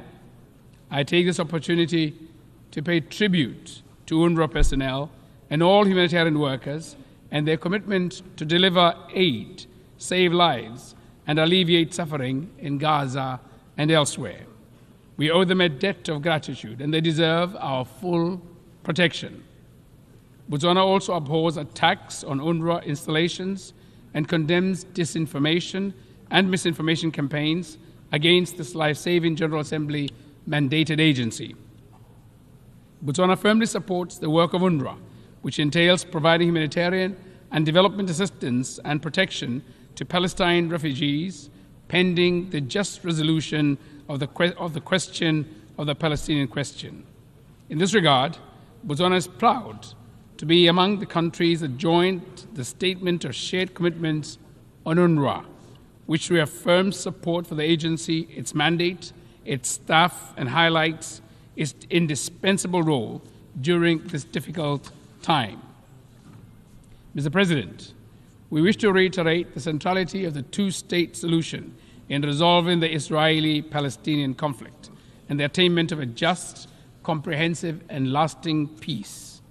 We therefore urge parties to commit to a political process that will pave the way for the realization of the two-state solution in which Palestine and Israel live side by side in peace and security based on the pre-1967 borders. Mr. President, the war in Ukraine also rages on, with no indication of an end in sight. We continue to underscore the need to respect the sovereignty and territorial integrity of Ukraine in line with the United Nations Charter and international law. We also call on parties to give diplomacy and dialogue a chance and to seek a peaceful resolution. In Africa, the guns still have not gone silent. We continue to grapple with armed conflict, terrorism, and potentially explosive geopolitical tensions. We commend the African Union, sub-regional bodies, as well as the UN for their efforts in addressing these challenges. In this vein, we welcome the adoption of United Nations Security Council Resolution 2719 of 2023 on the provision of support by the United Nations to AU-led peace support operations on a case-by-case basis and look forward to its operationalization. Mr. President, I must add that this time of escalated armed conflicts, violent crime and humanitarian crisis requires intensified efforts and more vigilance to protect human rights, advance humanitarian action, and promote the accountability in line with the UN Charter, international law, international humanitarian law, as well as relevant principles such as the responsibility to protect, or R2P. Mr. President, it is evident that peace is under strain across the world. It needs to be revitalized. However, that task can not only be left to multilateral and regional bodies. Governments have a responsibility to create conditions that enable peace to thrive within their countries. Key steps that governments should take include, among others, building effective institutions, committing to good governance, protection of human rights, and upholding democratic values. As many are aware, Botswana has a long track record of commitment to these democratic principles. The implementation of recommendations from our recently concluded constitutional review process, as well as our upcoming general elections on the 30th of October 2024, provide opportunities to deepen our democracy and strengthen our good governance credentials. Mr. President, regrettably, while on the one hand, the scourge of war rages on the other hand, the promises of sustainable development is in great peril. It is deeply concerning that with only 6 years before the 2030 deadline, sustainable development goals are way off track. We learned from the latest Sustainable Development Goals report that only 17% of the goals are on track, while the rest range from moderate progress to stagnation and even regression. There's a lot of work to do. We must take inspiration from and build on the success achieved in the reduction in global child mortality, prevention of HIV infections, attaining girls' parity with boys in education, increased access to energy and the internet, while also scaling up action and investments in areas which are lagging far behind, particularly poverty eradication. The levels of extreme poverty remain disturbingly high, but we cannot attain sustainable development without eradicating poverty in all its forms and manifestations. Poverty eradication is the sine qua non of sustainable development. A comprehensive approach will be required to move the needle in the fight against poverty. We therefore endorse the call for comprehensive social protection systems and inclusive economic policies. Pro-poor policies should also be complemented and reinforced by policies which spur inclusive economic growth and create sustainable employment. Policy interventions that aim to leave no one behind ought to be matched by adequate SDG financing. In this vein, my delegation reiterates the call for predictable, sustainable, and sufficient development finance to developing countries from all funding sources. In addition to livelihood issues, progress should also be accelerated in addressing other forms of inequality within countries, especially gender inequality. Meaningful action is needed to empower women and girls in areas where they are left behind and to combat harmful cultural practices and gender-based violence. Mr. President, extreme weather events and related natural disasters continue to remind us of the severity of climate crisis and the urgency of mitigation and adaptation. In our sub-region, Southern Africa, the El Niño phenomena induced drought and floods, which resulted in devastating consequences on livelihoods and a humanitarian situation that affected over 61 million people. I take this opportunity to reiterate the Southern Africa Development Community's SADC regional humanitarian appeal of at least $5.5 billion aimed at augmenting domestic resources of the affected member states, including efforts to resource mobilization from national, regional, and international partners in response to the impacts of El Nino-induced drought and floods. I cannot overemphasize the need for adequate climate finance for effective climate action. We continue to remind developed countries of their annual $100 billion commitment in climate finance for developing countries until 2025 and call for a more ambitious goal thereafter. Mr. President, efforts at attaining sustainable development ought to be redoubled in countries in special situations, in particular small island developing states, SIDS, least developing countries, LDCs, and landlocked developing countries, LLDCs, which are disproportionately affected by development challenges. Botswana, as an LDC and current chair of the group of LLDCs at the UN, is deeply concerned by enormity of challenges faced by LLDCs in their effort to implement the 2030 Agenda and its SDGs. With no direct territorial access to the sea, LLDCs struggle with international trade, connectivity, and economic development. Our countries are cut off from the global marketplace and without the means to develop adequate transport and logistics infrastructure, and inevitably face significant challenges in achieving the Sustainable Development Goals. The forthcoming third United Nations Conference on Landlocked Developing Countries, LLDCs 3, from 10th to 13th December in 2024 in Gaborone, Botswana, under the theme Driving Progress Through Partnerships, will provide an opportunity to effectively address these challenges in an ambitious, action-oriented, and forward-looking program of action.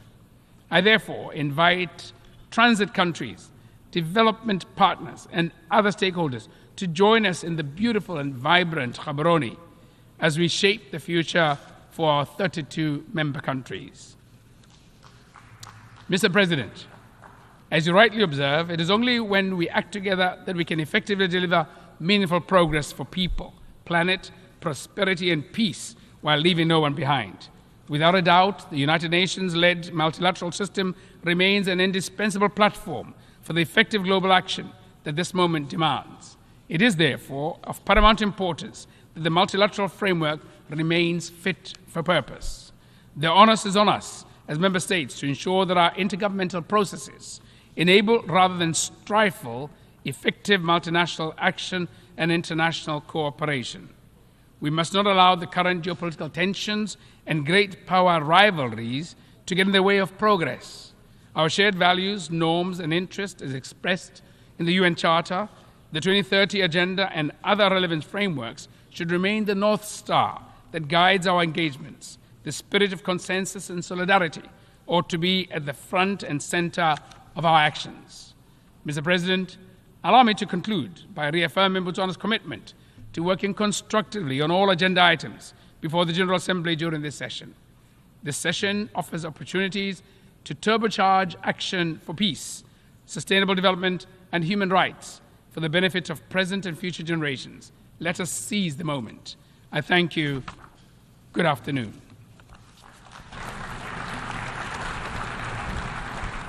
On behalf of the Assembly, I wish to thank the President of the Republic of Botswana.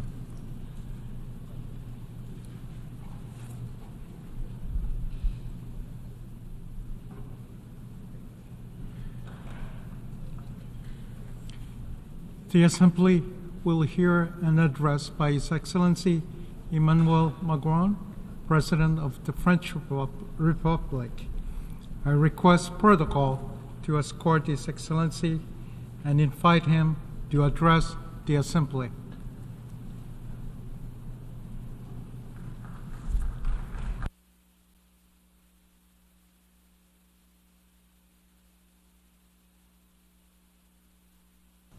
Monsieur le Président de l'Assemblée générale, President of the General Mesdames et Messieurs Assembly, les chefs d'État et de heads of state gouvernement, and government, Mesdames et Messieurs les ministres, ministers, Mesdames et Messieurs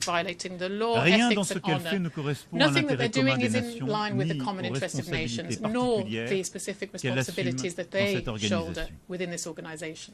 Le sort de l'Ukraine The fate of engage la Ukraine paix et la sécurité is a en question of Europe peace and et dans le security in monde. Europe and around the world. Car qui pourra Because who encore could se still croire protégé de believe ses that they are voisins les plus protected forts, from their bigger neighbors, les plus violents, the les plus violent avides? neighbors, those avid Si nous ones? laissions la If we Russie let l'emporter Russia comme si de rien win n'était, this as if nothing happened, personne. no one could do C'est that. donc bien notre intérêt It is commun, therefore in our l'intérêt common commun des interest and nations the que common interest of l'Ukraine soit nations that restaurée au plus Ukraine vite be dans ses droits restored légitimes in its et legitimate qu'une paix rights as soon as juste et possible, and durable that just soit and bâtie. lasting peace be built. La France continuera France will continue de faire tout ce qui est en to son do pouvoir pour que everything in its l'Ukraine power tienne so bon, that Ukraine se can mettre hold hors de strong danger be out of danger and obtain justice. Elle continuera de lui France fournir will des continue to équipements provide it with indispensables à the sa equipment défense. that is necessary for Et its avec ses alliés et defense, partenaires and with les its plus allies and proches, partners that are la France closest to them, soutiendra France will la support remarquable the résistance du peuple remarkable ukrainien resistance of the et Ukrainian s'engagera people and pour will qu'il obtienne une commit sécurité durable. to their lasting security. Cherchons la paix. Let us look for La peace. France saura joindre ses France forces will join à its celles de tous les partenaires forces with all of sincères those will pour construire sincere une paix partners solide to pour build l'Ukraine solid peace in et pour Ukraine, for Ukraine and for Europe. Je sais que pour beaucoup d'entre I know vous, that for l'essentiel many est of us, toutefois ailleurs. The key issues Dans are la trop longue elsewhere. liste des There's guerres oubliées, a long list des of victoires forgotten wars, injustes, unjust des résolutions victories, mal négociées, badly ou negotiated parfois resolutions, jamais mises en œuvre. perhaps resolutions that Je are n'en never oublie implemented. aucune, I si je am ne peux not ici forgetting les évoquer any toutes. of them, even if I can't Le list them président all here. Tshisekedi me President précédait à Tshisekedi, cette tribune who il y a spoke quelques earlier instants, at this et tribune, la situation des Grands said that Lacs, the je situation reviendrai of the avec Great lui et le Lanes, président and I will Kagame go dans back to quelques him and President jours, Kagame nous in a few préoccupe. days. We'll Et en cover Arménie, matters of concern to Monsieur us le as well. Premier ministre, And in aux côtés de Armenia, laquelle Prime la France se Minister, tient fermement which face aux pressions France de l'Azerbaïdjan stands et aux strongly tensions shoulder to shoulder with the territoriales, pressure la from communauté Azerbaijan and territorial internationale intentions. doit être The là international community must be pour que les there négociations so de that paix the peace aboutissent negotiations are et que successful. les frontières And so that the internationalement internationally reconnues soient recognized préservées. borders are preserved. Mais je sais que But pour beaucoup d'entre I know vous, that for a lot l'essentiel of the people au-delà here, de ces guerres est aussi the aujourd'hui, essential issue et beyond il these est pour nous wars is together, également, and it's also à for Gaza, us together. là où le destin Here du in peuple Gaza, where the fate of palestinien the Palestinian people est présent is currently et pèse sur chacun de nos débats. present and heavy over all of our debates. Je voudrais, sur ce sujet aussi On this complexe, topic redire of avec such a la topic, plus grande complex clarté topic, I'd like la to say position de la France clearly depuis le premier jour. France's position from day Nous one. condamnons avec We fermeté condemn l'attaque strongly terroriste the terrorist terrible et sans attack, which précédent was terrible and décidée et unprecedented, menée par le Hamas carried out by Hamas contre Israël against Israel le 7 on the octobre. 7th of October. Le terrorisme est Terrorism inacceptable, is quelles qu'en soient les unacceptable, causes, whatever the et nous causes may pleurons be. ici And les here victimes we de l'attaque mourn du the Hamas du 7 victims of octobre Hamas's dernier, attack on the parmi 7th of lesquels October. They 48 include citoyens français. 48 French citizens. J'adresse mes pensées de I compassion, express my d'amitié compassion, à toutes les friendship, familles qui and vivent dans to la all of douleur those d'avoir perdu families des who enfants, have lost des parents, children, des amis parents, le 7 friends octobre. on the 7th of October. Nous demandons We ask également à nouveau also et once solennellement again and solemnly que les otages for soient the libérés. hostages to be released. Parmi eux, plusieurs de Amongst nos them, there are compatriotes also français demeurent. several French Et je veux ici saluer les compatriots efforts too. des And here I wish États-Unis to commend the d'Amérique, de efforts of the l'Égypte United et du States of Qatar America, Egypt pour and y parvenir. Qatar to Cela achieve demeure une this. priorité This pour remains nous a tous. priority for us all. Israël, face à cette Israel, attaque terroriste, a le droit légitime de protéger les siens et d'enlever au Hamas les moyens de l'attaquer à nouveau. Et aucun d'entre nous n'aurait subi les coups reçus le 7 octobre sans en tirer des conséquences. Pour autant, la guerre qu'Israël mène à Gaza n'a que trop duré. Les dizaines de milliers de victimes civiles palestiniennes n'ont aucune justification, aucune explication. Trop d'innocents sont morts et nous portons aussi leur deuil. Et ces morts sont eux aussi un scandale pour l'humanité et une source dangereuse de haine, de ressentiment qui menace et qui menacera la sécurité de tous, dont celle d'Israël demain. Il faut donc que cette guerre cesse et que le cessez-le-feu intervienne au plus vite, en même temps que les otages soient libérés et que l'aide humanitaire arrive massivement à Gaza. Cette position, nous la tenons depuis octobre 2023. Poussant des résolutions avec nombre d'entre vous, tenant la première conférence humanitaire pour Gaza dès novembre 2023 à Paris. C'est aujourd'hui une question de volonté politique au vu de la destruction des capacités militaires du Hamas. Il est impératif qu'une nouvelle phase s'ouvre à Gaza, que les armes se taisent, que les humanitaires reviennent, que les populations civiles enfin soient protégées. La France participera à toute initiative qui sauvera des vies et qui permettra d'assurer la sécurité de tous. Le déploiement d'une mission internationale doit ouvrir la voie à la mise en œuvre de la solution des deux États. Il revient au Conseil de sécurité des Nations Unies de se prononcer à cet égard. Et il faut aussi que soient prises sans plus attendre les dispositions nécessaires pour préserver le lien entre Gaza et la Cisjordanie, pour restaurer l'autorité palestinienne dans ses fonctions et pour assurer la reconstruction du territoire et rendre à nouveau possible la vie, tout simplement. La France s'engagera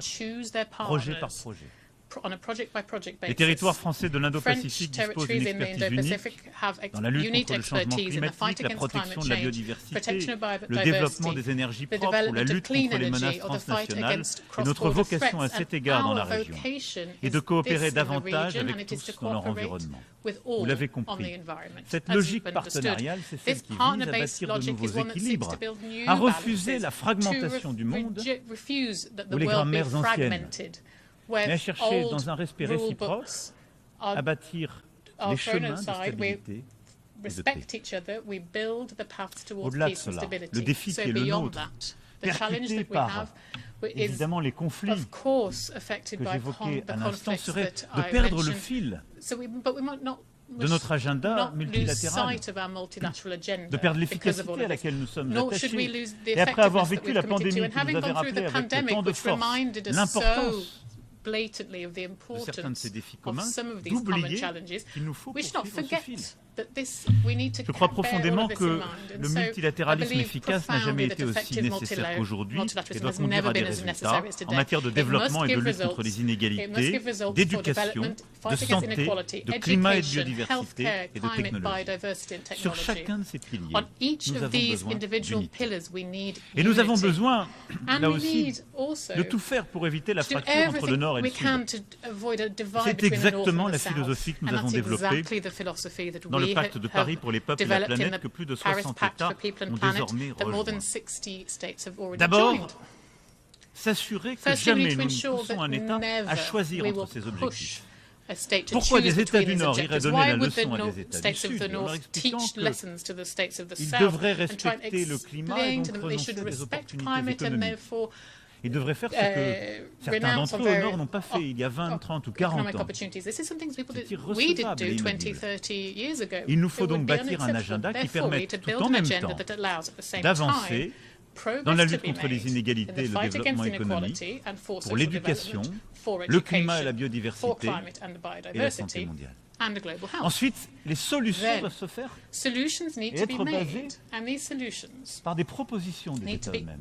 C'est ce que nous avons, par exemple, commencé à bâtir avec nos partenariats pour les transitions énergétiques justes. Ne pas avoir une seule solution pour tous ou des leçons données depuis le capital, où en quelque sorte on vient inspecter des pays en leur demandant de tous suivre la même recette. Il y a un chemin singulier pour chaque pays. Et ensuite, il faut un choc financier public et un effet de levier privé supplémentaire. C'est ce qui nous a ainsi permis, il y a 3 ans, de soutenir de vrai à l'augmentation des droits de tirage spéciaux du FMI et d'obtenir la réallocation effective de près de 100 milliards de droits de tirage spéciaux au profit des pays qui en ont le plus besoin, tout particulièrement en Afrique. Révolution silencieuse, mais indispensable. C'est pourquoi aussi, fort de ce pacte, et nous étions avec plusieurs des membres à l'instant, sous l'autorité efficace du président Macky Sall et avec le concours des Nations Unies, de l'OCDE et des organisations concernées, nous voulons poursuivre ce cycle de réformes et mener une réforme profonde des banques multilatérales, de nos institutions financières. Nous avons lancé cet objectif de finance en commun, réunissant les banques de développement de toute la planète, y compris de ceux dont les agendas ne sont pas alignés. Il nous faut œuvrer sur cet agenda de finance en commun pour pouvoir tenir les objectifs que j'évoquais. Et il nous faut ensemble, je l'espère dès les mois qui viennent, réformer en profondeur la Banque mondiale et le Fonds monétaire international, d'abord pour en renouveler les membres, ces institutions ayant été conçues à une époque où tant d'entre vous ici n'étaient pas indépendants. Il faut en renouveler la structure du capital pour lui donner plus de force. La Banque mondiale et le Fonds monétaire international ont été conçus, pensés, calibrés à une époque où les défis n'étaient pas les mêmes, où l'économie mondiale n'avait pas cette taille, où la démographie n'avait rien à voir. Il nous faut lever les tabous absurdes, des blocages posés parfois par les plus grands qui empêchent les autres de remettre de l'argent de peur d'être dilués. Il nous faut donner les capacités d'agir à ces institutions pour financer les projets dont les pays du Sud ont besoin. Et cette réforme est impérieuse pour notre crédibilité collective. Et je le dis aux États les plus riches et à ceux qui, aux côtés de la France, sont autour de la table, décidez de ne pas le faire. Et vous verrez dans les années qui viennent émerger un ordre alternatif. Il viendra d'autres qui n'ont pas votre agenda. Décidez de ne pas le faire. Et vous serez voués aux gémonies, accusés de cynisme, et peut-être pas à tort. Cette réforme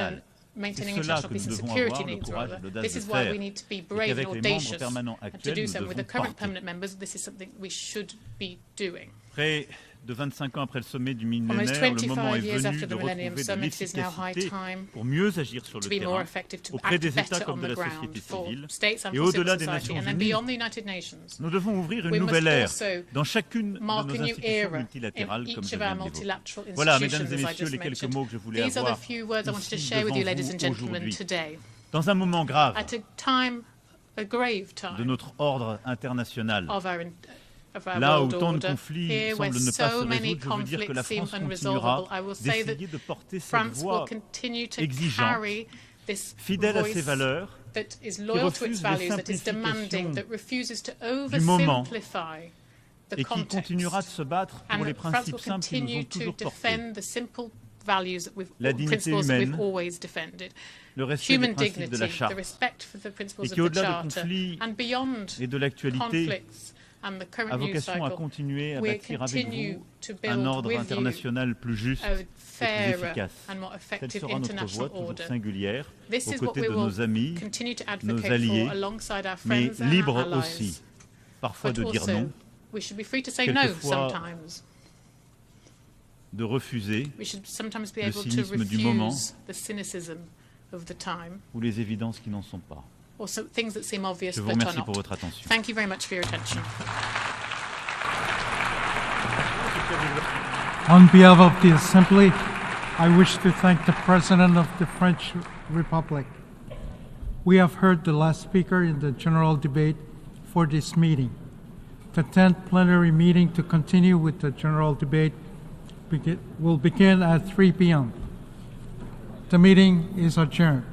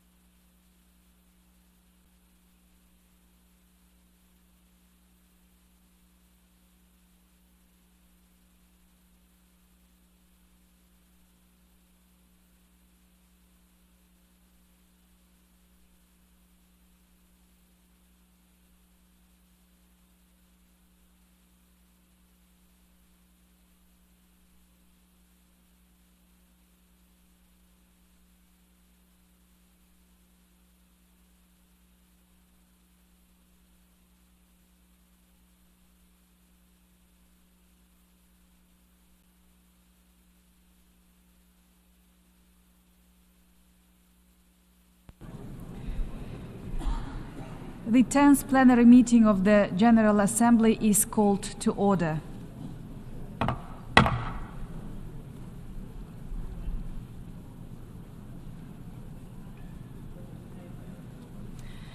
The Assembly will hear an address by His Excellency Denis Bechirovich, Chairman of the Presidency of Bosnia and Herzegovina. I request protocol to escort His Excellency and invite him to address the Assembly.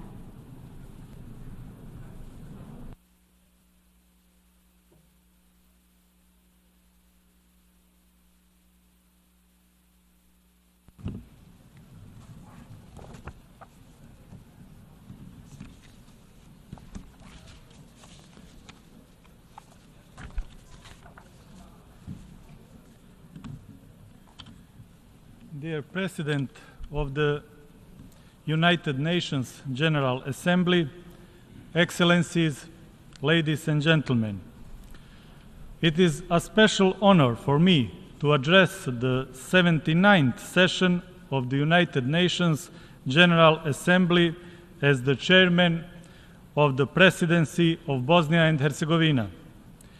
Allow me, Mr. President, to wish you every success in the complex and challenging times of today.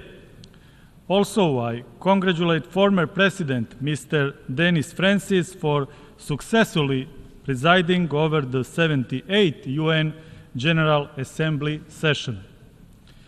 Esteemed President, it is a great honor to serve the invincible state of Bosnia and Herzegovina, one of the oldest countries of Europe.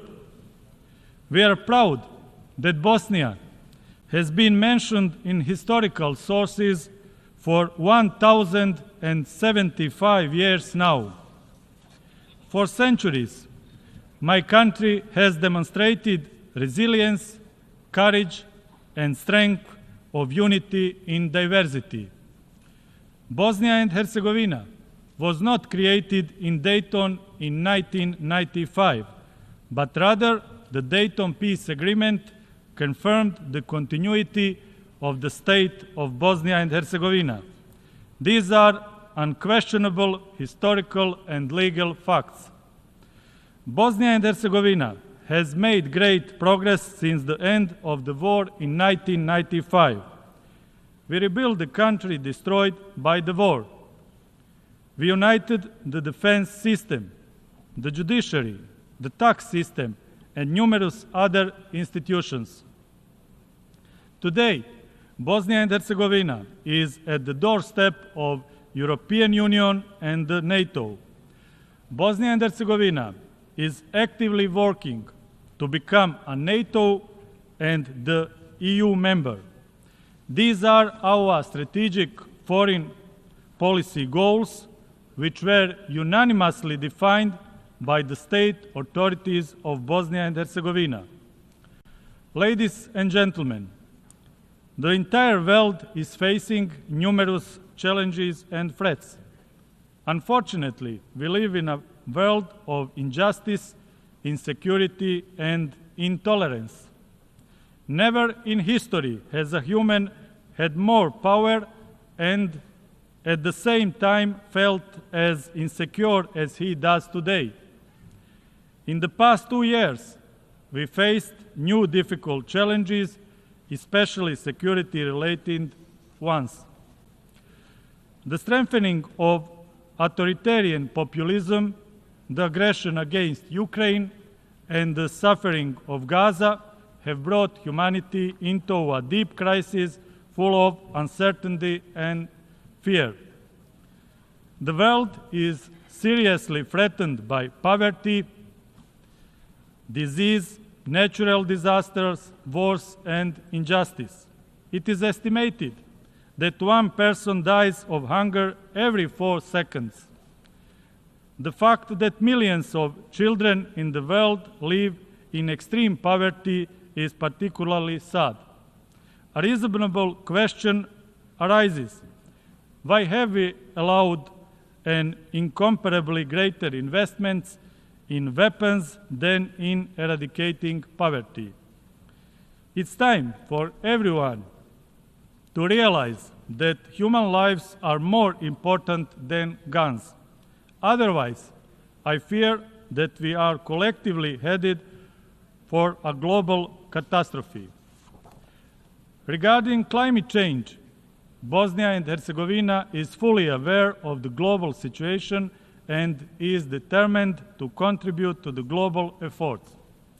We are committed to the transition to renewable energy sources and reduction of harmful gas emissions. Terrorism is a serious threat. Countering this threat requires joint and dedicated efforts. The world must have a consensus on fight against terrorism. Bosnia and Herzegovina continues to show a determined commitment to the fight against terrorism. Ladies and gentlemen, we cannot solve the problems of modern humanity without addressing the causes. The course of history is not something we can stop. However, we can influence its flow. Therefore, I suggest we now focus on preserving the role of the United Nations as the global center of coordination and cooperation, the importance of the UN Charter reaffirming, strengthening the multilateral system in accordance with international law, intensifying the UN reform process, common work to strengthen the credibility of the United Nations, effective implementation of the Agenda 2030 and its sustainable development goals, rebuilding trust and cooperation among nations on key global issues, giving a chance to mutual trust, inclusiveness, and a democratic vision of leadership, and strengthening preventive diplomacy in times of geopolitical fragmentation of the world.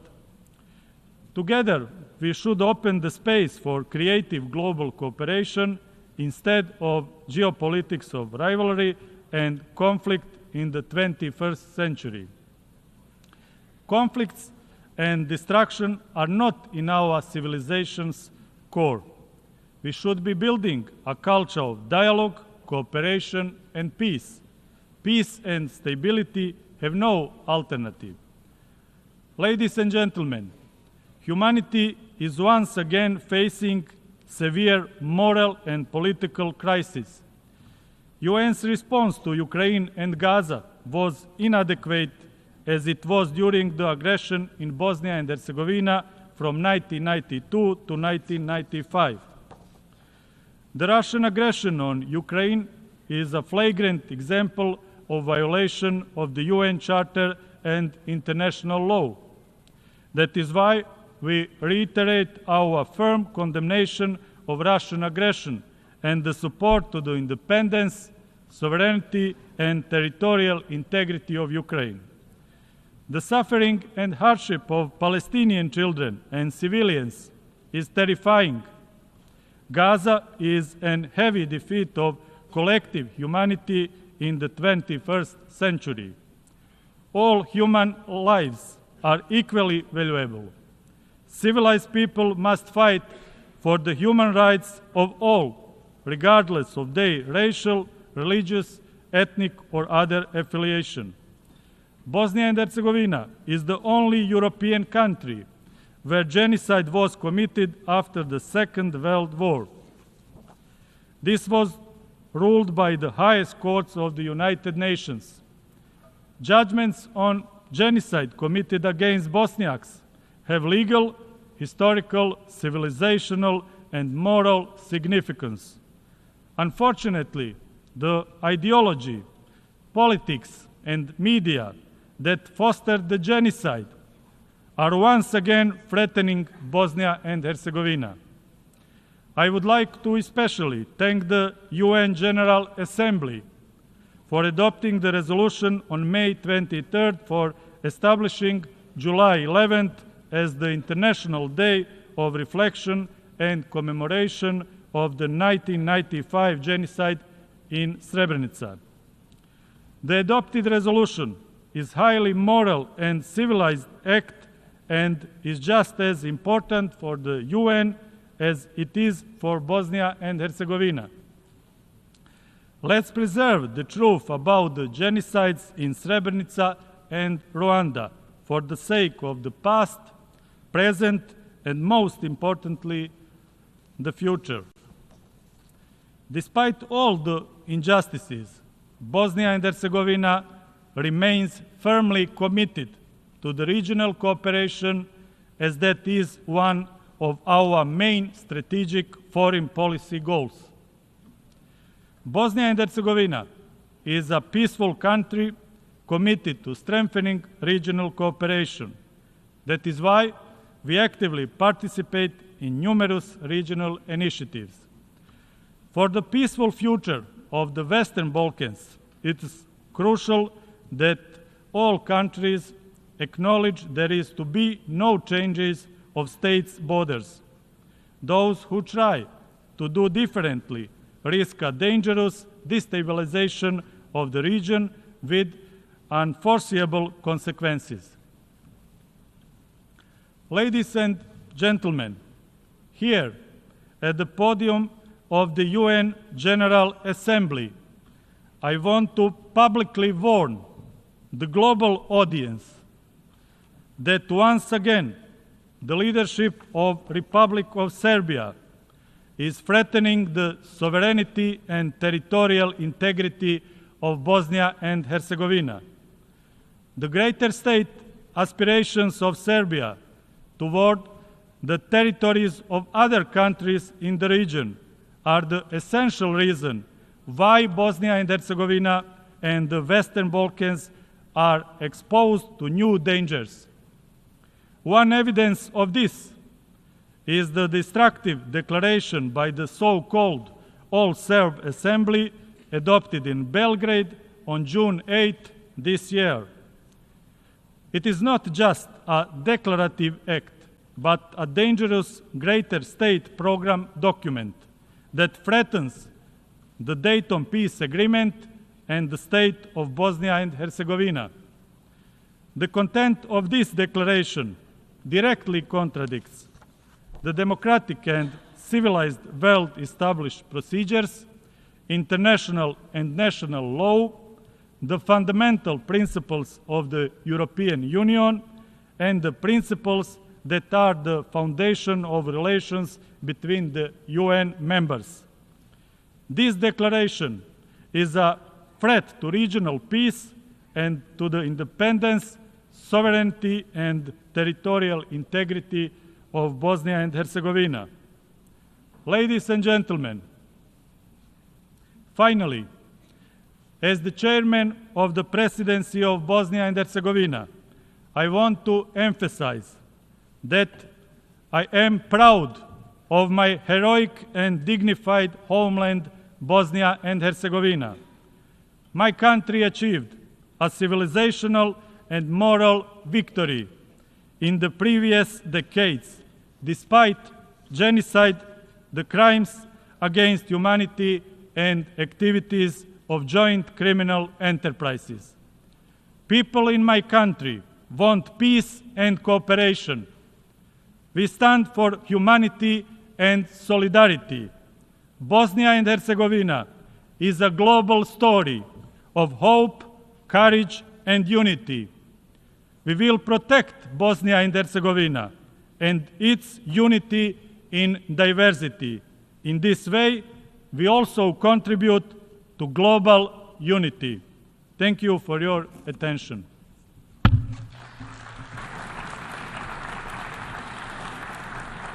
On behalf of the Assembly, I wish to thank the Chairman of the Presidency of Bosnia and Herzegovina. The Assembly will hear an address by His Excellency Alexander Stubb, President of the Republic of Finland. I request protocol to escort His Excellency and invite him to address the Assembly.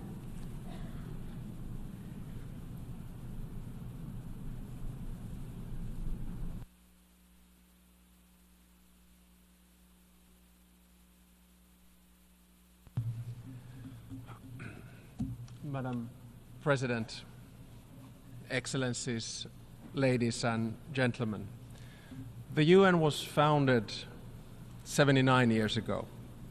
At the time, we were in many ways standing at a crossroads. The world had been torn apart by 2 world wars. Something had to be done to contain the belligerence of nation states. We needed common institutions and rules. The mission of the United Nations was actually quite simple: to end war and promote peace, to promote justice and a better life for the entire world. And for most of its history, it's been able to do exactly that. I come from Finland. We're a small country in the northeastern corner of Europe. We're a peace-loving nation. Our recovery from World War II and our rise from one of the poorest countries in Europe to one of the wealthiest and safest and, yes, happiest countries in the world is closely linked to the success of the United Nations. Our ability to demonstrate dignity, act with respect, promote compromise has played a critical role in our success story. We are a free and open society. We understand the value of this institution as we've first-hand experience of what it can bestow on a country and its citizens at its best. I think that today, in many ways, we're again standing at a crossroads, and I have to admit that I'm worried. Divisions between countries and blocs are widening. Our shared understanding of the world has dwindled, and it's been replaced by narratives that fuel controversy, conflict, and hatred. The number of ongoing conflicts is the highest since the Cold War, and the number of states involved in them is on the rise, especially in 3 hotspots: Palestine, Ukraine, and Sudan. Human suffering has long since reached a point that should be unacceptable in this room. The paradox, of course, is that many countries are rejecting multilateral cooperation precisely at a time when we need it more than ever. In my speech today, I will focus on 3 points, and I'll try to be as concrete and constructive as possible. First, on what unites rather than divides us. Second, on how to end the current wars. Third, on how to reform the UN and to reflect the world that we live in today. By adopting the Pact on the Future on Monday here, I think we proved that the UN works. And I have to say that my address here today is to all of us collectively, not to anyone individually. I'm not into blame games or whataboutism. We're all responsible. We are all a part of the problem as well as the solution. So, first, let us focus on what unites rather than divides us. When the Cold War ended, many of us, myself included, believed in the thesis of the end of history, namely that most of the world's roughly 200 nation states would revert towards some kind of form of peace, prosperity, and harmonious coexistence. There was a strong belief that freedom, democracy, and globalization would win the day, that technological development, free trade, open information would automatically lead to global development and stability for all. But it did not. The problem was that we forgot the dark sides of mankind, including power, actually need to be contained in international institutions like the UN. We assumed too much and did too little. The things that were supposed to bring us together, like trade, interdependence, and information, are now tearing us apart. We must turn the tide and focus on how we can find common solutions to common global problems. Now, the biggest challenges in the world, climate change, technology, sustainable development, and conflict, are precisely the ones that we must work on together. We need the UN more than ever. We must get back to the trajectory where our common challenges drive cooperation instead of conflict. We must look for win-win solutions for all rather than zero-sum games benefiting the few. To mitigate and adapt climate change and to halt biodiversity, we need to work together. Our future depends on our response to these challenges in very concrete terms. We cannot respond to the very tangible concerns of small islands, developing states, only by planning. We need results. If we do not solve the climate challenge, the crises that follow become unsolvable. The same goes for technology. Some 30 years ago, we thought that digitalization, artificial intelligence, robotization, and biotechnology would automatically deliver a better world for us. That technology would be a force for good only. We forgot that all disruptive technologies work in both directions, good and bad. So in many ways, we're slipping away from the Sustainable Development Goals. Global poverty is on the increase. When basic needs from nutrition to security are not met, it is impossible to focus on the vision for the future. We've made progress on many accounts, but we need to make sure that the fundamental rights that we have all agreed on together apply to everyone at all levels, regions, nations, peoples, and individuals. We need to ensure that the rights of women and girls are respected. The rights of gender and sexual minorities need to be protected globally. No matter which region we come from then, our rhetoric and actions are often inconsistent. We say one thing and then we do another. Right now, we are at a stage where we must do what we say and work together. So let us focus on what unites us rather than separates us. My second point is about conflict. When the UN was founded, the underlying idea was never again. Never again should anyone experience the horror that our predecessors went through in the first half of the 20th century. The founders of the United Nations promised to save succeeding generations from the scourge of war. They, at least partially, succeeded. But are we, the new generation, succeeding? The simple answer is no. Only this year and last year, hundreds of thousands of people have been killed. More than 10,000 children in Gaza. Child abduction is being used as a weapon of war in Ukraine. Millions of people worldwide have been forced to leave their homes. Malnutrition and disease are on the increase. Current wars highlight a glaring contradiction. Critical decisions about war and peace are made by a tiny number of people, often driven by a cynical need to hold on to power. The global majority, who have the interest in peace, do not have enough power in the international system to keep them in check. This is true in Ukraine and Palestine, as well as Sudan. In Ukraine, a just peace, based on President Zelensky's 10-point peace plan, is clearly in the interest of the global community. The war continues because Russian leaders are not willing to end it. While Russia is doing its best to blame others for its own aggression, we systematically revert to the principles of international law and the UN Charter. Neither Russia nor any other country has a historical right to anyone else's region or people. The core of the UN Charter is respect for sovereignty and territorial integrity. Finland condemns, in the strongest possible terms, the Russian aggression in Ukraine. Finland equally condemns the attempts to manipulate the global information space to destroy the principles that have sustained world peace for decades. I call on President Putin to end this war and end it now. In Palestine, we must ask ourselves whose interests are driving the war. Peace meets the interests of the global majority and the Palestinians and the Israelis.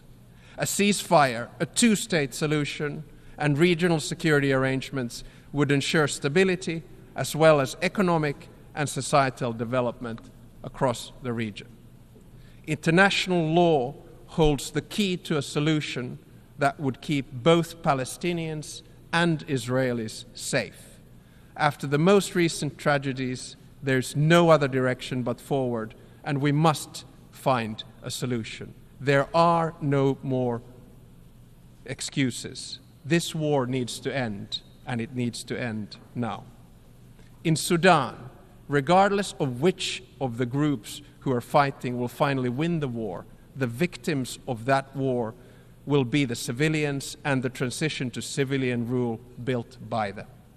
The civilian rule behind which the entire international community has promised to stand, and the civilians for whom we promise to seek a better future.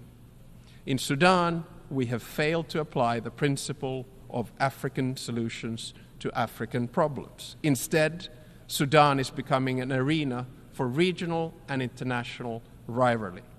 Our shared goal is to build a Sudan that would be an equal partner for all of us in security, trade, and in the multilateral fora. And it is moving further and further away from it. No one benefits from this development in the long term. I call, therefore, upon the UN to take the center stage in conflict resolution and prevention once again. Peace mediation cannot be transactional. It has to be centered in the United Nations. International law, the UN Charter, and the territorial integrity and sovereignty of states must prevail.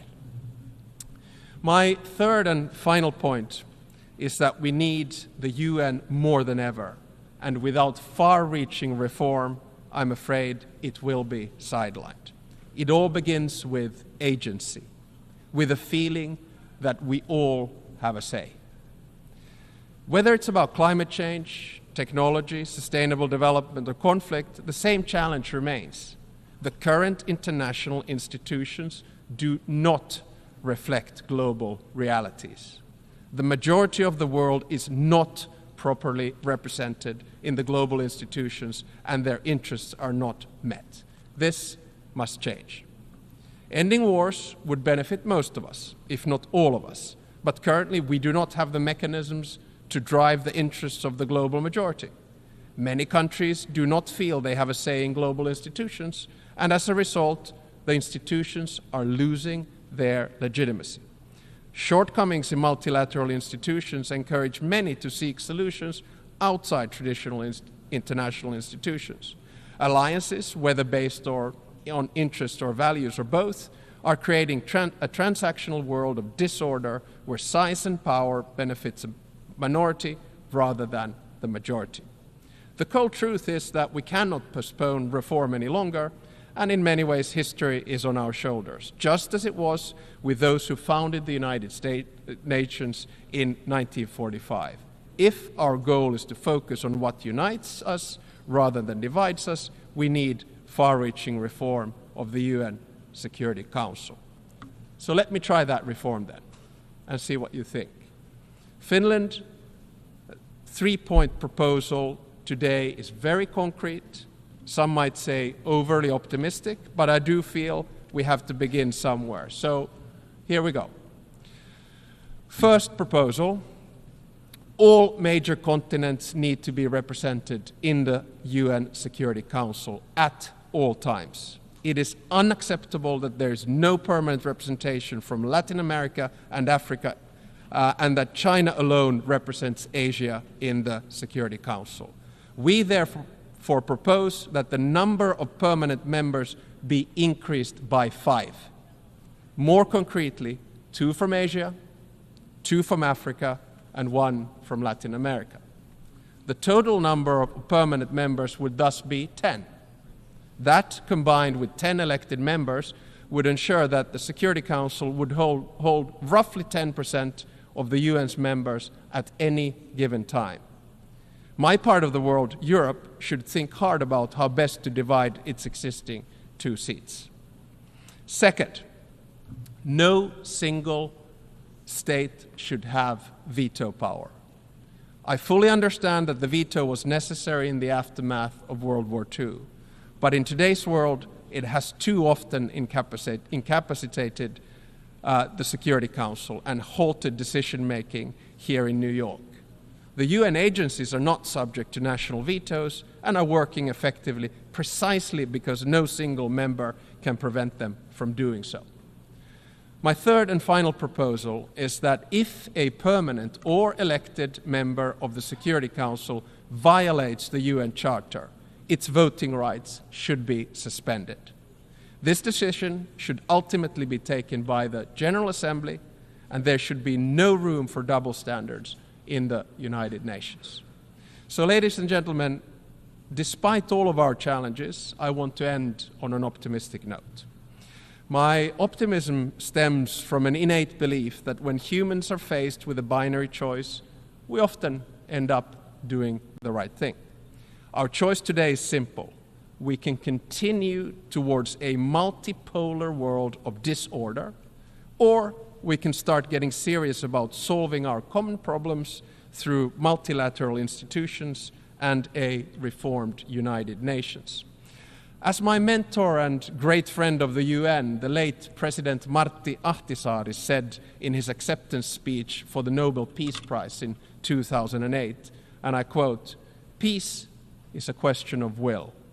All conflicts can be settled, and there are no excuses for allowing them to be eternal." End of quote. Let us keep Martti's words in mind and start working towards peace. Thank you very much.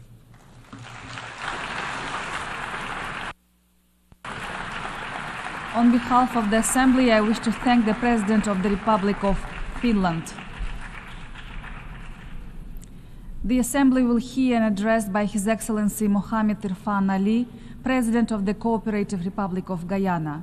I request protocol to escort His Excellency and invite him to address the Assembly.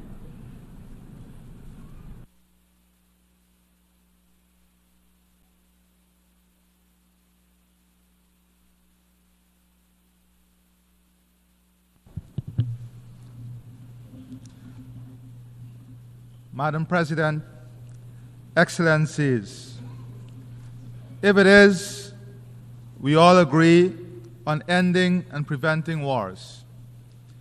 If it is, we all agree that the Security Council requires reform. If it is, we all agree that the international financial system is unfair and unjust to the developing world. And if it is, we all believe in climate, food, and energy security, then what is stopping us from acting? We will all be doomed in the court of conscience for knowing what is right while ignoring what is wrong. Madam President, of the myriad of challenges confronting our world, climate change threatens our very existence, adversely affecting development across all countries. Rising sea levels and temperatures, severe natural disasters, and shifting and extreme weather patterns disrupt agriculture and food security, threaten water supply, and displace communities. These impacts are particularly devastating for small island developing states. Each year, we make the annual pilgrimage to COP, filled with hope for tangible outcomes. And each year, we are regaled and renewed unkept promises are the order of the day. This cycle of hope, followed by disappointment, cannot continue if the Sustainable Development Goals are to be met. We must break free from this pattern of empty pledges. We must unequivocally and immediately fulfill all pledges for the sake of our planet and the future of all its inhabitants. Let me tell you about my country, Guyana, a country that is 83,000 square miles, 86% of which is tropical forests. Guyana has the second highest percentage forest cover on Earth and one of the lowest deforestation rate. Our forest stores 19.5 gigatons of carbon and sequesters more than 153 million tons annually. According to WWF, Guyana is one of the world's most important countries for biodiversity density. It straddles two of the richest biodiversity zones, the Guyana Shield and the Amazon. As a country, we are dedicated to the preservation of this vital global asset. I especially salute the indigenous peoples of Guyana, the Amerindians, who are the foremost stewards of this great natural heritage. We recognize their leadership, and 15% of all revenues earned from carbon sales are directly transferred to our indigenous communities. Madam President, even with our newfound natural resource, oil and gas, it would require less than 20% of sequestered carbon to offset our emissions at maximum output. We have preserved our biodiversity and know its value. We believe it is only fair and just that this global asset be monetized in a fair carbon market. Today, I am pleased to announce the launch of a global biodiversity alliance.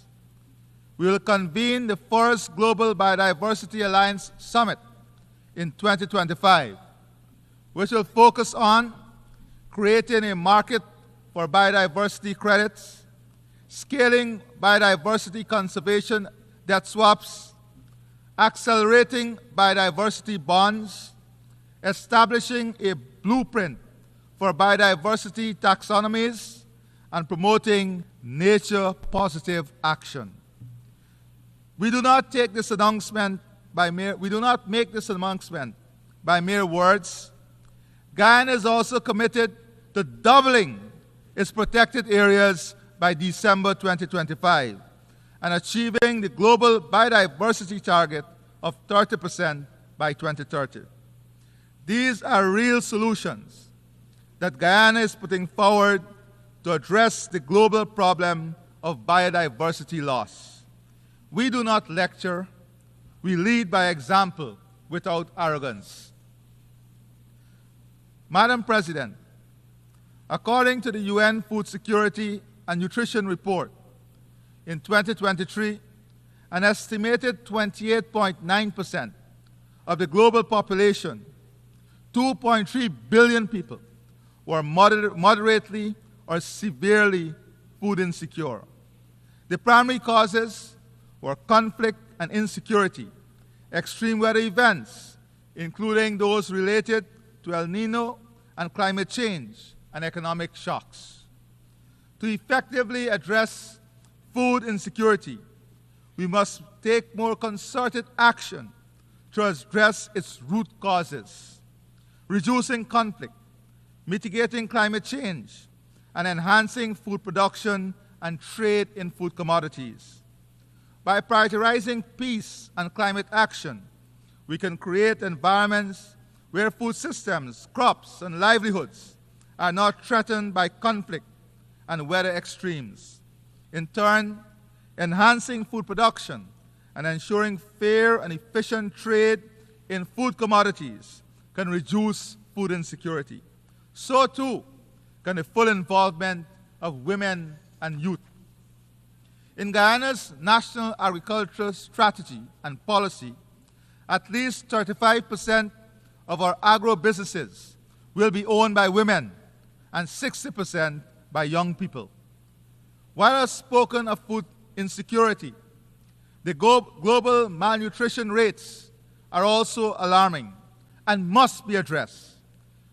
Nutritious, safe, and sufficient food are crucial to a healthy population. Madam President, The United Nations must continue to be a beacon of hope amidst a turbulent global environment. The theme of this year's assembly, and I quote, "Leaving no one behind, acting together for the advancement of peace, sustainable development, and human dignity for present and future generations," end of quote, resonates with the vision set out in the United Nations Charter. This vision demands decisive action and enlightened multilateralism. Today, we find ourselves in a world where the quest for peace is met with a defiant echo of conflict, where the promise of sustainable development is eclipsed by the dangerous specter of climate change and food insecurity, and where the dignity of millions of people is trampled upon with impunity. In Ukraine, the sovereignty and territorial integrity of a nation are being violated. Yet, decisive action by the United Nations Security Council remains fettered by the veto. Justice demands that we defend the territorial integrity of all states, large, small, powerful, and weak. Equally concerning is the conflict in Sudan, which rages on with devastating consequences for the people of that country, including famine and mass displacement. This conflict will continue to undermine efforts to achieve lasting peace and sustainable development. This assembly must also condemn the continued oppression and persecution by the Taliban of women and girls in Afghanistan, who face not just lack of access to education and restrictions on their movements, but now even their voices cannot be heard in public. Closer to my home, CARICOM has been actively supporting a Haitian-led process for the restoration of democracy, peace, and stability in Haiti. We welcome the deployment of the UN-authorized multinational security support mission led by Kenya as a crucial step towards stabilizing the security situation. We call on the international community to urgently scale up financing for the MSS and secure its renewed authorization so that the mission can succeed.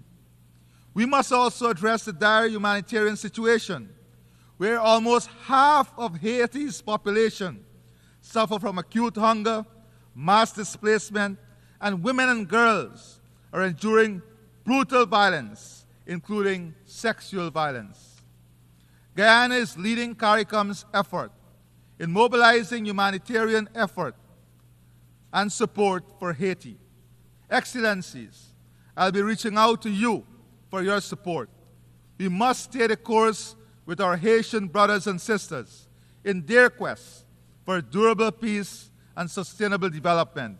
The people of Haiti deserve nothing less.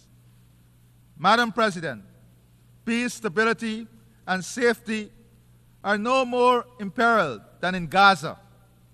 Guyana reiterates its strong condemnation of the October 7 attacks by Hamas on Israel. However, the collective punishment of an entire population, including the indiscriminate slaughter of civilians, most of whom are women and children, has long gone beyond the realm of self-defense. As the world watches on helplessly, Israel continues to flout its international obligations, including the orders of the ICJ and successive Security Council resolutions. Instead, the right of self-defense is being used as a weapon of mass extermination, stoking legitimate fears of genocide. No state, large or small, should feel comfortable and safe when such atrocities are allowed to continue with impunity. The war in Gaza must end now. We reiterate our demand for an immediate ceasefire and the release of all hostages and Palestinians illegally detained. Madam President, For more than 75 years, the Palestinian people have been denied their right of self-determination. We must advance the two-state solution, as this remains the only viable option for a future where Palestinians and Israelis live in peace and security. Turning to our brothers and sisters in Cuba, their right to development continues to be stymied by the economic embargo. Guyana renews its call for revocation of the embargo and the removal of Cuba from the list of state sponsors of terrorism. Madam President, the United Nations has a special responsibility for the security of small states. Small states look to multilateralism and the rule of international law to protect them from foreign aggression. Guyana is a small state that has had to contend with aggression from the Bolivarian Republic of Venezuela for all 58 years of our nationhood. International law and its strict application have been our armor and our shield in our determination to protect ourselves from this aggression. We remind this august assembly that the border between Guyana and Venezuela was fully, finally, and perfectly settled in an 1899 award by an international tribunal. Venezuela was fully represented in that tribunal, whose award it proclaimed in its own Congress and welcomed for more than 6 decades. Before reopening the issue on the eve of Guyana's independence, claiming 2/3 of our territory. This controversy, initiated by Venezuela, was submitted by Guyana to the International Court of Justice in accordance with a decision of the United Nations Secretary General and consistent with our position to settle this matter by legal and peaceful means. In 2023, in light of intensified acts of aggression by Venezuela, the ICJ issued provisional measures stating that, and I quote, pending a final decision in the case, the Bolivarian Republic of Venezuela shall refrain from taking any action which would modify the situation that currently prevails in the territory in dispute, whereby the Cooperative Republic of Guyana administers and exercises control over the area, end of quote. After years of refusing to participate in the proceedings of the ICJ and stating that it does not recognize the jurisdiction of the court, the Venezuelan government has now submitted a counter-memorial to Guyana's submission. We welcome Venezuela's decision to participate in the court's proceedings and express the hope that Venezuela will accept the decision of the court, as Guyana has long pledged to do. I reaffirm Guyana's unwavering commitment to a peaceful resolution of this long-standing controversy in full conformity with international law and the principles set forth in the United Nations Charter. Madam President, peace, development, and human rights are pillars of the United Nations. We all aspire for a form of multilateralism that is equitable, inclusive, and ensures that no one is left behind. Women's participation in leadership in private and public sectors are integral to this. There is a growing movement in the developing world calling for the democratization of global political and economic relations. The disproportionate concentration of power favors a few powerful nations, whilst marginalizing the voices and concern of the broader international community. Developing countries are justly demanding more inclusive and representative decision-making processes in institutions and organs such as the UN Security Council, the World Bank, and the IMF. The World Trade Organization must also be reformed to ensure fairer trade for developing countries. These reforms must go beyond fair representation and ensure that the policies and practices of these institutions align with the developmental needs and aspirations of all countries. In the emerging global order, we must ensure the United Nations remains at the forefront of global governance. If multilateralism is to trump unilateralism, the UN's role as the world's foremost multilateral organization is pivotal. With the necessary resources and resolve, the UN can ensure a future of peace, sustainable development, and human dignity. The future we seek, a future where no one is left behind, demands courageous action.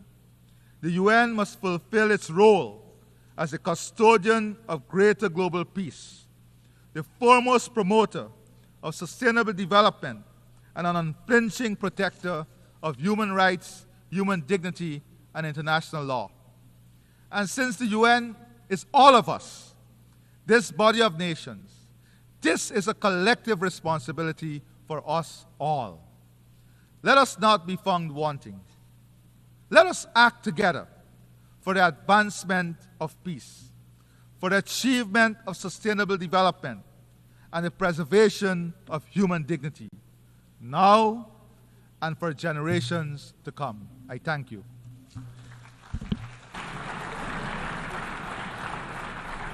On behalf of the Assembly, I wish to thank the President of the Cooperative Republic of Guyana.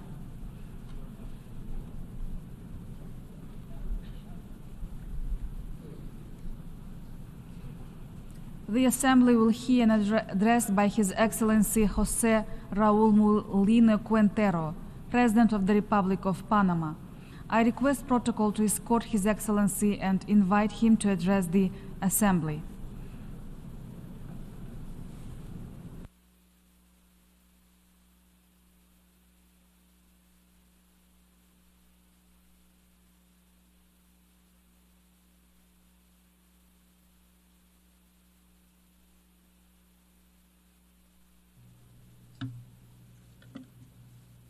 Muy buenas tardes. A very good afternoon.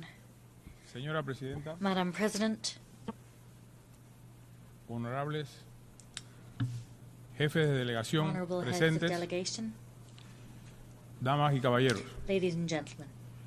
Hace poco más de 2 meses asumí la presidencia de la República de Panamá. En los 5 años que durará mi mandato tendré que afrontar en nombre de todos los panameños grandes retos, varios de ellos que atañen no solo a mi país, sino al hemisferio. Nuestra privilegiada posición geográfica nos convirtió en el punto de paso y encuentro de las Américas. Tuvimos el primer ferrocarril que une el Atlántico y el Pacífico en nuestro continente, la primera aduana del continente y la primera en tierra firme.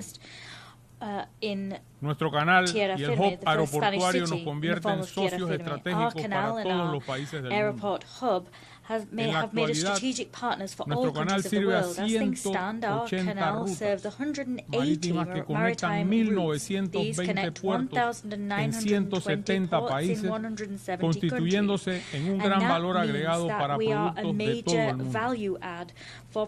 Conscientes de nuestra importancia como lugar de convergencia, nuestras puertas siempre han estado abiertas a todas las nacionalidades que en buena lid quieren aprovechar las ventajas competitivas de ser, como dice nuestro escudo, Promundi y beneficio. Pero hoy Panamá enfrenta una inmensa problemática producto de su ubicación estratégica. La inmigración ilegal por la selva del Darién, que está siendo utilizada como llave de paso por cientos de miles de inmigrantes desde hace tiempo, que huyen de los graves problemas económicos, políticos y sociales en búsqueda del llamado sueño americano. Conozco ese territorio muy bien. Pues hace poco más de una década, cuando fui ministro de Seguridad de Panamá, lideré las fuerzas que recuperaron el Darién de la narcoguerrilla. Hoy genera un dolor inmenso ver el drama social que significa este camino improvisado que he recorrido por mujeres, niños y personas mayores que inician una travesía inhumana a través de ríos, selvas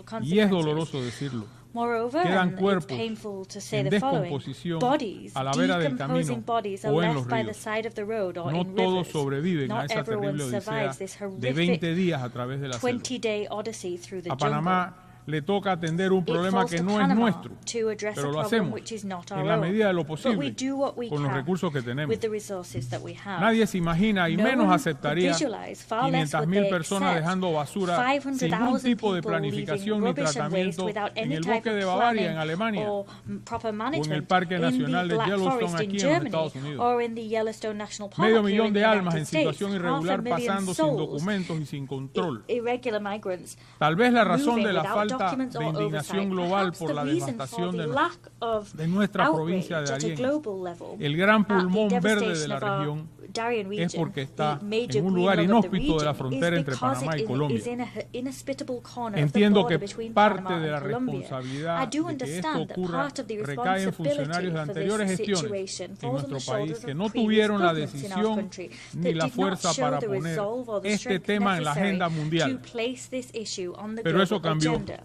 But that has Este all presidente changed. sí lo This denunciará president y will utilizará speak cada out foro about this internacional problem para and will exigir un use esfuerzo every compartido international forum para to frenar el flujo de la demand migración a ilegal. shared effort to Señora halt the flow Presidenta, of illegal migration. en Panamá hoy Madam está la President, nueva in Panama frontera today, de los we Estados have the Unidos, new border of the United porque el States Darién because y por el Darien Darién pasan los que is the buscan corridor aquí en este país traveled by those who seek una in mejor this vida. country a better life. Panamá, Panama que siempre ha has estado always del lado been de la on paz the y del side progreso of de las peace and naciones, the progress of hoy nations. necesita ayuda y Today apoyo de esos needs the help países and support a of los those que ha countries ayudado that históricamente en este it y has en otros recintos. historically supported in Cooperación this and concreta other y un fora. trabajo We frontal need para evitar concrete que usen nuestro cooperation and territorio full frontal como el inicio de un sueño to que gran avoid parte our de las veces territory being es used as the generado por beginning of a organizaciones dream, criminales a vinculadas al dream which narcotráfico y a often la is trata de one personas. trumped up by criminal organizations La linked to inestabilidad drug política es trafficking una de and las trafficking causas persons. generadoras de la migración Political masiva. instability is one Cuando cause existen of mass casos graves migration when there are grave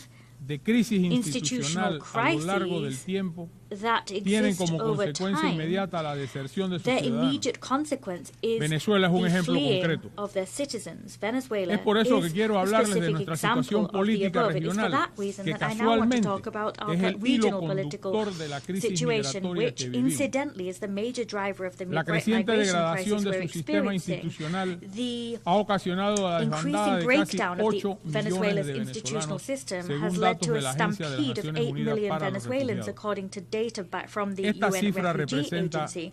This una verdadera behind this tragedia figure is a migratoria genuine a la que los organismos migration internacionales tragedy. no le han dado International una respuesta organizations haven't contundente y provided a creíble resolute a lo largo de or estos años. credible response to this problem. Los últimos acontecimientos en Venezuela han minado Recent aún events in más la Venezuela mancillada have institucionalidad further del país. tarnished the country's Seamos already claros, dishonored institutions. adjudicarse Let un us be triunfo clear. sin mostrar las Awarding actas oneself a es como triumph querer ganar without un publishing juicio vote sin presentar counts pruebas. is like wanting to win a Querer trial ganar without sin mostrar presenting las actas es any lo mismo que evidence. perder Wanting to y no win aceptar without los resultados. publishing vote tallies is De like hecho, el losing and régimen not actual accepting the ha results. perdido el In fact, the sustento de sus current más regime fervientes has lost the defensores en support la of its región staunchest defenders in the o en el region. mejor de los Or, casos, in the very best of ha scenarios, recibido it has el frágil apoyo received del silencio. fragile and tenuous Es más que support evidente expressed only que el as actual silence. régimen It is no dejará el resoundingly poder ni clear that the reconocerá current su regime derrota. will not leave power, Es nor por will eso it que hago un recognize llamado a its las defeat. organizaciones As such, I correspondientes call upon the a que appropriate actúen de forma enérgica organizations to contra las take actitudes y resolute comportamientos actions against the manifiestamente antidemocráticos. manifestly Quiero ser enfático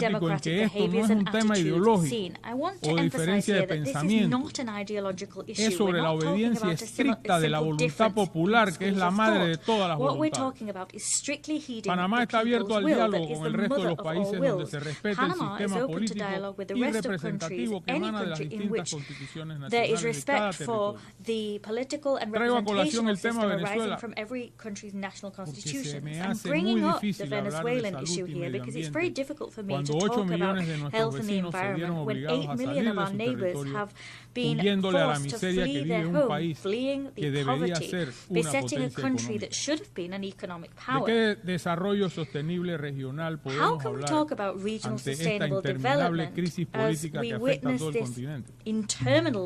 No pretendo disfrazar de verde natural mi discurso cuando hay sangre derramada de inmigrantes que arriesgan su vida en nuestra selva buscando un sueño de libertad. Cuando a su paso contaminan el Darién, dejando una estela de destrucción y desolación que a los panameños nos toca recoger, reparar y costear. Si realmente hay una preocupación por el desarrollo sostenible, le pido a los países miembros hacer una defensa férrea y establecer mecanismos precisos para revertir el daño producido en el Darién. Me refiero no solo a los daños medioambientales, sino a las causas que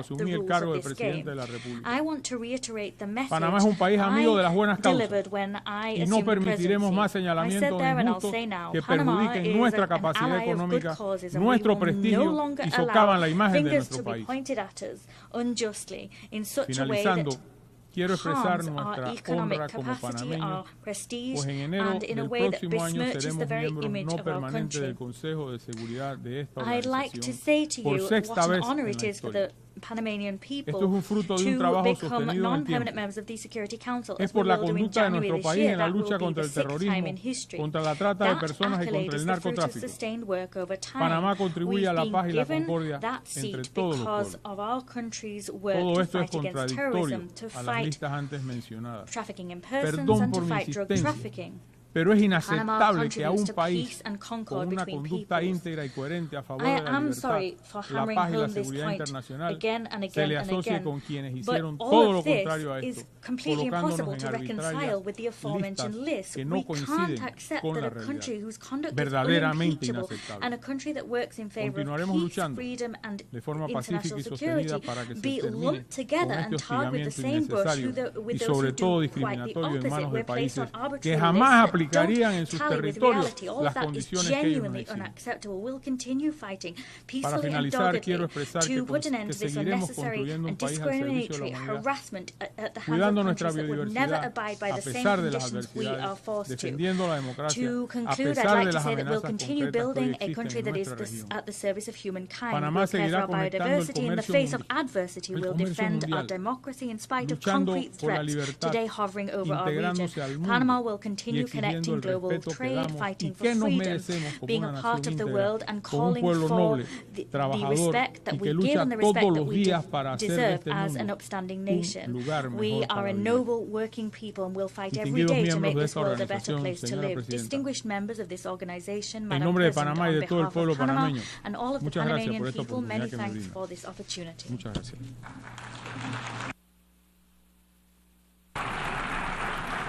On behalf of the Assembly, I wish to thank the President of the Republic of Panama.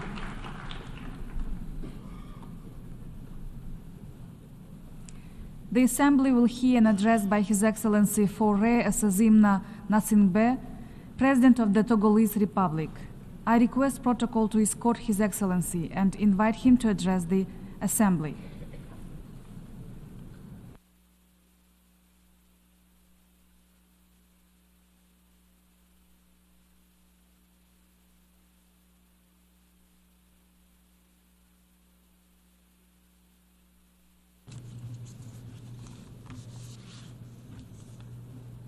Monsieur le Président, Presidents, Excellences, Mesdames et Messieurs les chefs d'État et de gouvernement, heads of state and Monsieur le government, Secrétaire général des Nations Unies, Secretary General of the United distingués Nations, invités, Mesdames et Messieurs, distinguished guests, ladies and gentlemen, l'histoire des Nations the history Unies of the United Nations est celle de la is confiance one dans des of réponses collectives aux trust crises in les plus graves. collective responses to the most serious Mais chacun d'entre nous crises. voit bien But each que of nous us sommes today aujourd'hui sees à la that croisée des chemins. today we are at a crossroads. D'une part, notre modèle On the one multilatéral hand, our et multilateral nos model institutions vieillissantes and our aging ne sont plus à institutions même are no longer de faire able face aux to nouveaux défis tackle qui sont, new challenges convenons-en, which are d'une complexité admittedly inédite. of an unprecedented complexity. D'autre part, On the nos other hand, discussions comme nos engagements multilatéraux our de ces dernières discussions, années just as restent our souvent multilateral lettres commitments mortes. in recent years C'est pourquoi often il y a are de not réelles accompanied raisons by action. That is why d'être inquiet there is quand real on regarde reason to be l'avenir. concerned as we look to the future. Inquiet pour le futur de notre Concerned planète for the future of our qui est planet, traversée par des crises complexes. which is ravaged by complex crises. Inquiet pour le Concerned futur de notre jeunesse for the future of our youth, au vu des défis dont elle given hérite. the challenges Je pense that bien sûr young people will d'abord aux inherit. défis environnementaux. And of course, I refer first and foremost to Inquiet environmental enfin challenges. And pour finally, le futur de nos concerned about the institutions future of our qui ne sont institutions, pas adaptées which are aux not réalités adapted to contemporaines current et realities qui ne remplissent plus and which leurs no promesses. longer fulfill their promises. Nous n'avons donc pas le choix. Nous We ne pouvons have pas persister dans des systèmes no choice. We qui peinent cannot à tenir leurs persist with promesses our systems that no et qui ne longer reflètent deliver plus on their la promises réalité and no du longer monde. reflect the realities of our Nous world. devons nous engager dans une We transformation must profonde. begin C'est a pourquoi profound transformation. Je me présente That is devant vous why aujourd'hui I stand before you avec today une conviction with et une vision a claire clear pour l'avenir. conviction and vision for the future. Ma conviction, c'est que notre chemin est My possible. conviction is that C'est un another chemin way où is la possible, coopération internationale a way se forward revitalise where international en se faisant cooperation is plus revitalized, et is plus more respectueuse. inclusive and more respectful. Ma vision, c'est celle d'une Afrique And my vision is one qui of prend Africa pleinement that son rôle de partenaire fully assumes stratégique its role as a dans la strategic construction de nouvelles partner règles in de régulation building planétaire. new rules for global governance. Ma première observation est que mon pays, le Togo, My regarde first vers l'avenir observation avec espoir et is that détermination. my country, Togo, looks to the future with Au hope and Togo, nous travaillons à un determination. In développement Togo, qui doit être durable, we are working on a mais type of aussi development that will équitable be et sustainable inclusif. but also equitable and Pour inclusive. cela, nous savons qu'il nous faut We bâtir know un that in État order to fort, achieve this, we must visionnaire build et a protecteur. strong, visionary Nous le faisons en state tant that que ensures nation, protection. We parce are que c'est doing this notre as a responsabilité nation envers because les this générations is actuelles et our futures. responsibility towards current Cela and future passe generations. par des investissements This massifs requires dans nos large-scale systèmes investments d'éducation et de santé. in our education and healthcare systems. Cela passe par la This réduction de la requires fracture numérique. reducing the digital divide. Cela passe aussi par notre engagement And this dans la also transition requires écologique a commitment to an comme par notre environmental action transition en faveur de as l'égalité well as des genres. action in favor of gender equality. Ma deuxième observation, c'est que My second observation regarder vers l'avenir aujourd'hui, is that c'est regarder today, vers looking l'Afrique. to the future means looking to Notre Africa. continent n'est plus seulement une région en Our développement. continent is C'est tout simplement no le longer prochain just a moteur developing de region, la it is croissance also mondiale. the future driver Car of c'est global en Afrique growth because que se trouve et se trouvera it is encore pour Africa longtemps that is home la jeunesse mondiale. and will continue to be C'est home là for a que long se time to the trouvera le majority of potentiel de global développement le youth. plus fort pour les That is marchés where the émergents strongest development liés à potential l'innovation resides for technologique emerging et à markets related l'entrepreneuriat. to technological C'est innovation notamment en and Afrique entrepreneurship. que l'économie It is in verte et bleue Africa that the blue offre and des green opportunités economies considérables pour un open up développement considerable durable. opportunities for sustainable development. Notre continent est riche en ressources Our naturelles. continent has a wealth of natural Correctement resources. exploitées, elles peuvent transformer When l'Afrique properly leveraged, en un they pôle can mondial transform d'énergie Africa propre into et a global renouvelable. hub for clean, renewable C'est aussi energy. là que nous devons And it is also expérimenter in Africa les nouveaux modèles de partenariat that we dont nous avons besoin, notamment must test out new entre le secteur partnership privé models et le that secteur we public. require, specifically Ma between the troisième private and observation, public sector. My third c'est que observation la réponse aux défis de notre is that temps suppose une addressing the coopération challenges of our multilatérale times requires efficace. effective multilateral Les défis cooperation. alimentaires, sécuritaires ou Challenges écologiques in the food security dépassent ce and que chaque environmental pays realms go est capable beyond de gérer what efficacement each à lui country seul. can address De individually plus, and alone. il s'agit de crises More and more, we are fondamentalement dealing asymétriques. with fundamentally Ces asymmetric crises qui crises. impactent rapidement et These durement les crises régions du monde quickly and qui ne sont harshly pas affect directement responsables regions de of the leurs world that are causes. not directly responsible for the C'est pourquoi causes je of those redis ici crises. ma conviction That is profonde. why I reiterate my D'abord, deep face à ces conviction. menaces globales, il n'y a d'avenir meilleur pour les First, générations actuelles et futures que dans l'action given these collective global et coordonnée de threats, nos États. the only way to ensure a better future ensuite, for current and future cette action generations collective is to doit take se collective and doit se coordinated mener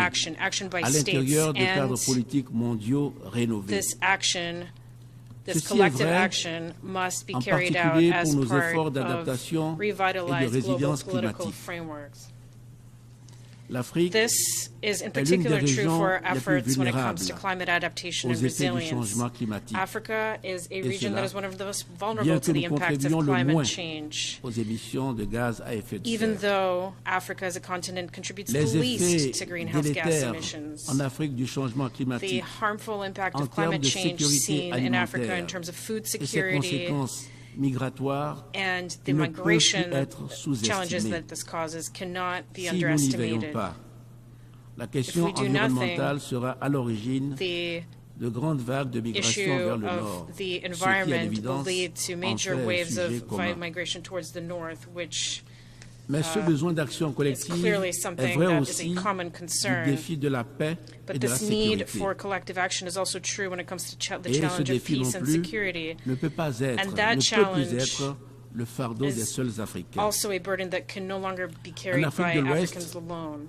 Nous In faisons Western face Africa, we aux menaces persistantes du face the terrorisme. persistent threat of Selon terrorism. moi, In my la view, réponse repose the sur answer une to this combinaison de dialogue requires inclusif, a de réformes combination of sécuritaires inclusive et dialogue, d'initiatives de security développement reform, économique and economic pour development éradiquer initiatives that les causes would profondes de la violence. address and eradicate the root causes of violence. Mais nous ne résoudrons pas tous ces défis seuls. But we cannot tackle all of La these coopération challenges multilatérale alone. est nécessaire Multilateral pour faire face cooperation à cette is menace necessary collective. in order to face this collective Nous le threat. savons tous, We all le know développement, that la development, transition climatique comme la sécurité the climate sont transition and devenus des security sujets qu'il faut aborder have all de become façon issues multilatérale. that need to be Mais tackled pour in cela, a multilateral manner. il faut d'abord réinventer But to do notre this, modèle de we coopération must internationale. first Et ceci me conduit refashion our model à for ma dernière international observation. cooperation. And this brings me to my last Il n'y aura pas de observation. coopération internationale We renforcée cannot strengthen sans un international nouveau modèle cooperation de without partenariat a new model for plus équitable partnerships that is et more plus respectueux equitable des États africains. and more respectful Nous towards avons un African besoin states. urgent de We réinventer le urgently modèle du need multilatéralisme to pour rééquilibrer les rethink our efforts model of dans la coopération multilateralism in order internationale. to rebalance efforts Dans ce cadre, in the context of international notre continent cooperation. l'Afrique And in mérite that une attention context, our particulière. continent, Africa, deserves particular Tout d'abord, attention. il faut davantage de respect First of all, et de dignité pour les États africains there needs to be sur more la scène respect, internationale. dignity for African Il est states temps de on reconnaître the que nous sommes international stage. des acteurs stratégiques It is à time to part entière, recognize that we capables are de strategic contribuer de actors in manière our own right, significative capable of aux making efforts a major mondiaux pour la paix, contribution to global le efforts développement towards durable peace, et la dignité sustainable humaine. development, and human Le dignity. respect de la dignité humaine n'est Respect for pas human seulement un dignity principe is qui not doit only guider a l'ensemble de nos principle actions that quotidiennes must à guide l'intérieur de nos our daily frontières. actions within our borders. Le respect et la dignité de nos peuples doivent être Respect reconnus for and dignity à of travers our leur peoples représentation must be et recognized surtout through their l'importance donnée à leur representation voix, and qui the doit elevation of s'exprimer their et être voice, respectée which dans les must be forums heard internationaux. and respected in international fora. Ensuite, il faut un nouveau modèle de And coopération finally, we internationale require a new qui model of s'appuie plus international largement sur la cooperation localisation. that is more broadly Les based on solutions universelles localization. imposées de l'extérieur Externally imposed peuvent, c'est vrai, avoir quelques so-called vertus, universal solutions mais elles n'ont can, que it très is true, have some partiellement fait advantages, leurs preuves. but Malgré they les do not efforts de ces always dernières work. années, Despite l'aide the internationale efforts made reste in trop souvent recent years, déconnectée international aid des often besoins et des remains capacités d'agir des disconnected populations qui en from the bénéficient. needs and the capacities of the La populations that localisation receive doit this être aid. un engagement profond Localization must be à a reconnaître l'expertise locale major en permettant commitment aux États to de jouer recognize leur local rôle dans la expertise while allowing définition des states priorités et la to mise play en their œuvre des rightful role in programmes. defining priorities and implementing Le Togo est programs. résolu à être un acteur de premier plan dans cette Togo is transformation. resolved Je to lance un appel à tous play les a acteurs leading role in this internationaux transformation, pour qu'ils and I call on soutiennent all une international coopération stakeholders plus to équitable et respectueuse. support a more Excellences, equitable and Mesdames et respectful Messieurs, cooperation. l'Afrique est Excellencies, prête. ladies and gentlemen, Elle est prête Africa à jouer le is rôle qui ready. lui revient sur la It scène is ready internationale. to play Mais elle its aspire rightful role on the à être international respectée, stage, but seeks to be et respected, soutenue dans les efforts de listened manière to, équitable. and supported in its Ensemble, efforts in an travaillons à equitable way. construire un monde Together, où let us chaque work nation, on building a world where chaque each individu nation peut vivre avec and dignité, each individual en can live harmonie in avec les dignity, autres in et harmony avec notre with others, planète. and Je vous remercie. with our planet. I thank you. On behalf of the Assembly, I wish to thank the President of the Togolese Republic. The Assembly will hear an address by His Excellency Bassirou Diomaye Diakhar Faye, President of the Republic of Senegal. I request protocol to escort His Excellency and invite him to address the Assembly.